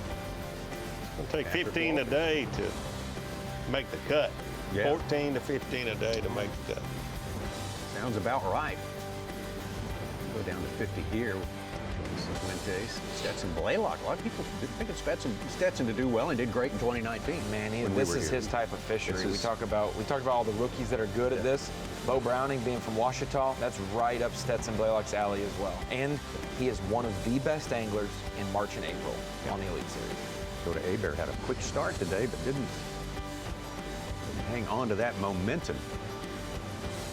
And below the cut, as it stands right now, it's GDP, Greg DePalma, Matt Robertson, Jeff Gustafson, Logan Latuso, Taku Ito, Logan Parks, Bob Downey, and Cliff Pace, the 7 knee.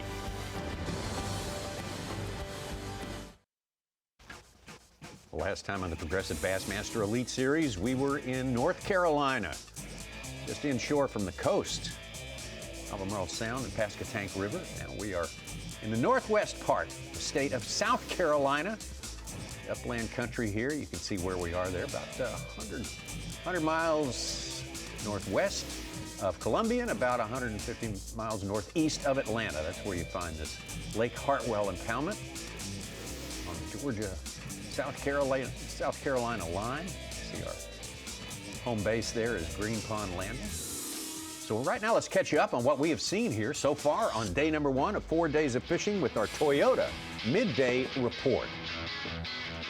Yeah, we always love it. We've got a Toyota Midday Report and a lot of fish catches to report. Yeah, that's way better. Patrick Walters currently unofficially, and it is certainly unofficially, with 12 pounds 4 ounces, but we'll go with whatever he says. 38th place. I'm going to say he's got a little more than that. Looking for a big one sight fishing now. He said he's going to catch a 7-pounder. But Patrick Walters, let's say, making most of his hay, fishing the blueback herring, shallow points and shallow shoal areas. I guess the only one we've had on live this morning that did this all morning. He switched it up now, going fishing a little shallow, looking for a bedding bass. But Patrick Walters, no surprise to see what he's doing. Very similar to how he won Lake Murray last year about this time of the year. So Patrick Walters, we're glad to have a camera with him. And I think we'll be seeing him all week long. He's certainly familiar with Lake Hartwell and with the blueback herring spawn, sight fishing. Patrick Walters, no surprise to see him doing so well. And like I mentioned, I think a little better than 38th place unofficially. Probably so. He's done, oh yeah, you say done well here. He's won here in the Opens format. Always finishes high in other ones as well, whether it's elites or classics that have been. Yeah, did about like an ounce. 4 Bassmaster classics. Kyle Welcher, certainly been the man at the top of the world in the sport of fishing for the past couple of weeks. An incredible display on the Pasquotank River in North Carolina. Yeah, absolutely. And speaking of doing well here on Lake Hartwell, came very close to winning a Bassmaster Classic. Kyle Welcher, so with his success of recent weeks, especially his record-setting catch on Pasquotank River, Kyle Welcher, we had to have a camera with him today. He's mixed it up a little bit. He actually started around some schooling fish this morning, primarily spotted bass. And we've seen him catch some largemouth sight fishing this morning, been mixing it up, doing a few different things. We heard him say he needed to kind of get a feel for the lake more. It's just day 1 of a 4-day event. So Kyle Welcher, once again, having a great day on the water. Kyle came so close in 2022, 5 ounces back, thought he had it won. Will Davis Jr. Will Davis, officially leading, might still be unofficially leading, I guess, with 8th place according to Bass Track. But Will Davis coming in as leading angler of the year, and certainly had to have a camera with him. He's done well, won a tournament here also. Will Davis, along with a lot of these other elite anglers, have spent a lot of days out on this lake, and he started out this morning with a late boat draw, chose to start on some spotted bass that were offshore, caught him a quick limit. Shaky fish. Get a few fish in the live well, but since then I think he has culled those smaller spotted bass that he caught earlier. You see him catching some fish on soft plastic jerk baits. He caught this fish off the bed. He's caught some fish on hard jerk bait. Mixing it up a whole lot, burning some gas, fishing throughout the lake. Probably like Kyle Welcher, trying to learn a little more about what's going on Lake Hartwell. Hopefully it'll help him later in the week. Drew Cook, one of everybody's favorite sight fishermen, picked to do well here along with the other Drew Benton. They're both doing well on this day. They are both doing well, and good to see some variety this morning. We've seen a little bit of everything we thought we would see with the 6 different cameras we have. A lot of diversity, knowing that Drew Cook and Drew Benton, when there's a fair amount of fish on the bed, that's what they're going to be doing, and that's certainly what Drew Cook has been doing most of the day. Caught his first fish on a glide bait. It was around where he had seen a few spawning fish that may have been just still hanging around but post-spawn, but did a great job catching that one fish and talked us through it. Learned a lot there watching Drew and seeing him right here. Finally set the hook after about an hour of this fish. Looked like it was going to bite any cast, but Drew Cook doing a great job sight fishing, unofficially in 7th place. Now let's get out to Drew Cook now. That is a shot live from above.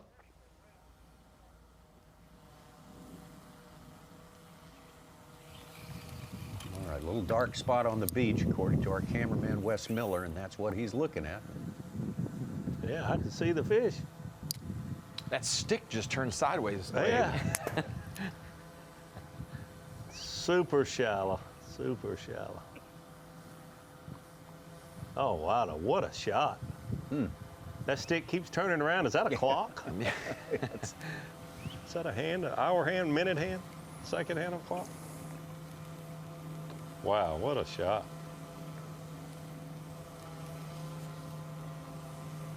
Okay, now we hear that may not be what he's fishing for, but... Looks like he is looking down at his graph, Tommy, but... Is he looking Not down at being us? a very good father. Well, yeah. Or his waypoint from maybe up on his, his other graph for his marking this fish the other day. So if you look right to the right of his right shoulder, you see that leaning, that lay down, that sweet gum tree there? Then if you look at the overhead view, do you see that tree? That is certainly to the right of, I don't know, it's not far off. He's kind of You see the two objects I'm comparing? Yeah, His bait's not far from where we see that fish. He's looking a little to the left of that lay down. If you look at the picture on the left, and then you look at the overhead, he is fishing a little to the left of that. That's where that fish is at. I feel like his cast was too short. Like it's like it's maybe like to right where it gets to green from the brown, but I don't know what he would be. He's really changing gears if he's doing that, Davey, because he has been nothing but looking at him.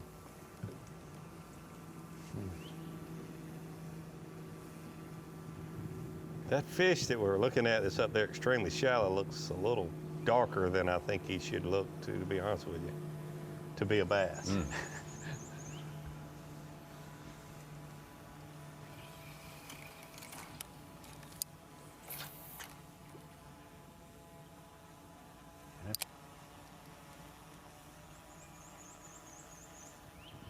We need to say, hey, Drew, we don't think it's a bass, but can you go up there and show us what it is?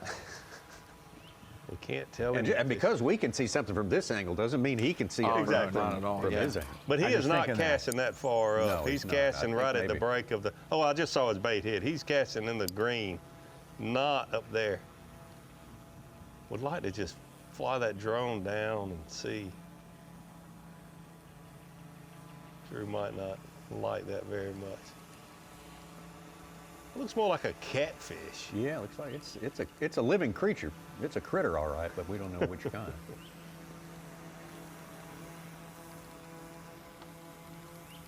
I don't know. It looks more like a bass now. God, that turtle just scared me to death. It's not a turtle, Drew.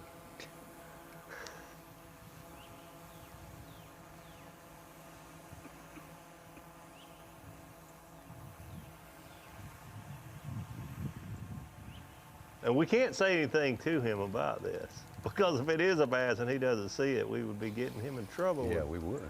Tournament Director Lisa.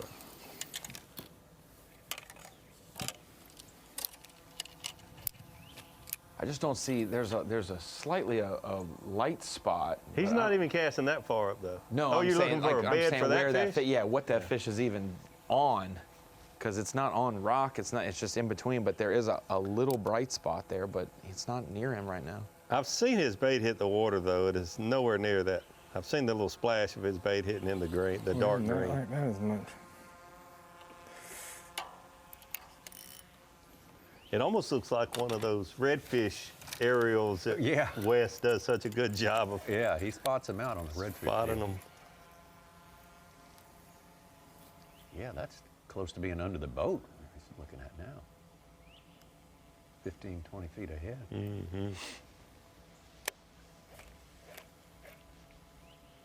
I need to be like, wait, what is that? Yeah, you see, he's working his bait. Nowhere near where we're seeing that fish, where we're seeing that fish. It was definitely this shark the best. Missed. The fish we were looking at up there extremely shallow is acting more like a gar, but it did not have that profile. Didn't know it. It looked more like a looked bass wider, didn't profile. it? Yeah, it wasn't a thin fish.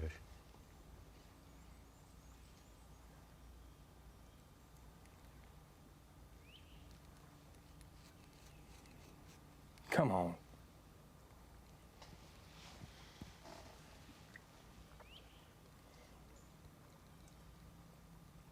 Just bite it. Let's move on about our merry day. Okay, if he leaves, then we can ask Wes to zoom in a little closer. Fly right down on there. I'm torn whether I want to know what Patrick Walters' bait is or this fish is the most. Honestly. Knowing Wes, he may have some line with a hook, and he can just drop it straight down on the fish for us. You know, I think Wes is resourceful enough to do that.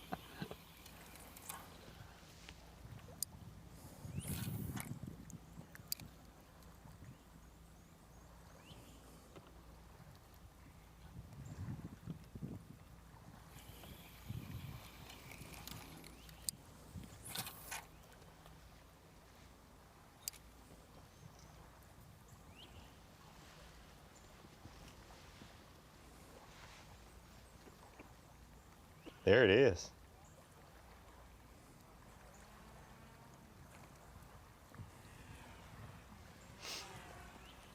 That's what we are looking at. We are not. It's got to be a gar. Showing that to Drew. It's got to be a gar. Short nose gar. Yeah. He probably sees it, but. I don't know if he's done his software update for his fish sense lately, Davey, but he would it would have definitely alerted him. Drew Cook sees that. It's got to be a gar. Gar, jack, or something like that. Chain pickerel, something.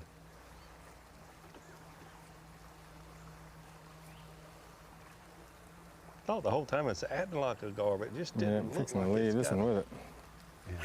Yeah.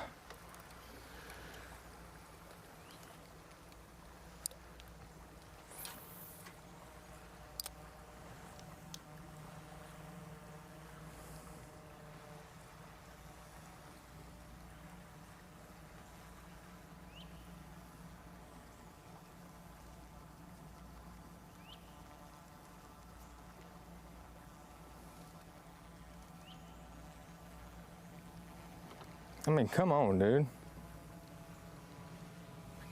He just won't do it.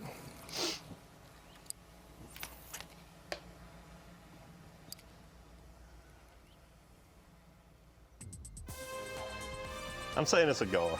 Okay. But we can't go in and check it out. What's the motto, Tom? What's if he doesn't care about it, then we shouldn't care about it. Okay. I think that sounds fair. Well, check back with him nonetheless to see how that one finally resolves itself. Randy Howell still on top. Been there for a good while now. Austin Felix, Paul Marks, Drew Benton. Drew Cook's down there in 7th place right now, just behind Jordan Lee and Jay Shakurit. Latched onto the lead early and fell down a little bit. Brian Smith down into 10th place as it stands right now. To lead a big tournament is one thing, and to win one is another thing. You know, to win a blue trophy, it's a feeling that I can't describe. It's just that all of it comes together at one and it hits you. And man, it's just a feeling I wish everybody could experience, and I hope to get to do that again. You know. So with that being said, it's been very challenging this week to figure them out. You know, the 3-pound and up bite, very hard. And the guy that can you get 2 5-pound bites a day or 2 4-pound bites a day with some filler fish that's 2.5 pounds is going to be the guy that's going to win this week.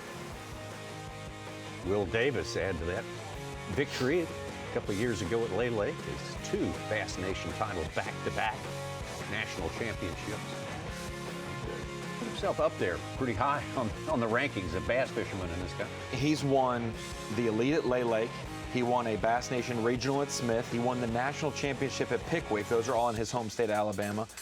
he sits there and wins the Bass Nation Championship at Hartwell, and then last fall, the Lake Martin Open, he was leading going the final day, almost won there. He would have like half the lakes in Alabama with a victory in just 2 years of us knowing his name on the national stage.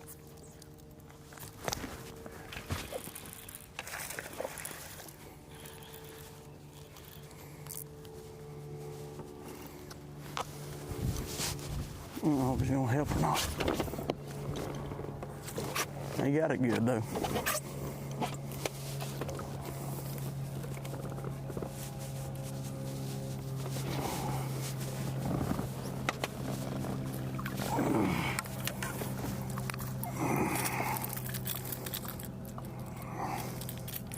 Ain't gonna help.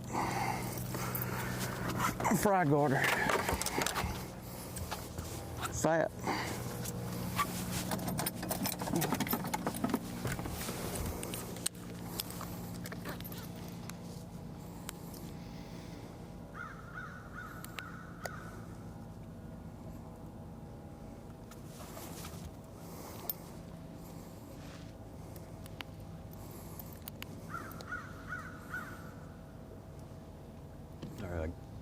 We're making a phone call here? 213. No, scale. Thought he was ordering a Whataburger or Chick-fil-A or something. I don't know. It was not on the bed.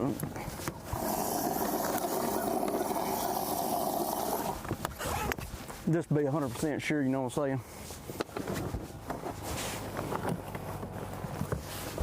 Now we're making a phone call. To be 100% sure. If his truck warranty's run out? It's what? He doesn't need to make a call for that. They make a call to him about that, yeah. No, all jokes aside, here we go. Curious what he's doing. Hey, Lisa, I got a quick question for you. All right, so if you're fishing for a fry garter that's not on the bed, it's just in an area, and you don't intentionally foul hook it, and it's hooked right there on the side of the mouth, but it was in the mouth, but it wasn't sight fishing, if you see what I'm saying. Like I wouldn't, you know. Okay, all right. All right, well, thank you so much. All right, thank you, bye. We don't consider a fry garter a bed and bass, so there you go. Okay, so I guess he was clarifying that. I'm not sure why he would have to, but when you're leading angler of the year, you certainly don't want to make a mistake. So his question to Lisa was... She had it sideways. It wasn't like I foul hooked her on the side. I thought it was in the mouth. You have to hook a fish on the inside of the mouth if it is a bedding bass. A fry garter is not a bedding bass, which I felt like that's what he was wanting to clarify, but yes, it's not. 1 ounce. It was stationary. That's why he's like, it wasn't on a bed, but it wasn't moving around, and it wasn't, you know. Right. So let's see, here we go. We're going to get the cast.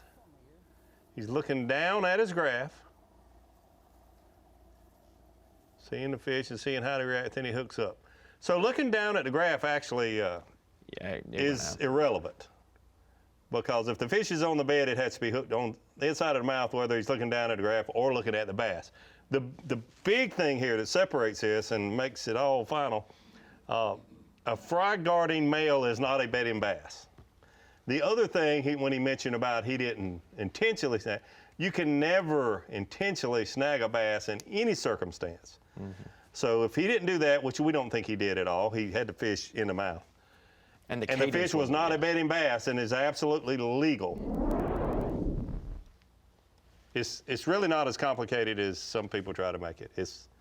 You have to hook a bedding bass on the inside of the mouth, have to verify that. Mm.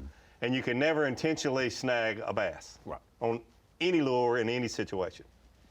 And neither of those happen, then he's good. In a tournament. In a tournament. Yeah. Well, I think snagging bass is illegal. Right, in general. In general. According to the South Carolina DNR representative. Yeah, I mean, you better not snag one in front of me now. Hey, now. But he's in Georgia. No, I'm just kidding. Yeah, they're in Georgia, they'll do anything. Yeah, that sounds about right. Now, I do have a question. With reciprocal licenses, like you can do that on Hartwell.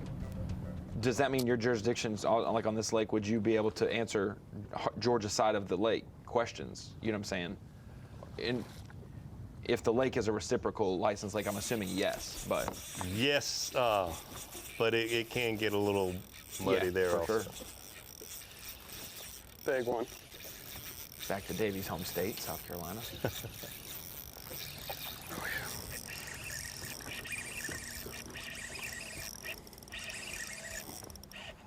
Oh, he's not that big.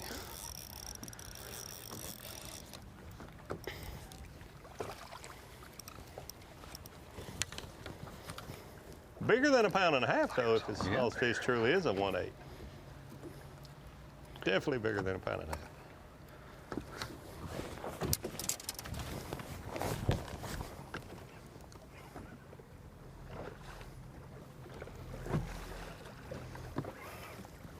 I think a meal is just way overdue for one of those big ones, a 4-pounder. Yeah.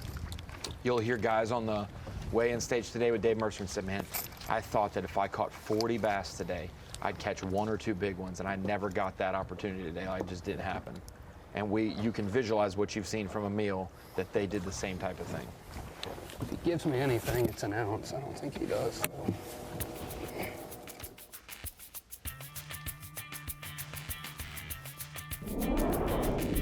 B.A.S.'s Bassmaster initiative is all about serving female anglers who want to become bigger in the sport of bass fishing, maybe even professional bass fishing. It's a series of workshops, and we got one coming up here at Lake Hartwell, April 26th. So hit the QR code and find out about it.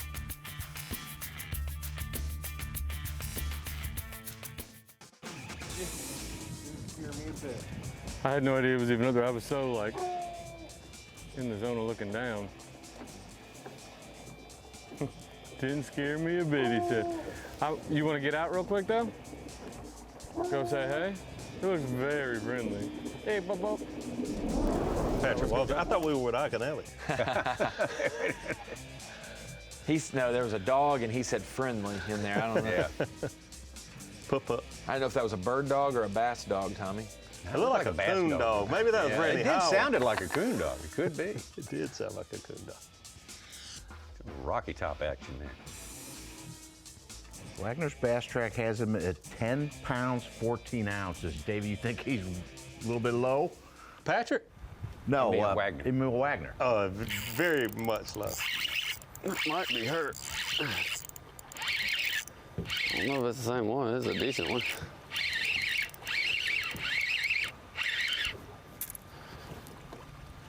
Not giant, but I'm gonna grab her because I don't know how good she's got it. It's not the same one, I don't think, but.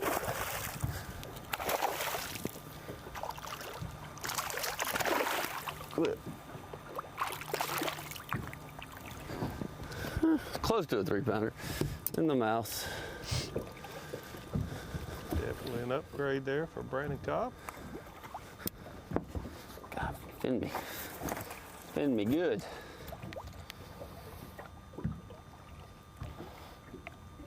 Number 4 is called, not quite a 3, 2 3/4, 212.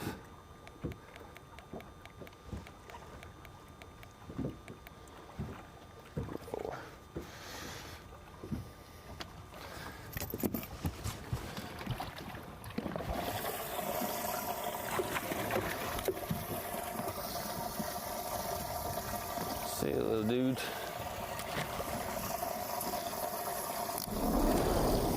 That helps. Yeah, he needs to get on up there. Get a couple more like that at least. 13, 14, because he's still got a chance to win this tournament if he can just salvage today. He doesn't have to have 20 pounds today, but like we talked about earlier, Find one can't like have 10. If you can find one like he did in the 2022 Classic, he had our big bass at 612. Find something like that.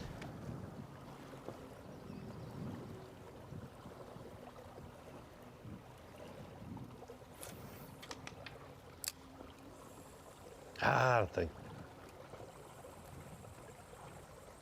Drew Cook, 15, 14. He's not as far behind Drew Benton as we think. I think he's a little closer. top 5's about a pound or so apart. And our cut at 11.5 pounds, there's 4 people with that weight. A couple just 1 ounce below. Somebody just 1 ounce above. Of course, it's Bass Track. Come on.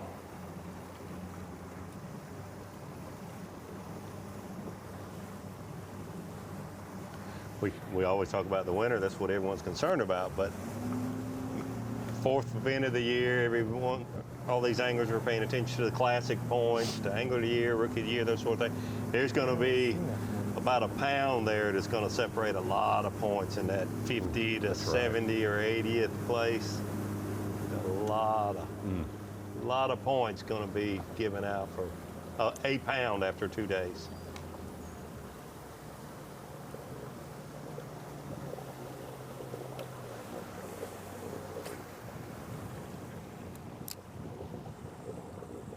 Didn't get to mention that Brian New jumped into our top 10. He's had some success here. He led the Classic after day 1. One of our 2 20-pound bags in the Classic. Good for him. There's a couple people off Bass Track right now that I keep an eye on. You think, not that all of these guys couldn't jump up and be the leader, but you think about a John Cox. With the way these anglers are fishing, you've got a Jacob Fouts, Kyoyo Fujita, Cody Huff type situation. And when we think about at least Lake Norman, where I grew up, the best sight fisherman known to man, Jeff Queen, well, he spawned his own son, KJ Queen, who's pretty darn good sight fisherman too. So John Cox, KJ Queen, I wouldn't be surprised if they came in with bags today, and they're not on Bass Track. So we only have about 10 off of Bass Track, but there's... I thought you were going to mention your buddy. Well, I know a couple what he regional has. guys, Jason Williamson and Jake Whitaker. He has 8 pounds or so. I don't know what, he's got a really young Marshall with him, so I don't know if the kid knows how to do Bass Track or was set up with it properly, but I reached out and the kid said he had a limit for like 8 pounds. But we've seen Walters and Emil Wagner cull up all of their weight in an hour, so any of those guys who have 1.5s in their bag can be replaced quickly. Is it crazy that Chris Johnson is 90th? Last person with fish on Bass Track with 2 fish for 4.6. Hackney's there with 5 fish for 5 pounds. Even he put a couple 8-ouncers in. It would appear that a lot of these are done.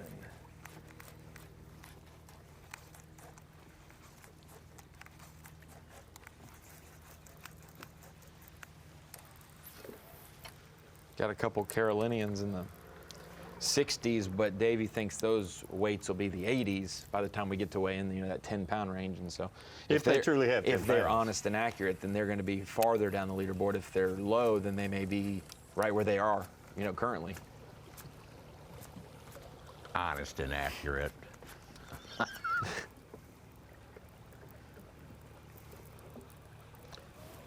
The one thing that you can almost always rely on, most of them are going to be lower than what they really have.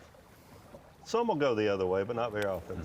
So it all kind of works out because they all do a little sandbagging. So the weights might not be correct, but their positions will usually be pretty much spot on.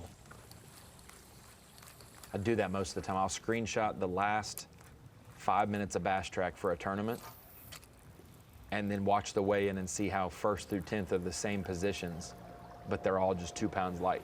And you're like, so Bass Track told us the story. Right. Here's your placements. We just get teased with a little extra fish at the weigh-in.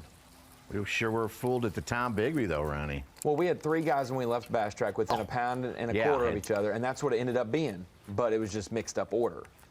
It was Browning, Congrats to Trey Bo, Schroeder. and He seriously underestimated his 4 fish, though, which he does, Bass Track-wise. Yeah, each fish was about 3/4 of a pound low. Instead of 9, he had 12. 9 and change to 12.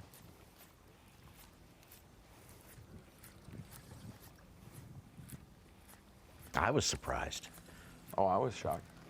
He was shocked. Steven was shocked. Trey Schroeder Hank was shocked. surprised. It was shocking.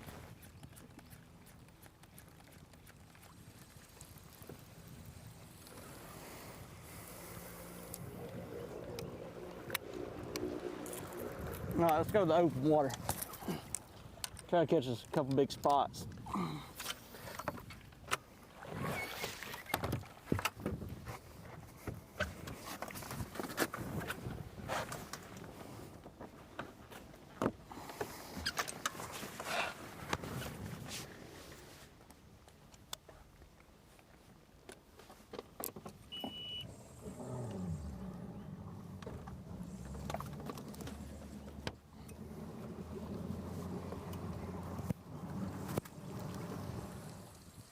We watch Drew Cook at work here. Okay. You wonder, you Moving say on. it's everything he's looking at today, he's located in practice, you would think. How much of that has he depleted during the course of the day? How much, I mean, is he going to have to go hunting at some part during the day? I think he just started doing that a little bit, to be honest with you, Tommy, but that's part of the being a sight fisherman, and Drew Cook, Drew Benton, two of the ones in the top 10 that you can almost bet we've got sight fishermen. That's, we saw Kyle Welcher doing that, you know, the third and fourth day at Pasquotank. He said, I only know where one bass is at. I got to go find them. So that's part of the process. The only thing that I'm concerned about with the sight fishermen in this event, the majority of the bass have spawned or on the last few days of the spawn. So I would be more concerned about Saturday and Sunday.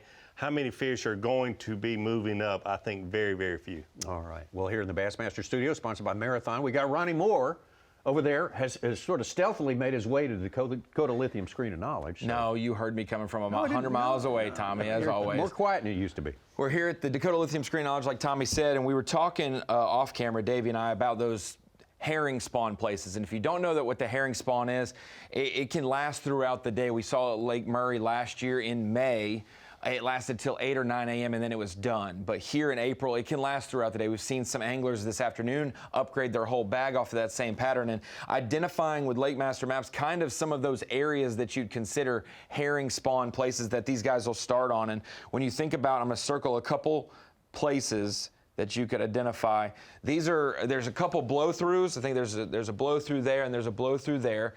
And the red marks is that 2 foot, 3 foot and less depth range. And you might think that's ultra shallow, but often that is the depth that they want. Those blueback herring come up and push up on those points, and it's a great ambush spot for these bass, and that's where they're gonna be each morning. So you think about those areas, the access to deep water, those are good highways, and especially, Davey, one big key when you're looking at your Lake Master is not just finding a good point for a herring spawn, a long extending point, but having 3 or 4 near each other, because these fish are pelagic, they will swim, and they may not be on this point today, they may be on this point tomorrow, and they might be over here on the weekend. So having a couple different areas on your mapping to go to, very key, especially for those running gunners. Will Davis has made it work this morning, running from Andersonville Island all the way down to Gum Branch, but you don't want to have to do that every day. Well, a little more than an hour's fishing time left for the first flighters there. Of course, you get down to the third, fourth flight and so forth. They're going to get to fish considerably longer during the day. We're sort of feeling our way as to what the big bite windows are during a day, and that can change, of course, from day to day. But we might have some action near the end of the day as well. At any rate, we're going to be right back here, just moments away.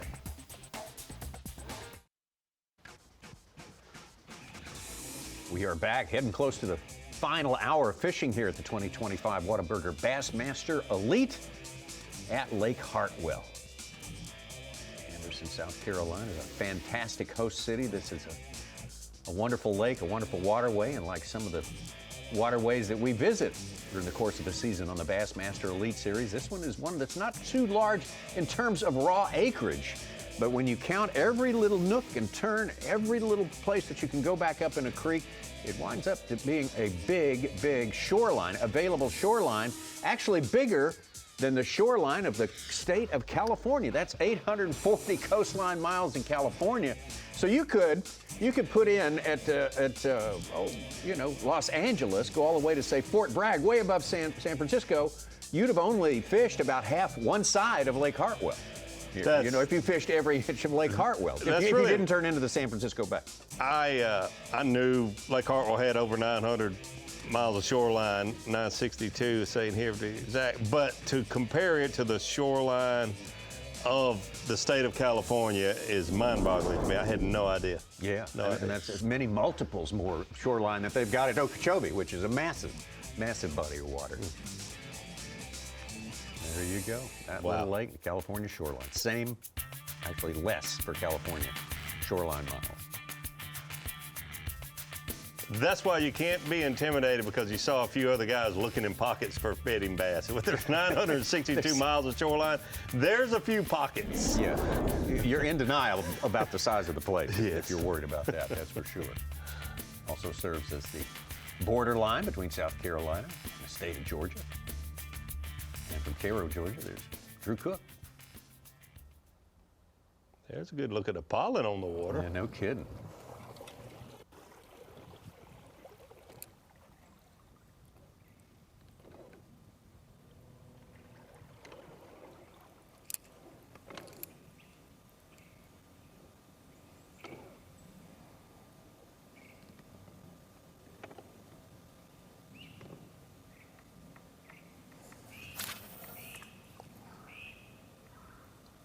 Cook was our Rookie of the Year in the year of 2019. Wow, that seems like so long ago. Sure does. He was fourth at the Hartwell tournament that year. Seems like Drew Cook's been around for a decade. Oh, yeah, it does, doesn't it?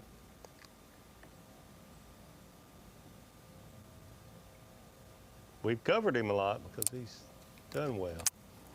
Yeah, Century Club guy, winner, Elite Series.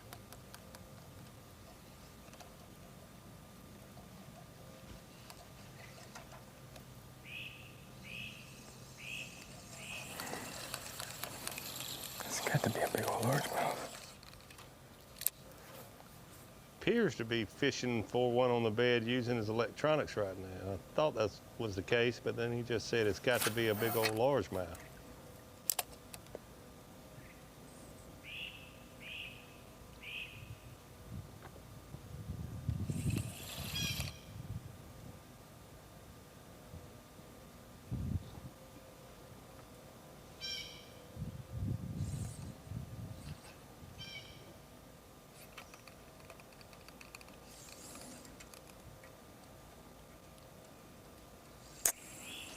No.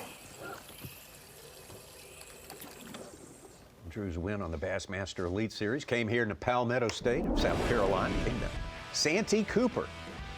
Yeah, absolutely. Drew Cook feeling right at home at Santee Cooper. You see the shallow water, lily pads right up his alley, and went against the grain at the time. Very few tournaments had been won, big national type tournaments in the area. The Potato Creek area, Waibu Creek, mainly Potato Creek, the northeast corner of Lake Marion. Drew Cook was able to start it off with a bang, 31 pounds, 13 ounces on day one at Santee Cooper Lakes, and then had mid-20s for the rest of the event. Was able to cap it off, and a lot of big fish caught that way, but Drew Cook held them off, doing it his way, sight fishing, shallow water.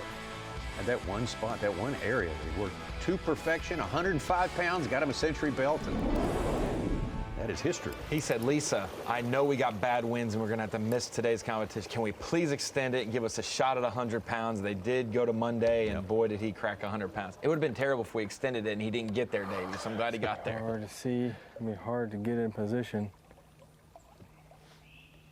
What would you have asked for your day back? I mean, that's a comp day and a half, Tommy. Oh, okay, I hear you.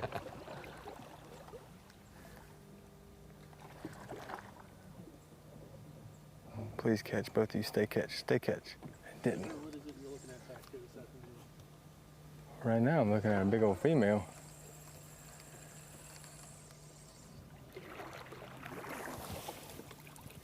I'm just trying to get in these main island, lake, little pockets. For the lack of pressure, and look for some of these spawners. There's a lot of fish. One of the first pockets I went to this morning, there was new fish on bed in it. So Like, I'm not worried if I look through here in practice and didn't see anything. We're just looking, but I found one I think is a nice one. They're kind of rolling, but we're gonna see what we can do. Hopefully we can get this one to bite. It's kind of hard to see. But hopefully we can get it to bite. And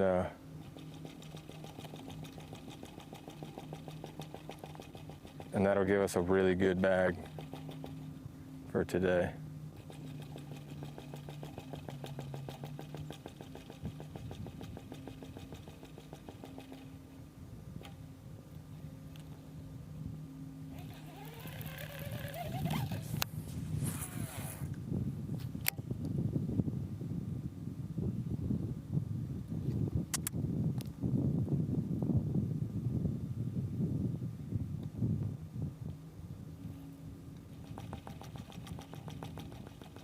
Kind of rolling though.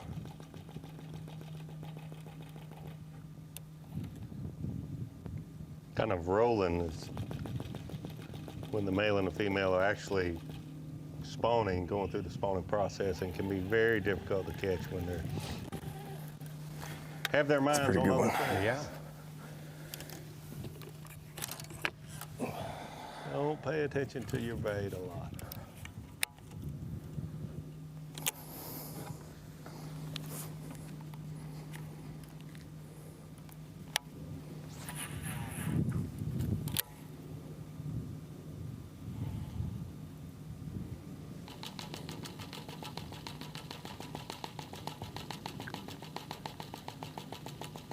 Oh, that wind needs to stop.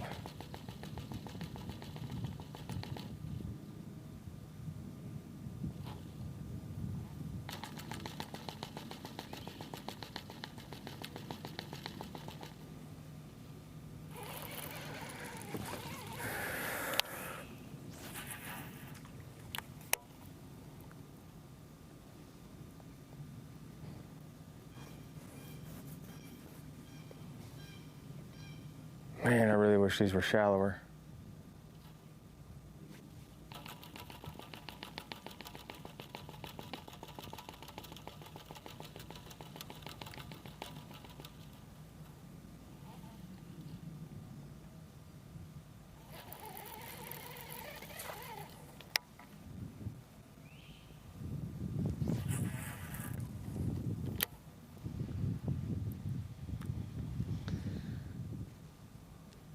Come on, wind.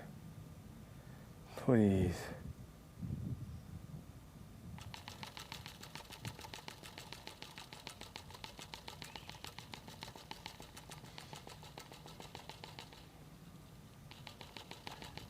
Hopefully he catches one of these. He said he'd have a real good bag.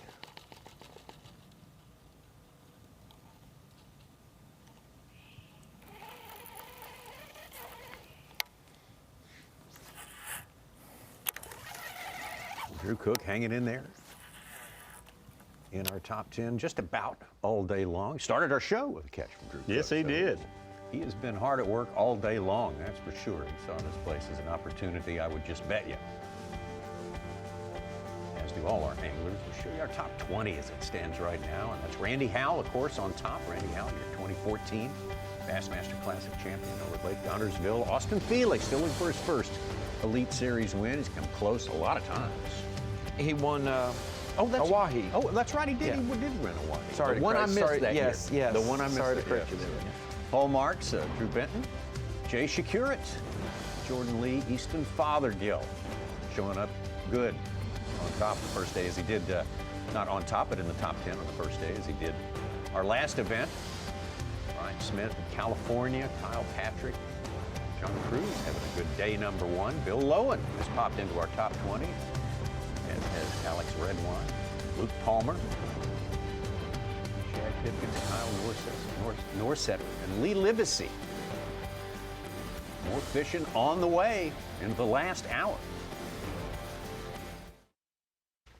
The Whataburger Bassmaster Elite at Lake Hartwell, sponsored by Toyota. by Nitro Boats, by Dakota Lithium, and by Humminbird. Into the final hour of fishing for our first flighters here. They got a report at 3 p.m. This is your first notice that weigh-in takes place at 3 p.m. Eastern Time right here on Bassmaster.com.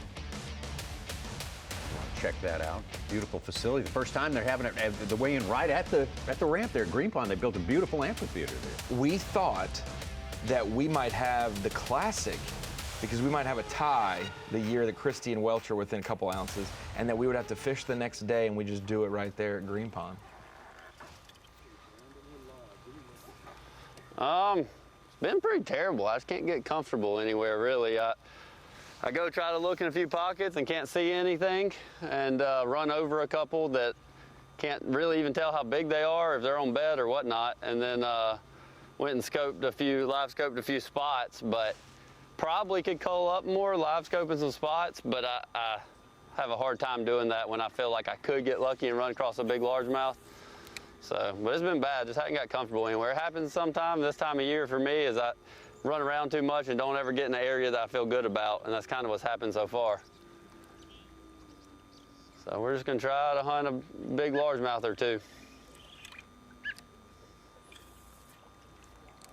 What he said was something we talked about earlier. Certainly ways you can put your head down and go catch 13 or 14 pounds, but it's hard to, knowing what could happen. Big debut, win-wise, his first year of the Bassmaster Elite Series 2019 right here at Lake Hartwell. Yeah, absolutely. Brandon Cobb just saying that he hasn't felt comfortable so far today. Well, I was on the water for this particular event, and he felt comfortable every single day. I was around him some every day, and Brandon Cobb, you could tell, a lot of experience here. He spent a lot of his college days, maybe when he should have been studying a little more when he was going to Clemson University. Maybe not, though. I think he did just fine. But a lot of experience here on this lake for Brandon Cobb. It's unfortunately that he hasn't felt comfortable today yet, but we've got a lot more fishing ahead of us. If he can stay in the hunt with a 13, 14-pound stringer today, certainly will have his chances next 3 days. Got Emil Wagner hooked up live. Come on, baby.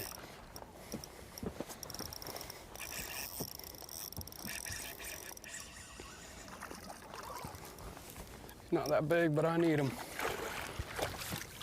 Ooh. Oh, oh, it's a good one.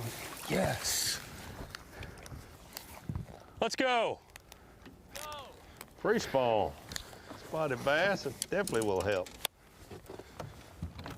Oh, it's been a freaking terrible day, but we're doing something.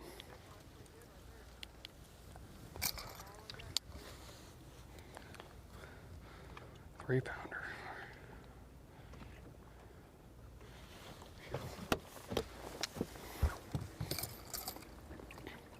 I think he was wrong twice there, Tommy. He said it wasn't a big one, and then he's like, oh, actually, it's a pretty good one. Yeah. He turned the tables on us there a little bit. Had a good day overall. He said it was a terrible day. I would kind of disagree with that. I would disagree. He's caught a lot of fish. It just shows that he is playing it safe. That's a good one.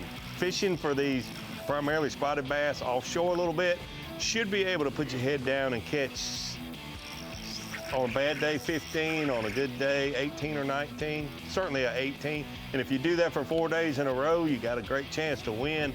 It really looked like he's, had a great plan and played it safe, and he might. He certainly, it might work out for him, but he just hasn't come across those 4-pound spotted bass like you would expect.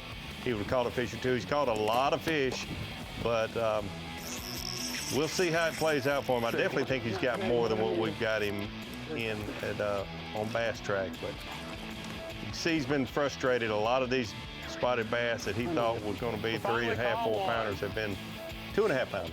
When you have no expectations, Tommy, you're pleasantly surprised. When you have high expectations, anything other than those is a disappointment. Sure. And that's what it seems like for Cobb and for Emil.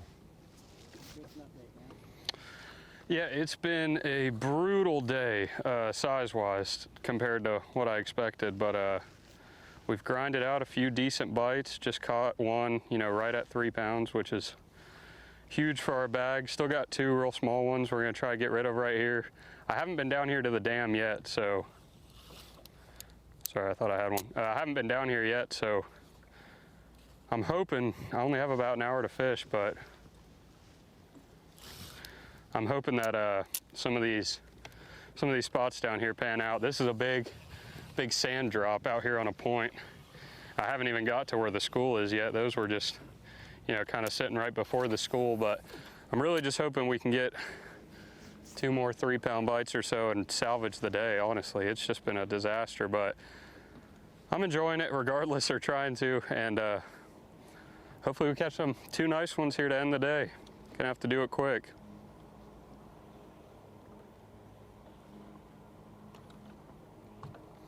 But we are coming up on this spot. I'm hoping it pays off.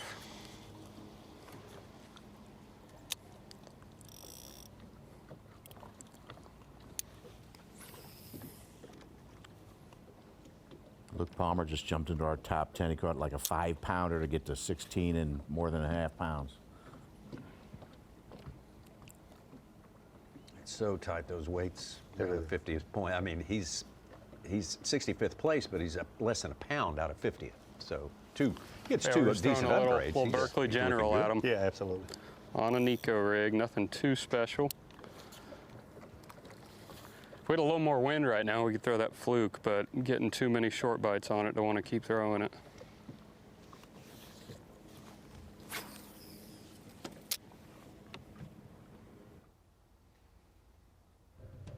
Check in on Kyle Welcher.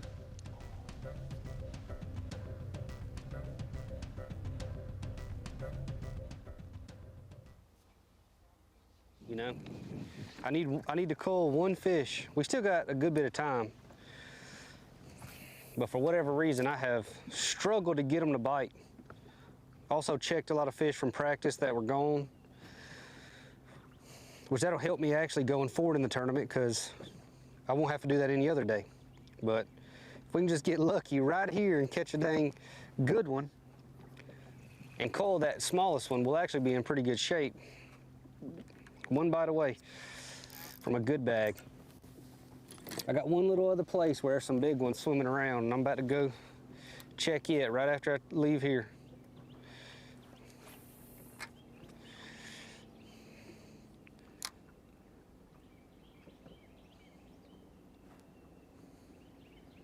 See those fish sitting right on the break. 40 feet, 45 feet away. And there's a couple good ones. One chases bait out there.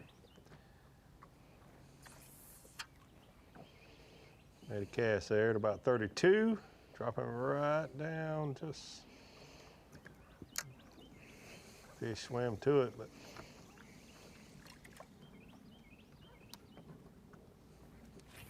didn't bite it. Bait just hit it 50 feet.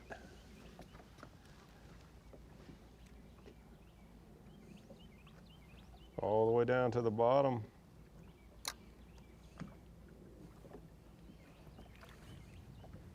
Uh-oh. Some of the deeper fish we've seen so far today, about 15, 16 feet deep.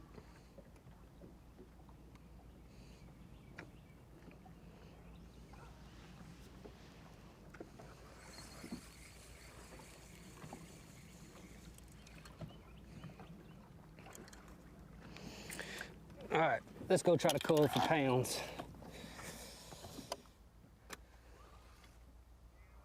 Kyle talking about being 1 fish away from a good bag. After all but 1 day of the last tournament we had up in North Carolina, after he caught his first 2 fish of the day, he was 1 fish away from a good bag.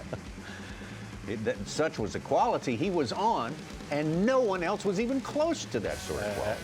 Absolutely amazing. And to do it so close to take off, not you know, because some people say, were they released fish? No, those fish hadn't been released.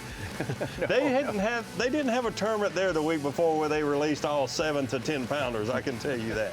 No reports of that. He was just a few miles away, a mile or two away from takeoff. So everyone in the tournament was close to the area. A lot of them fished that area. 118 pounds, the 13th largest 4-day winning total in elite history. We're going to take us a break right now. After the break, we come back to check in on this man, Drew Cook, who's on another one. Been pretty entertaining to stay with him today. We'll be right back on him when we return. Whataburger Bassmaster Elite continues on through day number 1 here. Full field of 102 fishing today. They'll go to the weigh-in at 3 o'clock. Start that with the first flight. Other flights will fish a little longer into the day. There's the way it stands right now, totally unofficial. Austin Felix trailing by a few ounces behind Randy Howe, spots 1 and 2. He just won, by the way, when everyone's, that's my fault. Yeah, let's hit the Marathon Peak Performance, and that is going to be one Randy Howe, former Classic champ. Randy Howe, Marathon Peak Performance. Well, I guess you are our peak performer of the day. First fish right out of the gate, a 6'6", which is a big old bass at Lake Hartwell, no doubt about it. 7:21 a.m. Some guys were probably just taking off or hadn't quite taken off yet at 7:21. Randy Howe had a 6'6". What a way to start your day. Then that 4.6 at 10:43. Total weight unofficially, Marathon Peak Performance. Randy Howe, 19 pounds, 2 ounces. A lot of experience on lakes like this. There's that 6'6" right there, the Phoenix Boats big bass of the tournament. I'm thinking that's it. Doesn't look like first thing in the morning, but that looks every bit of 6'6". Absolutely. About a 4-something later on. That's probably it right there. Wow. What a start. Look at the tail. Beautiful bass. And those aren't spotted bass. Those are largemouth. Elmos. Randy from neighboring North Carolina originally. Davey, will we have a 20-pound bag, and how many will we have? Great question. Such said we don't see many 20-pound bags here, but we haven't. I'm going to say we will see 2 at weigh-in. Ronnie? I had my eyes set on 3. Should have told you the update right before you said that. Hal just caught a 3-pounders up to 19.5 on Bass Track. We've already locked it in 2 and 3. Now you got to go high. You got to go real high. Yeah. I'm going to go 1. Oh, you're going to go 1. I'm going to go 1. How about that? The last elite, there was 1. It was Drew Cook in 2019. Yep, that's 1 in 4 days. The only 20-pound bag. That was 6 years ago. The thing is, and this is great to say, especially with the pressure, the amount of tournaments that have been here on this lake is fishing better than it was 5 years ago, 6 years ago. Big old spot.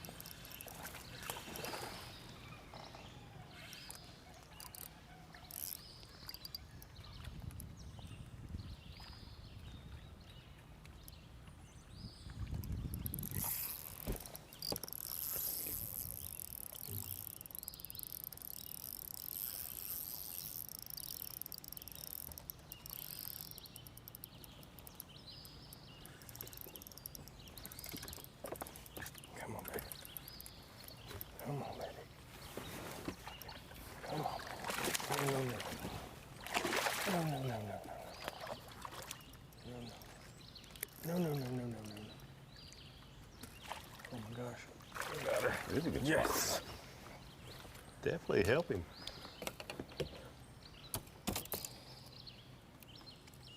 Stinger right in the snoot. It's got to be a 3-pounder, huh? A lot of these spots weigh more than you think initially, and the largemouth a little less than you think initially.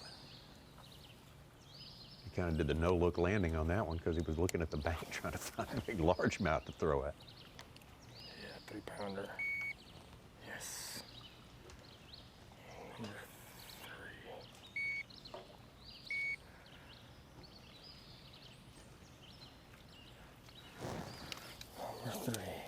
3-pounder.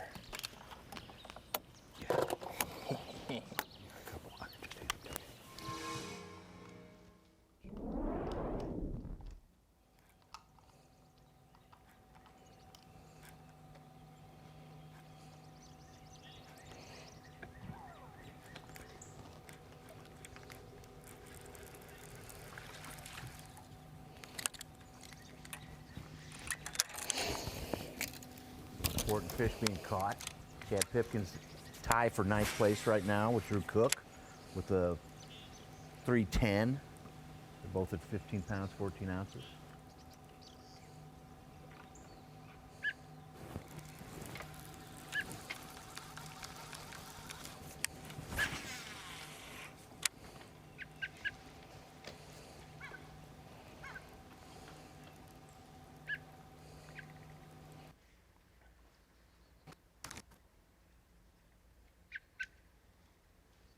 Heard Kyle tell us he just needs one more good bite. So Consider those- himself to be in good shape. Yep, those are not redfish that we're seeing up in the shallow. Those are gar. Okay, not redfish. I think there must be a bass or two up there also, because Kyle Welcher would not be fishing for them if they were all gar. Right.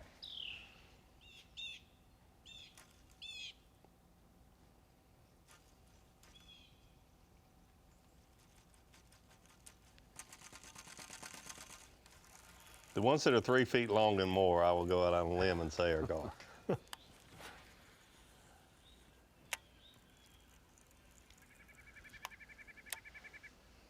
Dude, that's a cast.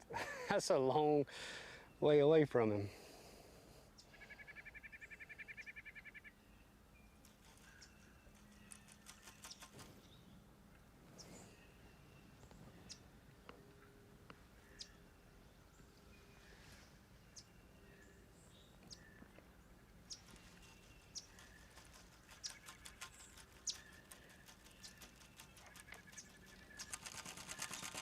Clear, shallow water. Real important to stay as far away from these bedding fish as you can so they don't see you, see the boat.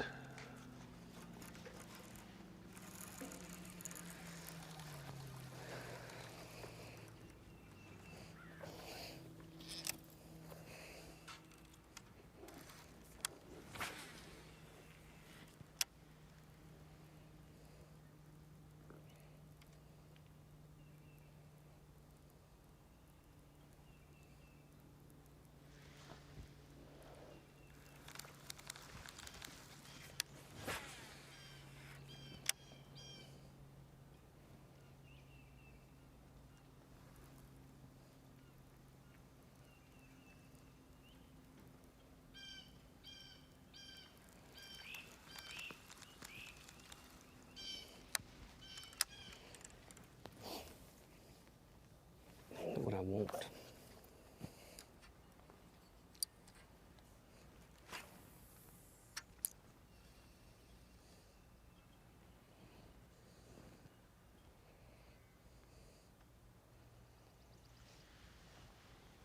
See Kyle switching up these baits every other cast, and he was so dialed in and so confident, and rightfully so, in that Bronco bug at Pasquotank. He was like 1 rod, 20-pound test, 1/4 ounce sinker, and it's so different than what we normally see. And you see the same angler 2 weeks later, switching up, different line size, different baits, different, you know, it was incredible how dialed in he was. Yeah, he had no reason to go for anything else.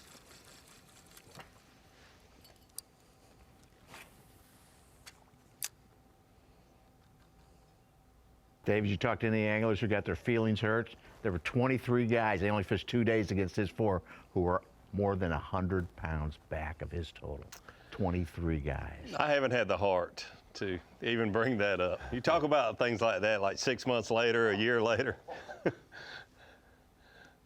Gotta let that wound heal a little while before you put salt in it, Such. Yeah. Hey, I'd be the same way. But it's also, I guarantee you a lot of them will just say, shake his hand, Oh, yeah, his congratulate him. feet, You know, yeah. that was an incredible performance.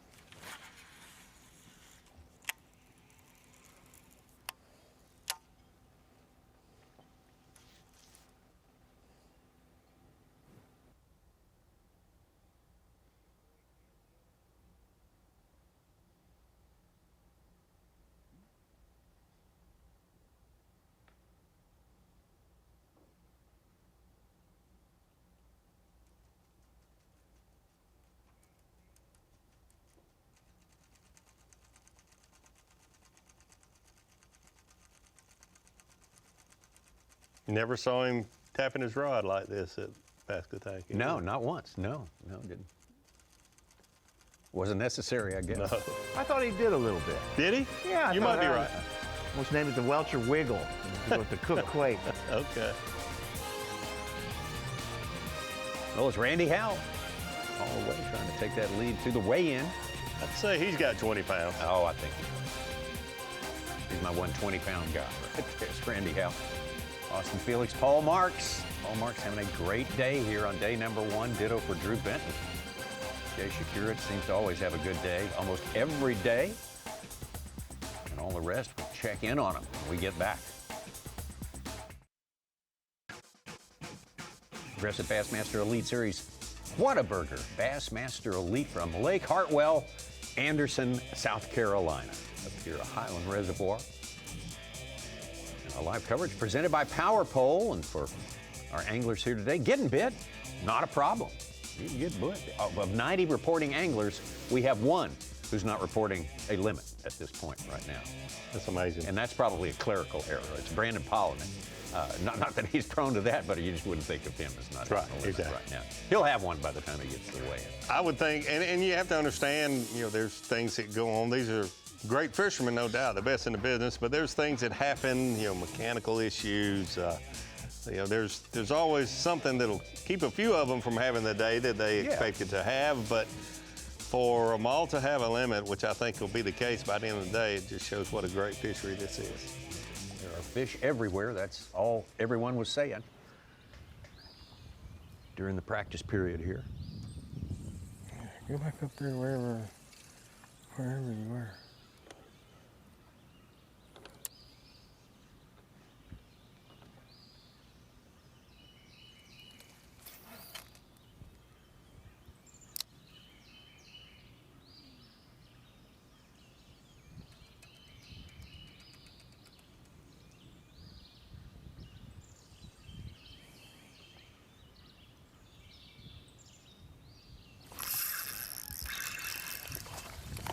Another big old spot.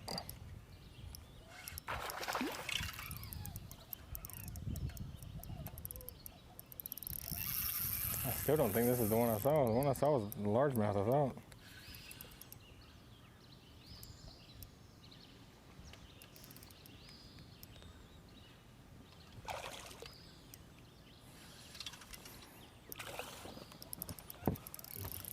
Oh, come on.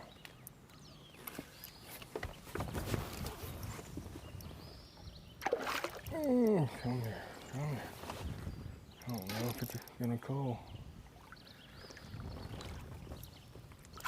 Nope, it ain't gonna call.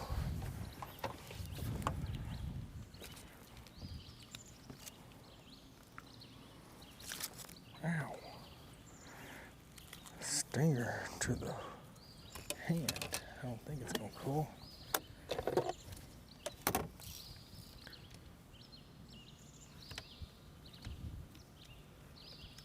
Don't know if that's going to help. I'd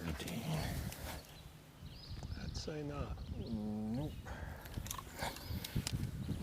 It's a nice one though. Like I said though, still don't think that was the one I saw. Could have been, I don't know, but I thought that the one I saw was a largemouth. Solid 2.5, 2 3/4. Looking spot. Fun to catch.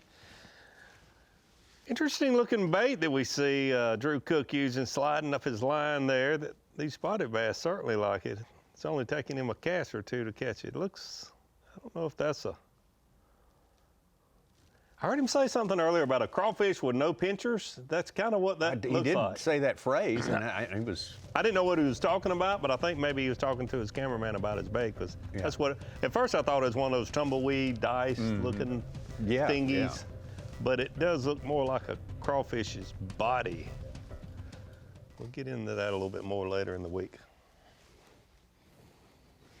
Kyle Welcher currently residing in the 40s right now.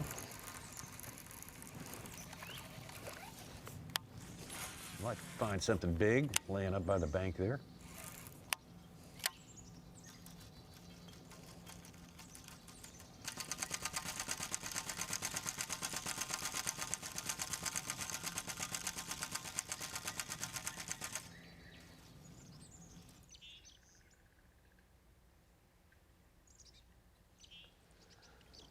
Pretty good fisherman we got there in a 4-box.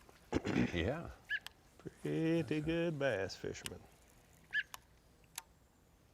Gosh, I thought you were about to get it.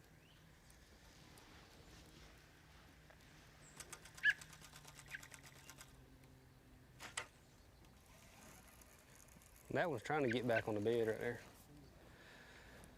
He ain't as big as this one.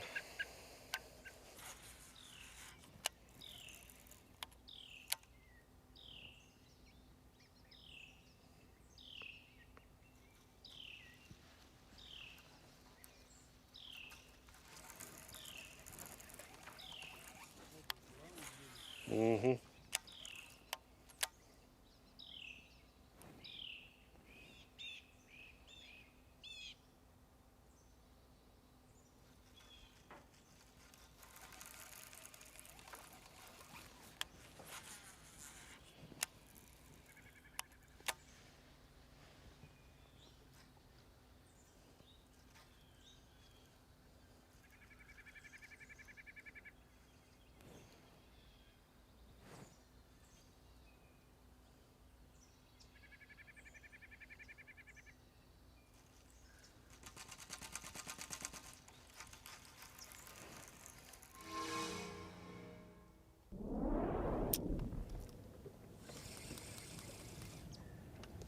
Neil down by the dam now.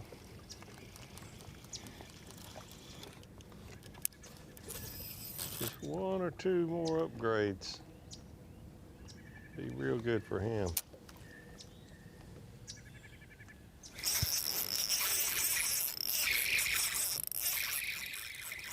Right.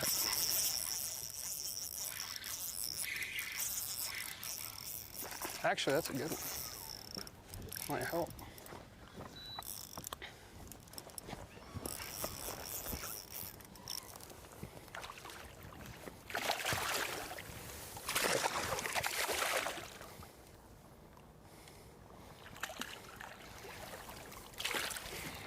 Might help.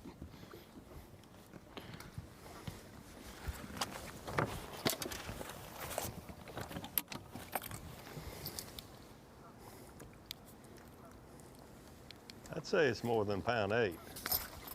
Yeah, I would think so. Oh yeah, big help. 2.5? Like 2 pounds, 10 ounces. Good eye there, Tommy. You've seen a few of them, haven't you? We've seen a few through the years. And they're always, as in that one, a little heavier than you think they are, as you pointed out. Here, I'll give you a reason.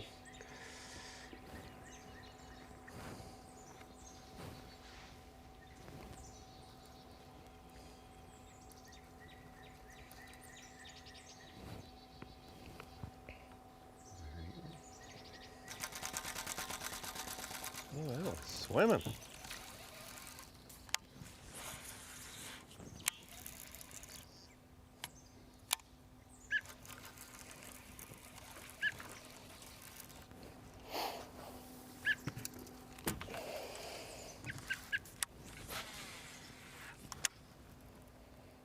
Our cameraman's got a good eye. Staying right on that one. Yeah. These upland reservoir fish with no place to hide as far as submerged vegetation, they have to live a different sort of life. They're kind of always on the run. Yeah. It's the blueback heron same way. And the water's high now compared to a lot of the springs. So there is it's just some a few inches above full pool right now, they said, yeah. So you drop this water level 2 feet and there's very little cover in the water. So they have to use what's available. They got that buck brush in the back of some of these creeks, or what I call buck, I don't know what it really is called. You know, but way back in buck some brush. of these creeks, you know, that's about all I think that you one's got to cool, hide but in. I don't think it could by a lot. And a boat dock, you know. Yep, and a lot of people, it took me a long time to really understand this, that why are those blueback herring up there and oftentimes, you know, just inches of water, because they have no cover to protect them from the predators, and the shallow water is actually a way for them to protect themselves from being ambushed by these bigger fish. You know, your striped bass and largemouth bass. If there's nothing in the water to hide around, then they literally use the shallowest water as a, I hate to call it cover, but protection. Yeah, gets them out of the vulnerable places where the big ones live. Yes. Back to a meal here. That might be a good one. That might be He's about the same size as the last one, but I'll get rid of that last small one.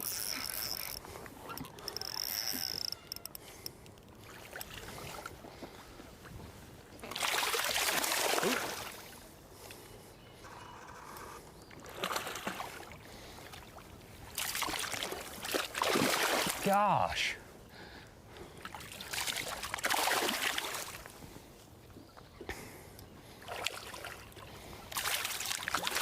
Oh my God.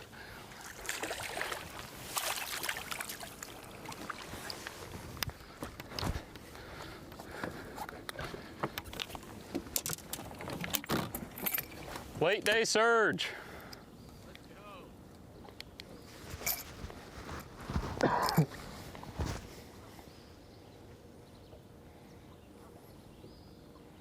So now he's getting right around that mark I was talking about. A good, safe, solid day. 2.5. Yes, sir. You got 5? He'll be getting close to the top 30. They're paying attention to it. Like I see them roll up when my worm gets in there. Good position. Back to Try to Brandon use Cobb. spot lock, see if it'll hold us right here. We'll need Brandon to do that.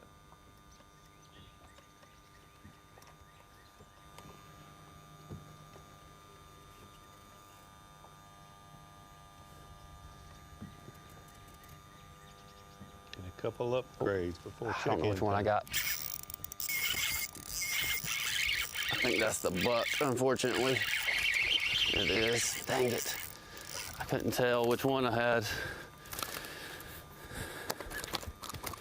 Well, we caught him, so I guess we'll just see if she goes back. I couldn't tell which one it was.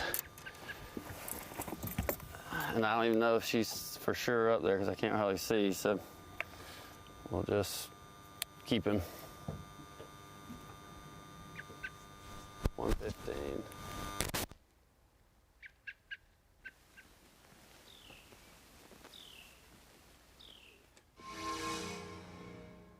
Brandon Cobb then mixing it up. Now fishing for a pair. He spotted on the bed and said this is the male. Hopefully the female will set up and he can have a chance to catch it. Looks like she's there. Acted like he saw something. Yeah, she's still there. I might even catch her.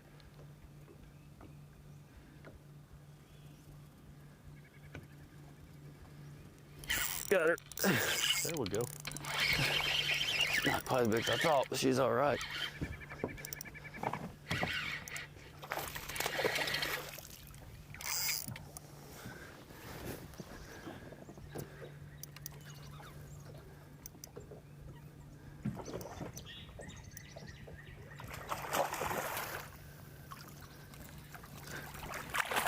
What?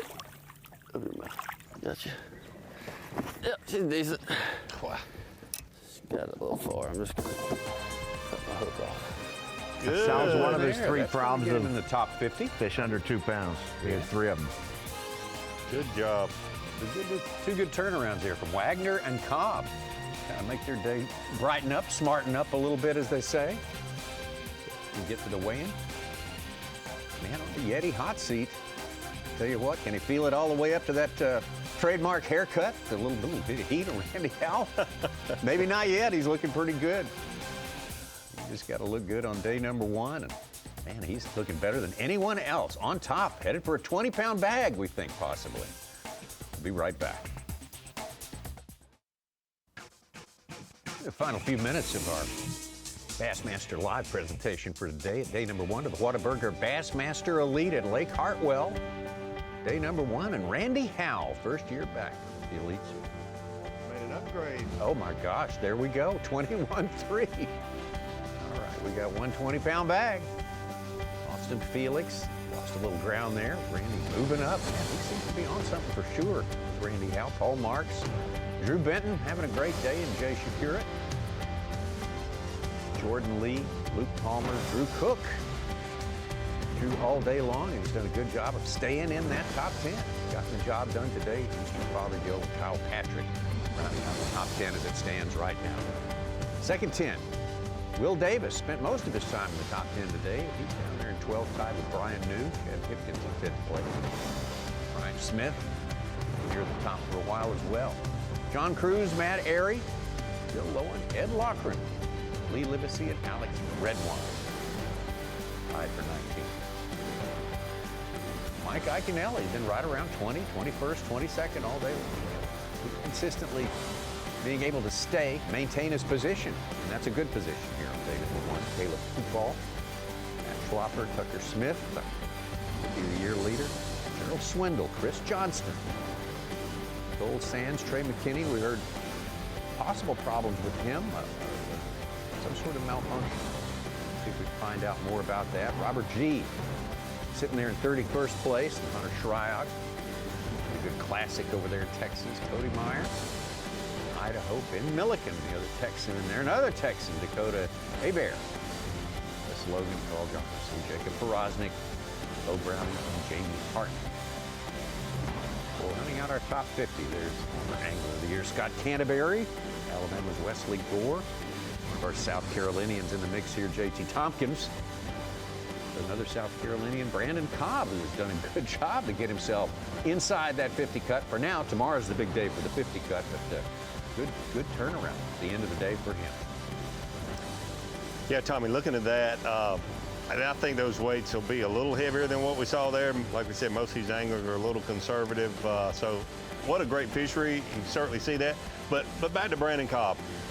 It may not look like he did a lot there, but he, in my opinion, just put himself back in contention, and this might sound crazy to some people, to have a chance to win this tournament, certainly to have a chance to top 10 this tournament. Yeah. Because I truly think where he was 15 or 20 minutes ago, he would have been out of it. And it not anything personal with him. We talked about those numbers early, mid-morning or so today.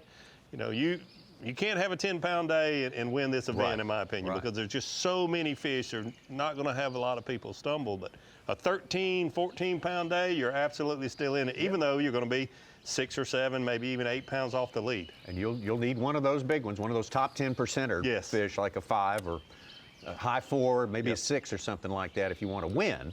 But that's doable. Yeah, prime example, Randy Howell unofficially is our leader. Looks like he is. Whether his weight's a little off, he's the only one with a 6+ pounder. Yeah. Yes, no surprise. Those are game changers. You can't just catch that in a bunch of 2-pounders and do great in this tournament. Catch a solid 4 fish. And for here right now, this lake, when I say solid 4 fish, those are 3.5 pounders, and then catch a big one. Yeah. And then you're right where you need to be. About an hour ago, Jeff Gustafson was right at our cut line at 11.25 pounds. He's now 68th place. It's up to like 12.25. Well, that's an interesting story. He needs to get into that classic cut because we are going to the place on the Tennessee River where he owns it, or has owned it the last 2 visits there. That would be so tough to miss that. It's always tough as an elite angler to miss the Bassmaster Classic, but reality is if you fish very long, you are going to miss one or two or a lot more. But gosh, going there where you won the last two times you've been there would be so domino, Fort Loudon and Tellico.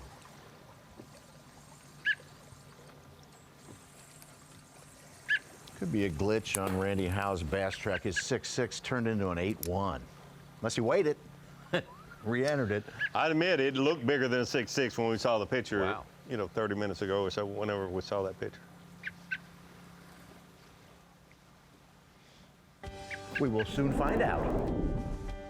Well, we have not been short on fish catches today, that is for sure. As far as I can tell right now, all of our anglers have the ones that we have measurements on so far. Some are off the bass track. They've all got a 5-fish limit. That's a rare and wonderful thing. You always love that. Yeah, as an angler, you want to catch lots of fish, but really and truly, the same amount of money is given for first place, the same amount of points is given for first place, whether you catch a lot of fish or not. But truly, if you're an angler, you love to catch bass, and that is what is happening here this week at Lake Hartwell. They are catching a lot of bass. We'll still have someone finish 100th place, but they will have had some fun while they finish 100th place, if you can understand that. But it's really 20 fish. That's right. Absolutely. And that's 20 keepers is a good thing no matter where you are. Yes. Drew Cook, the best of our performers on camera today, doing what he does best, getting to fish the way he likes to fish. You always like to see an angler in that position. Weigh-in starts here, just about a minute away. At least the event starts, check-in starts at 3 p.m. Eastern Time. Have the weigh-in covered for you on Bassmaster.com. We'll see you again with Bassmaster Live tomorrow. Our coverage starts at 8 a.m. Eastern Time, 7 full hours of coverage for you. Can't wait to see you then. See you next at the weigh-in.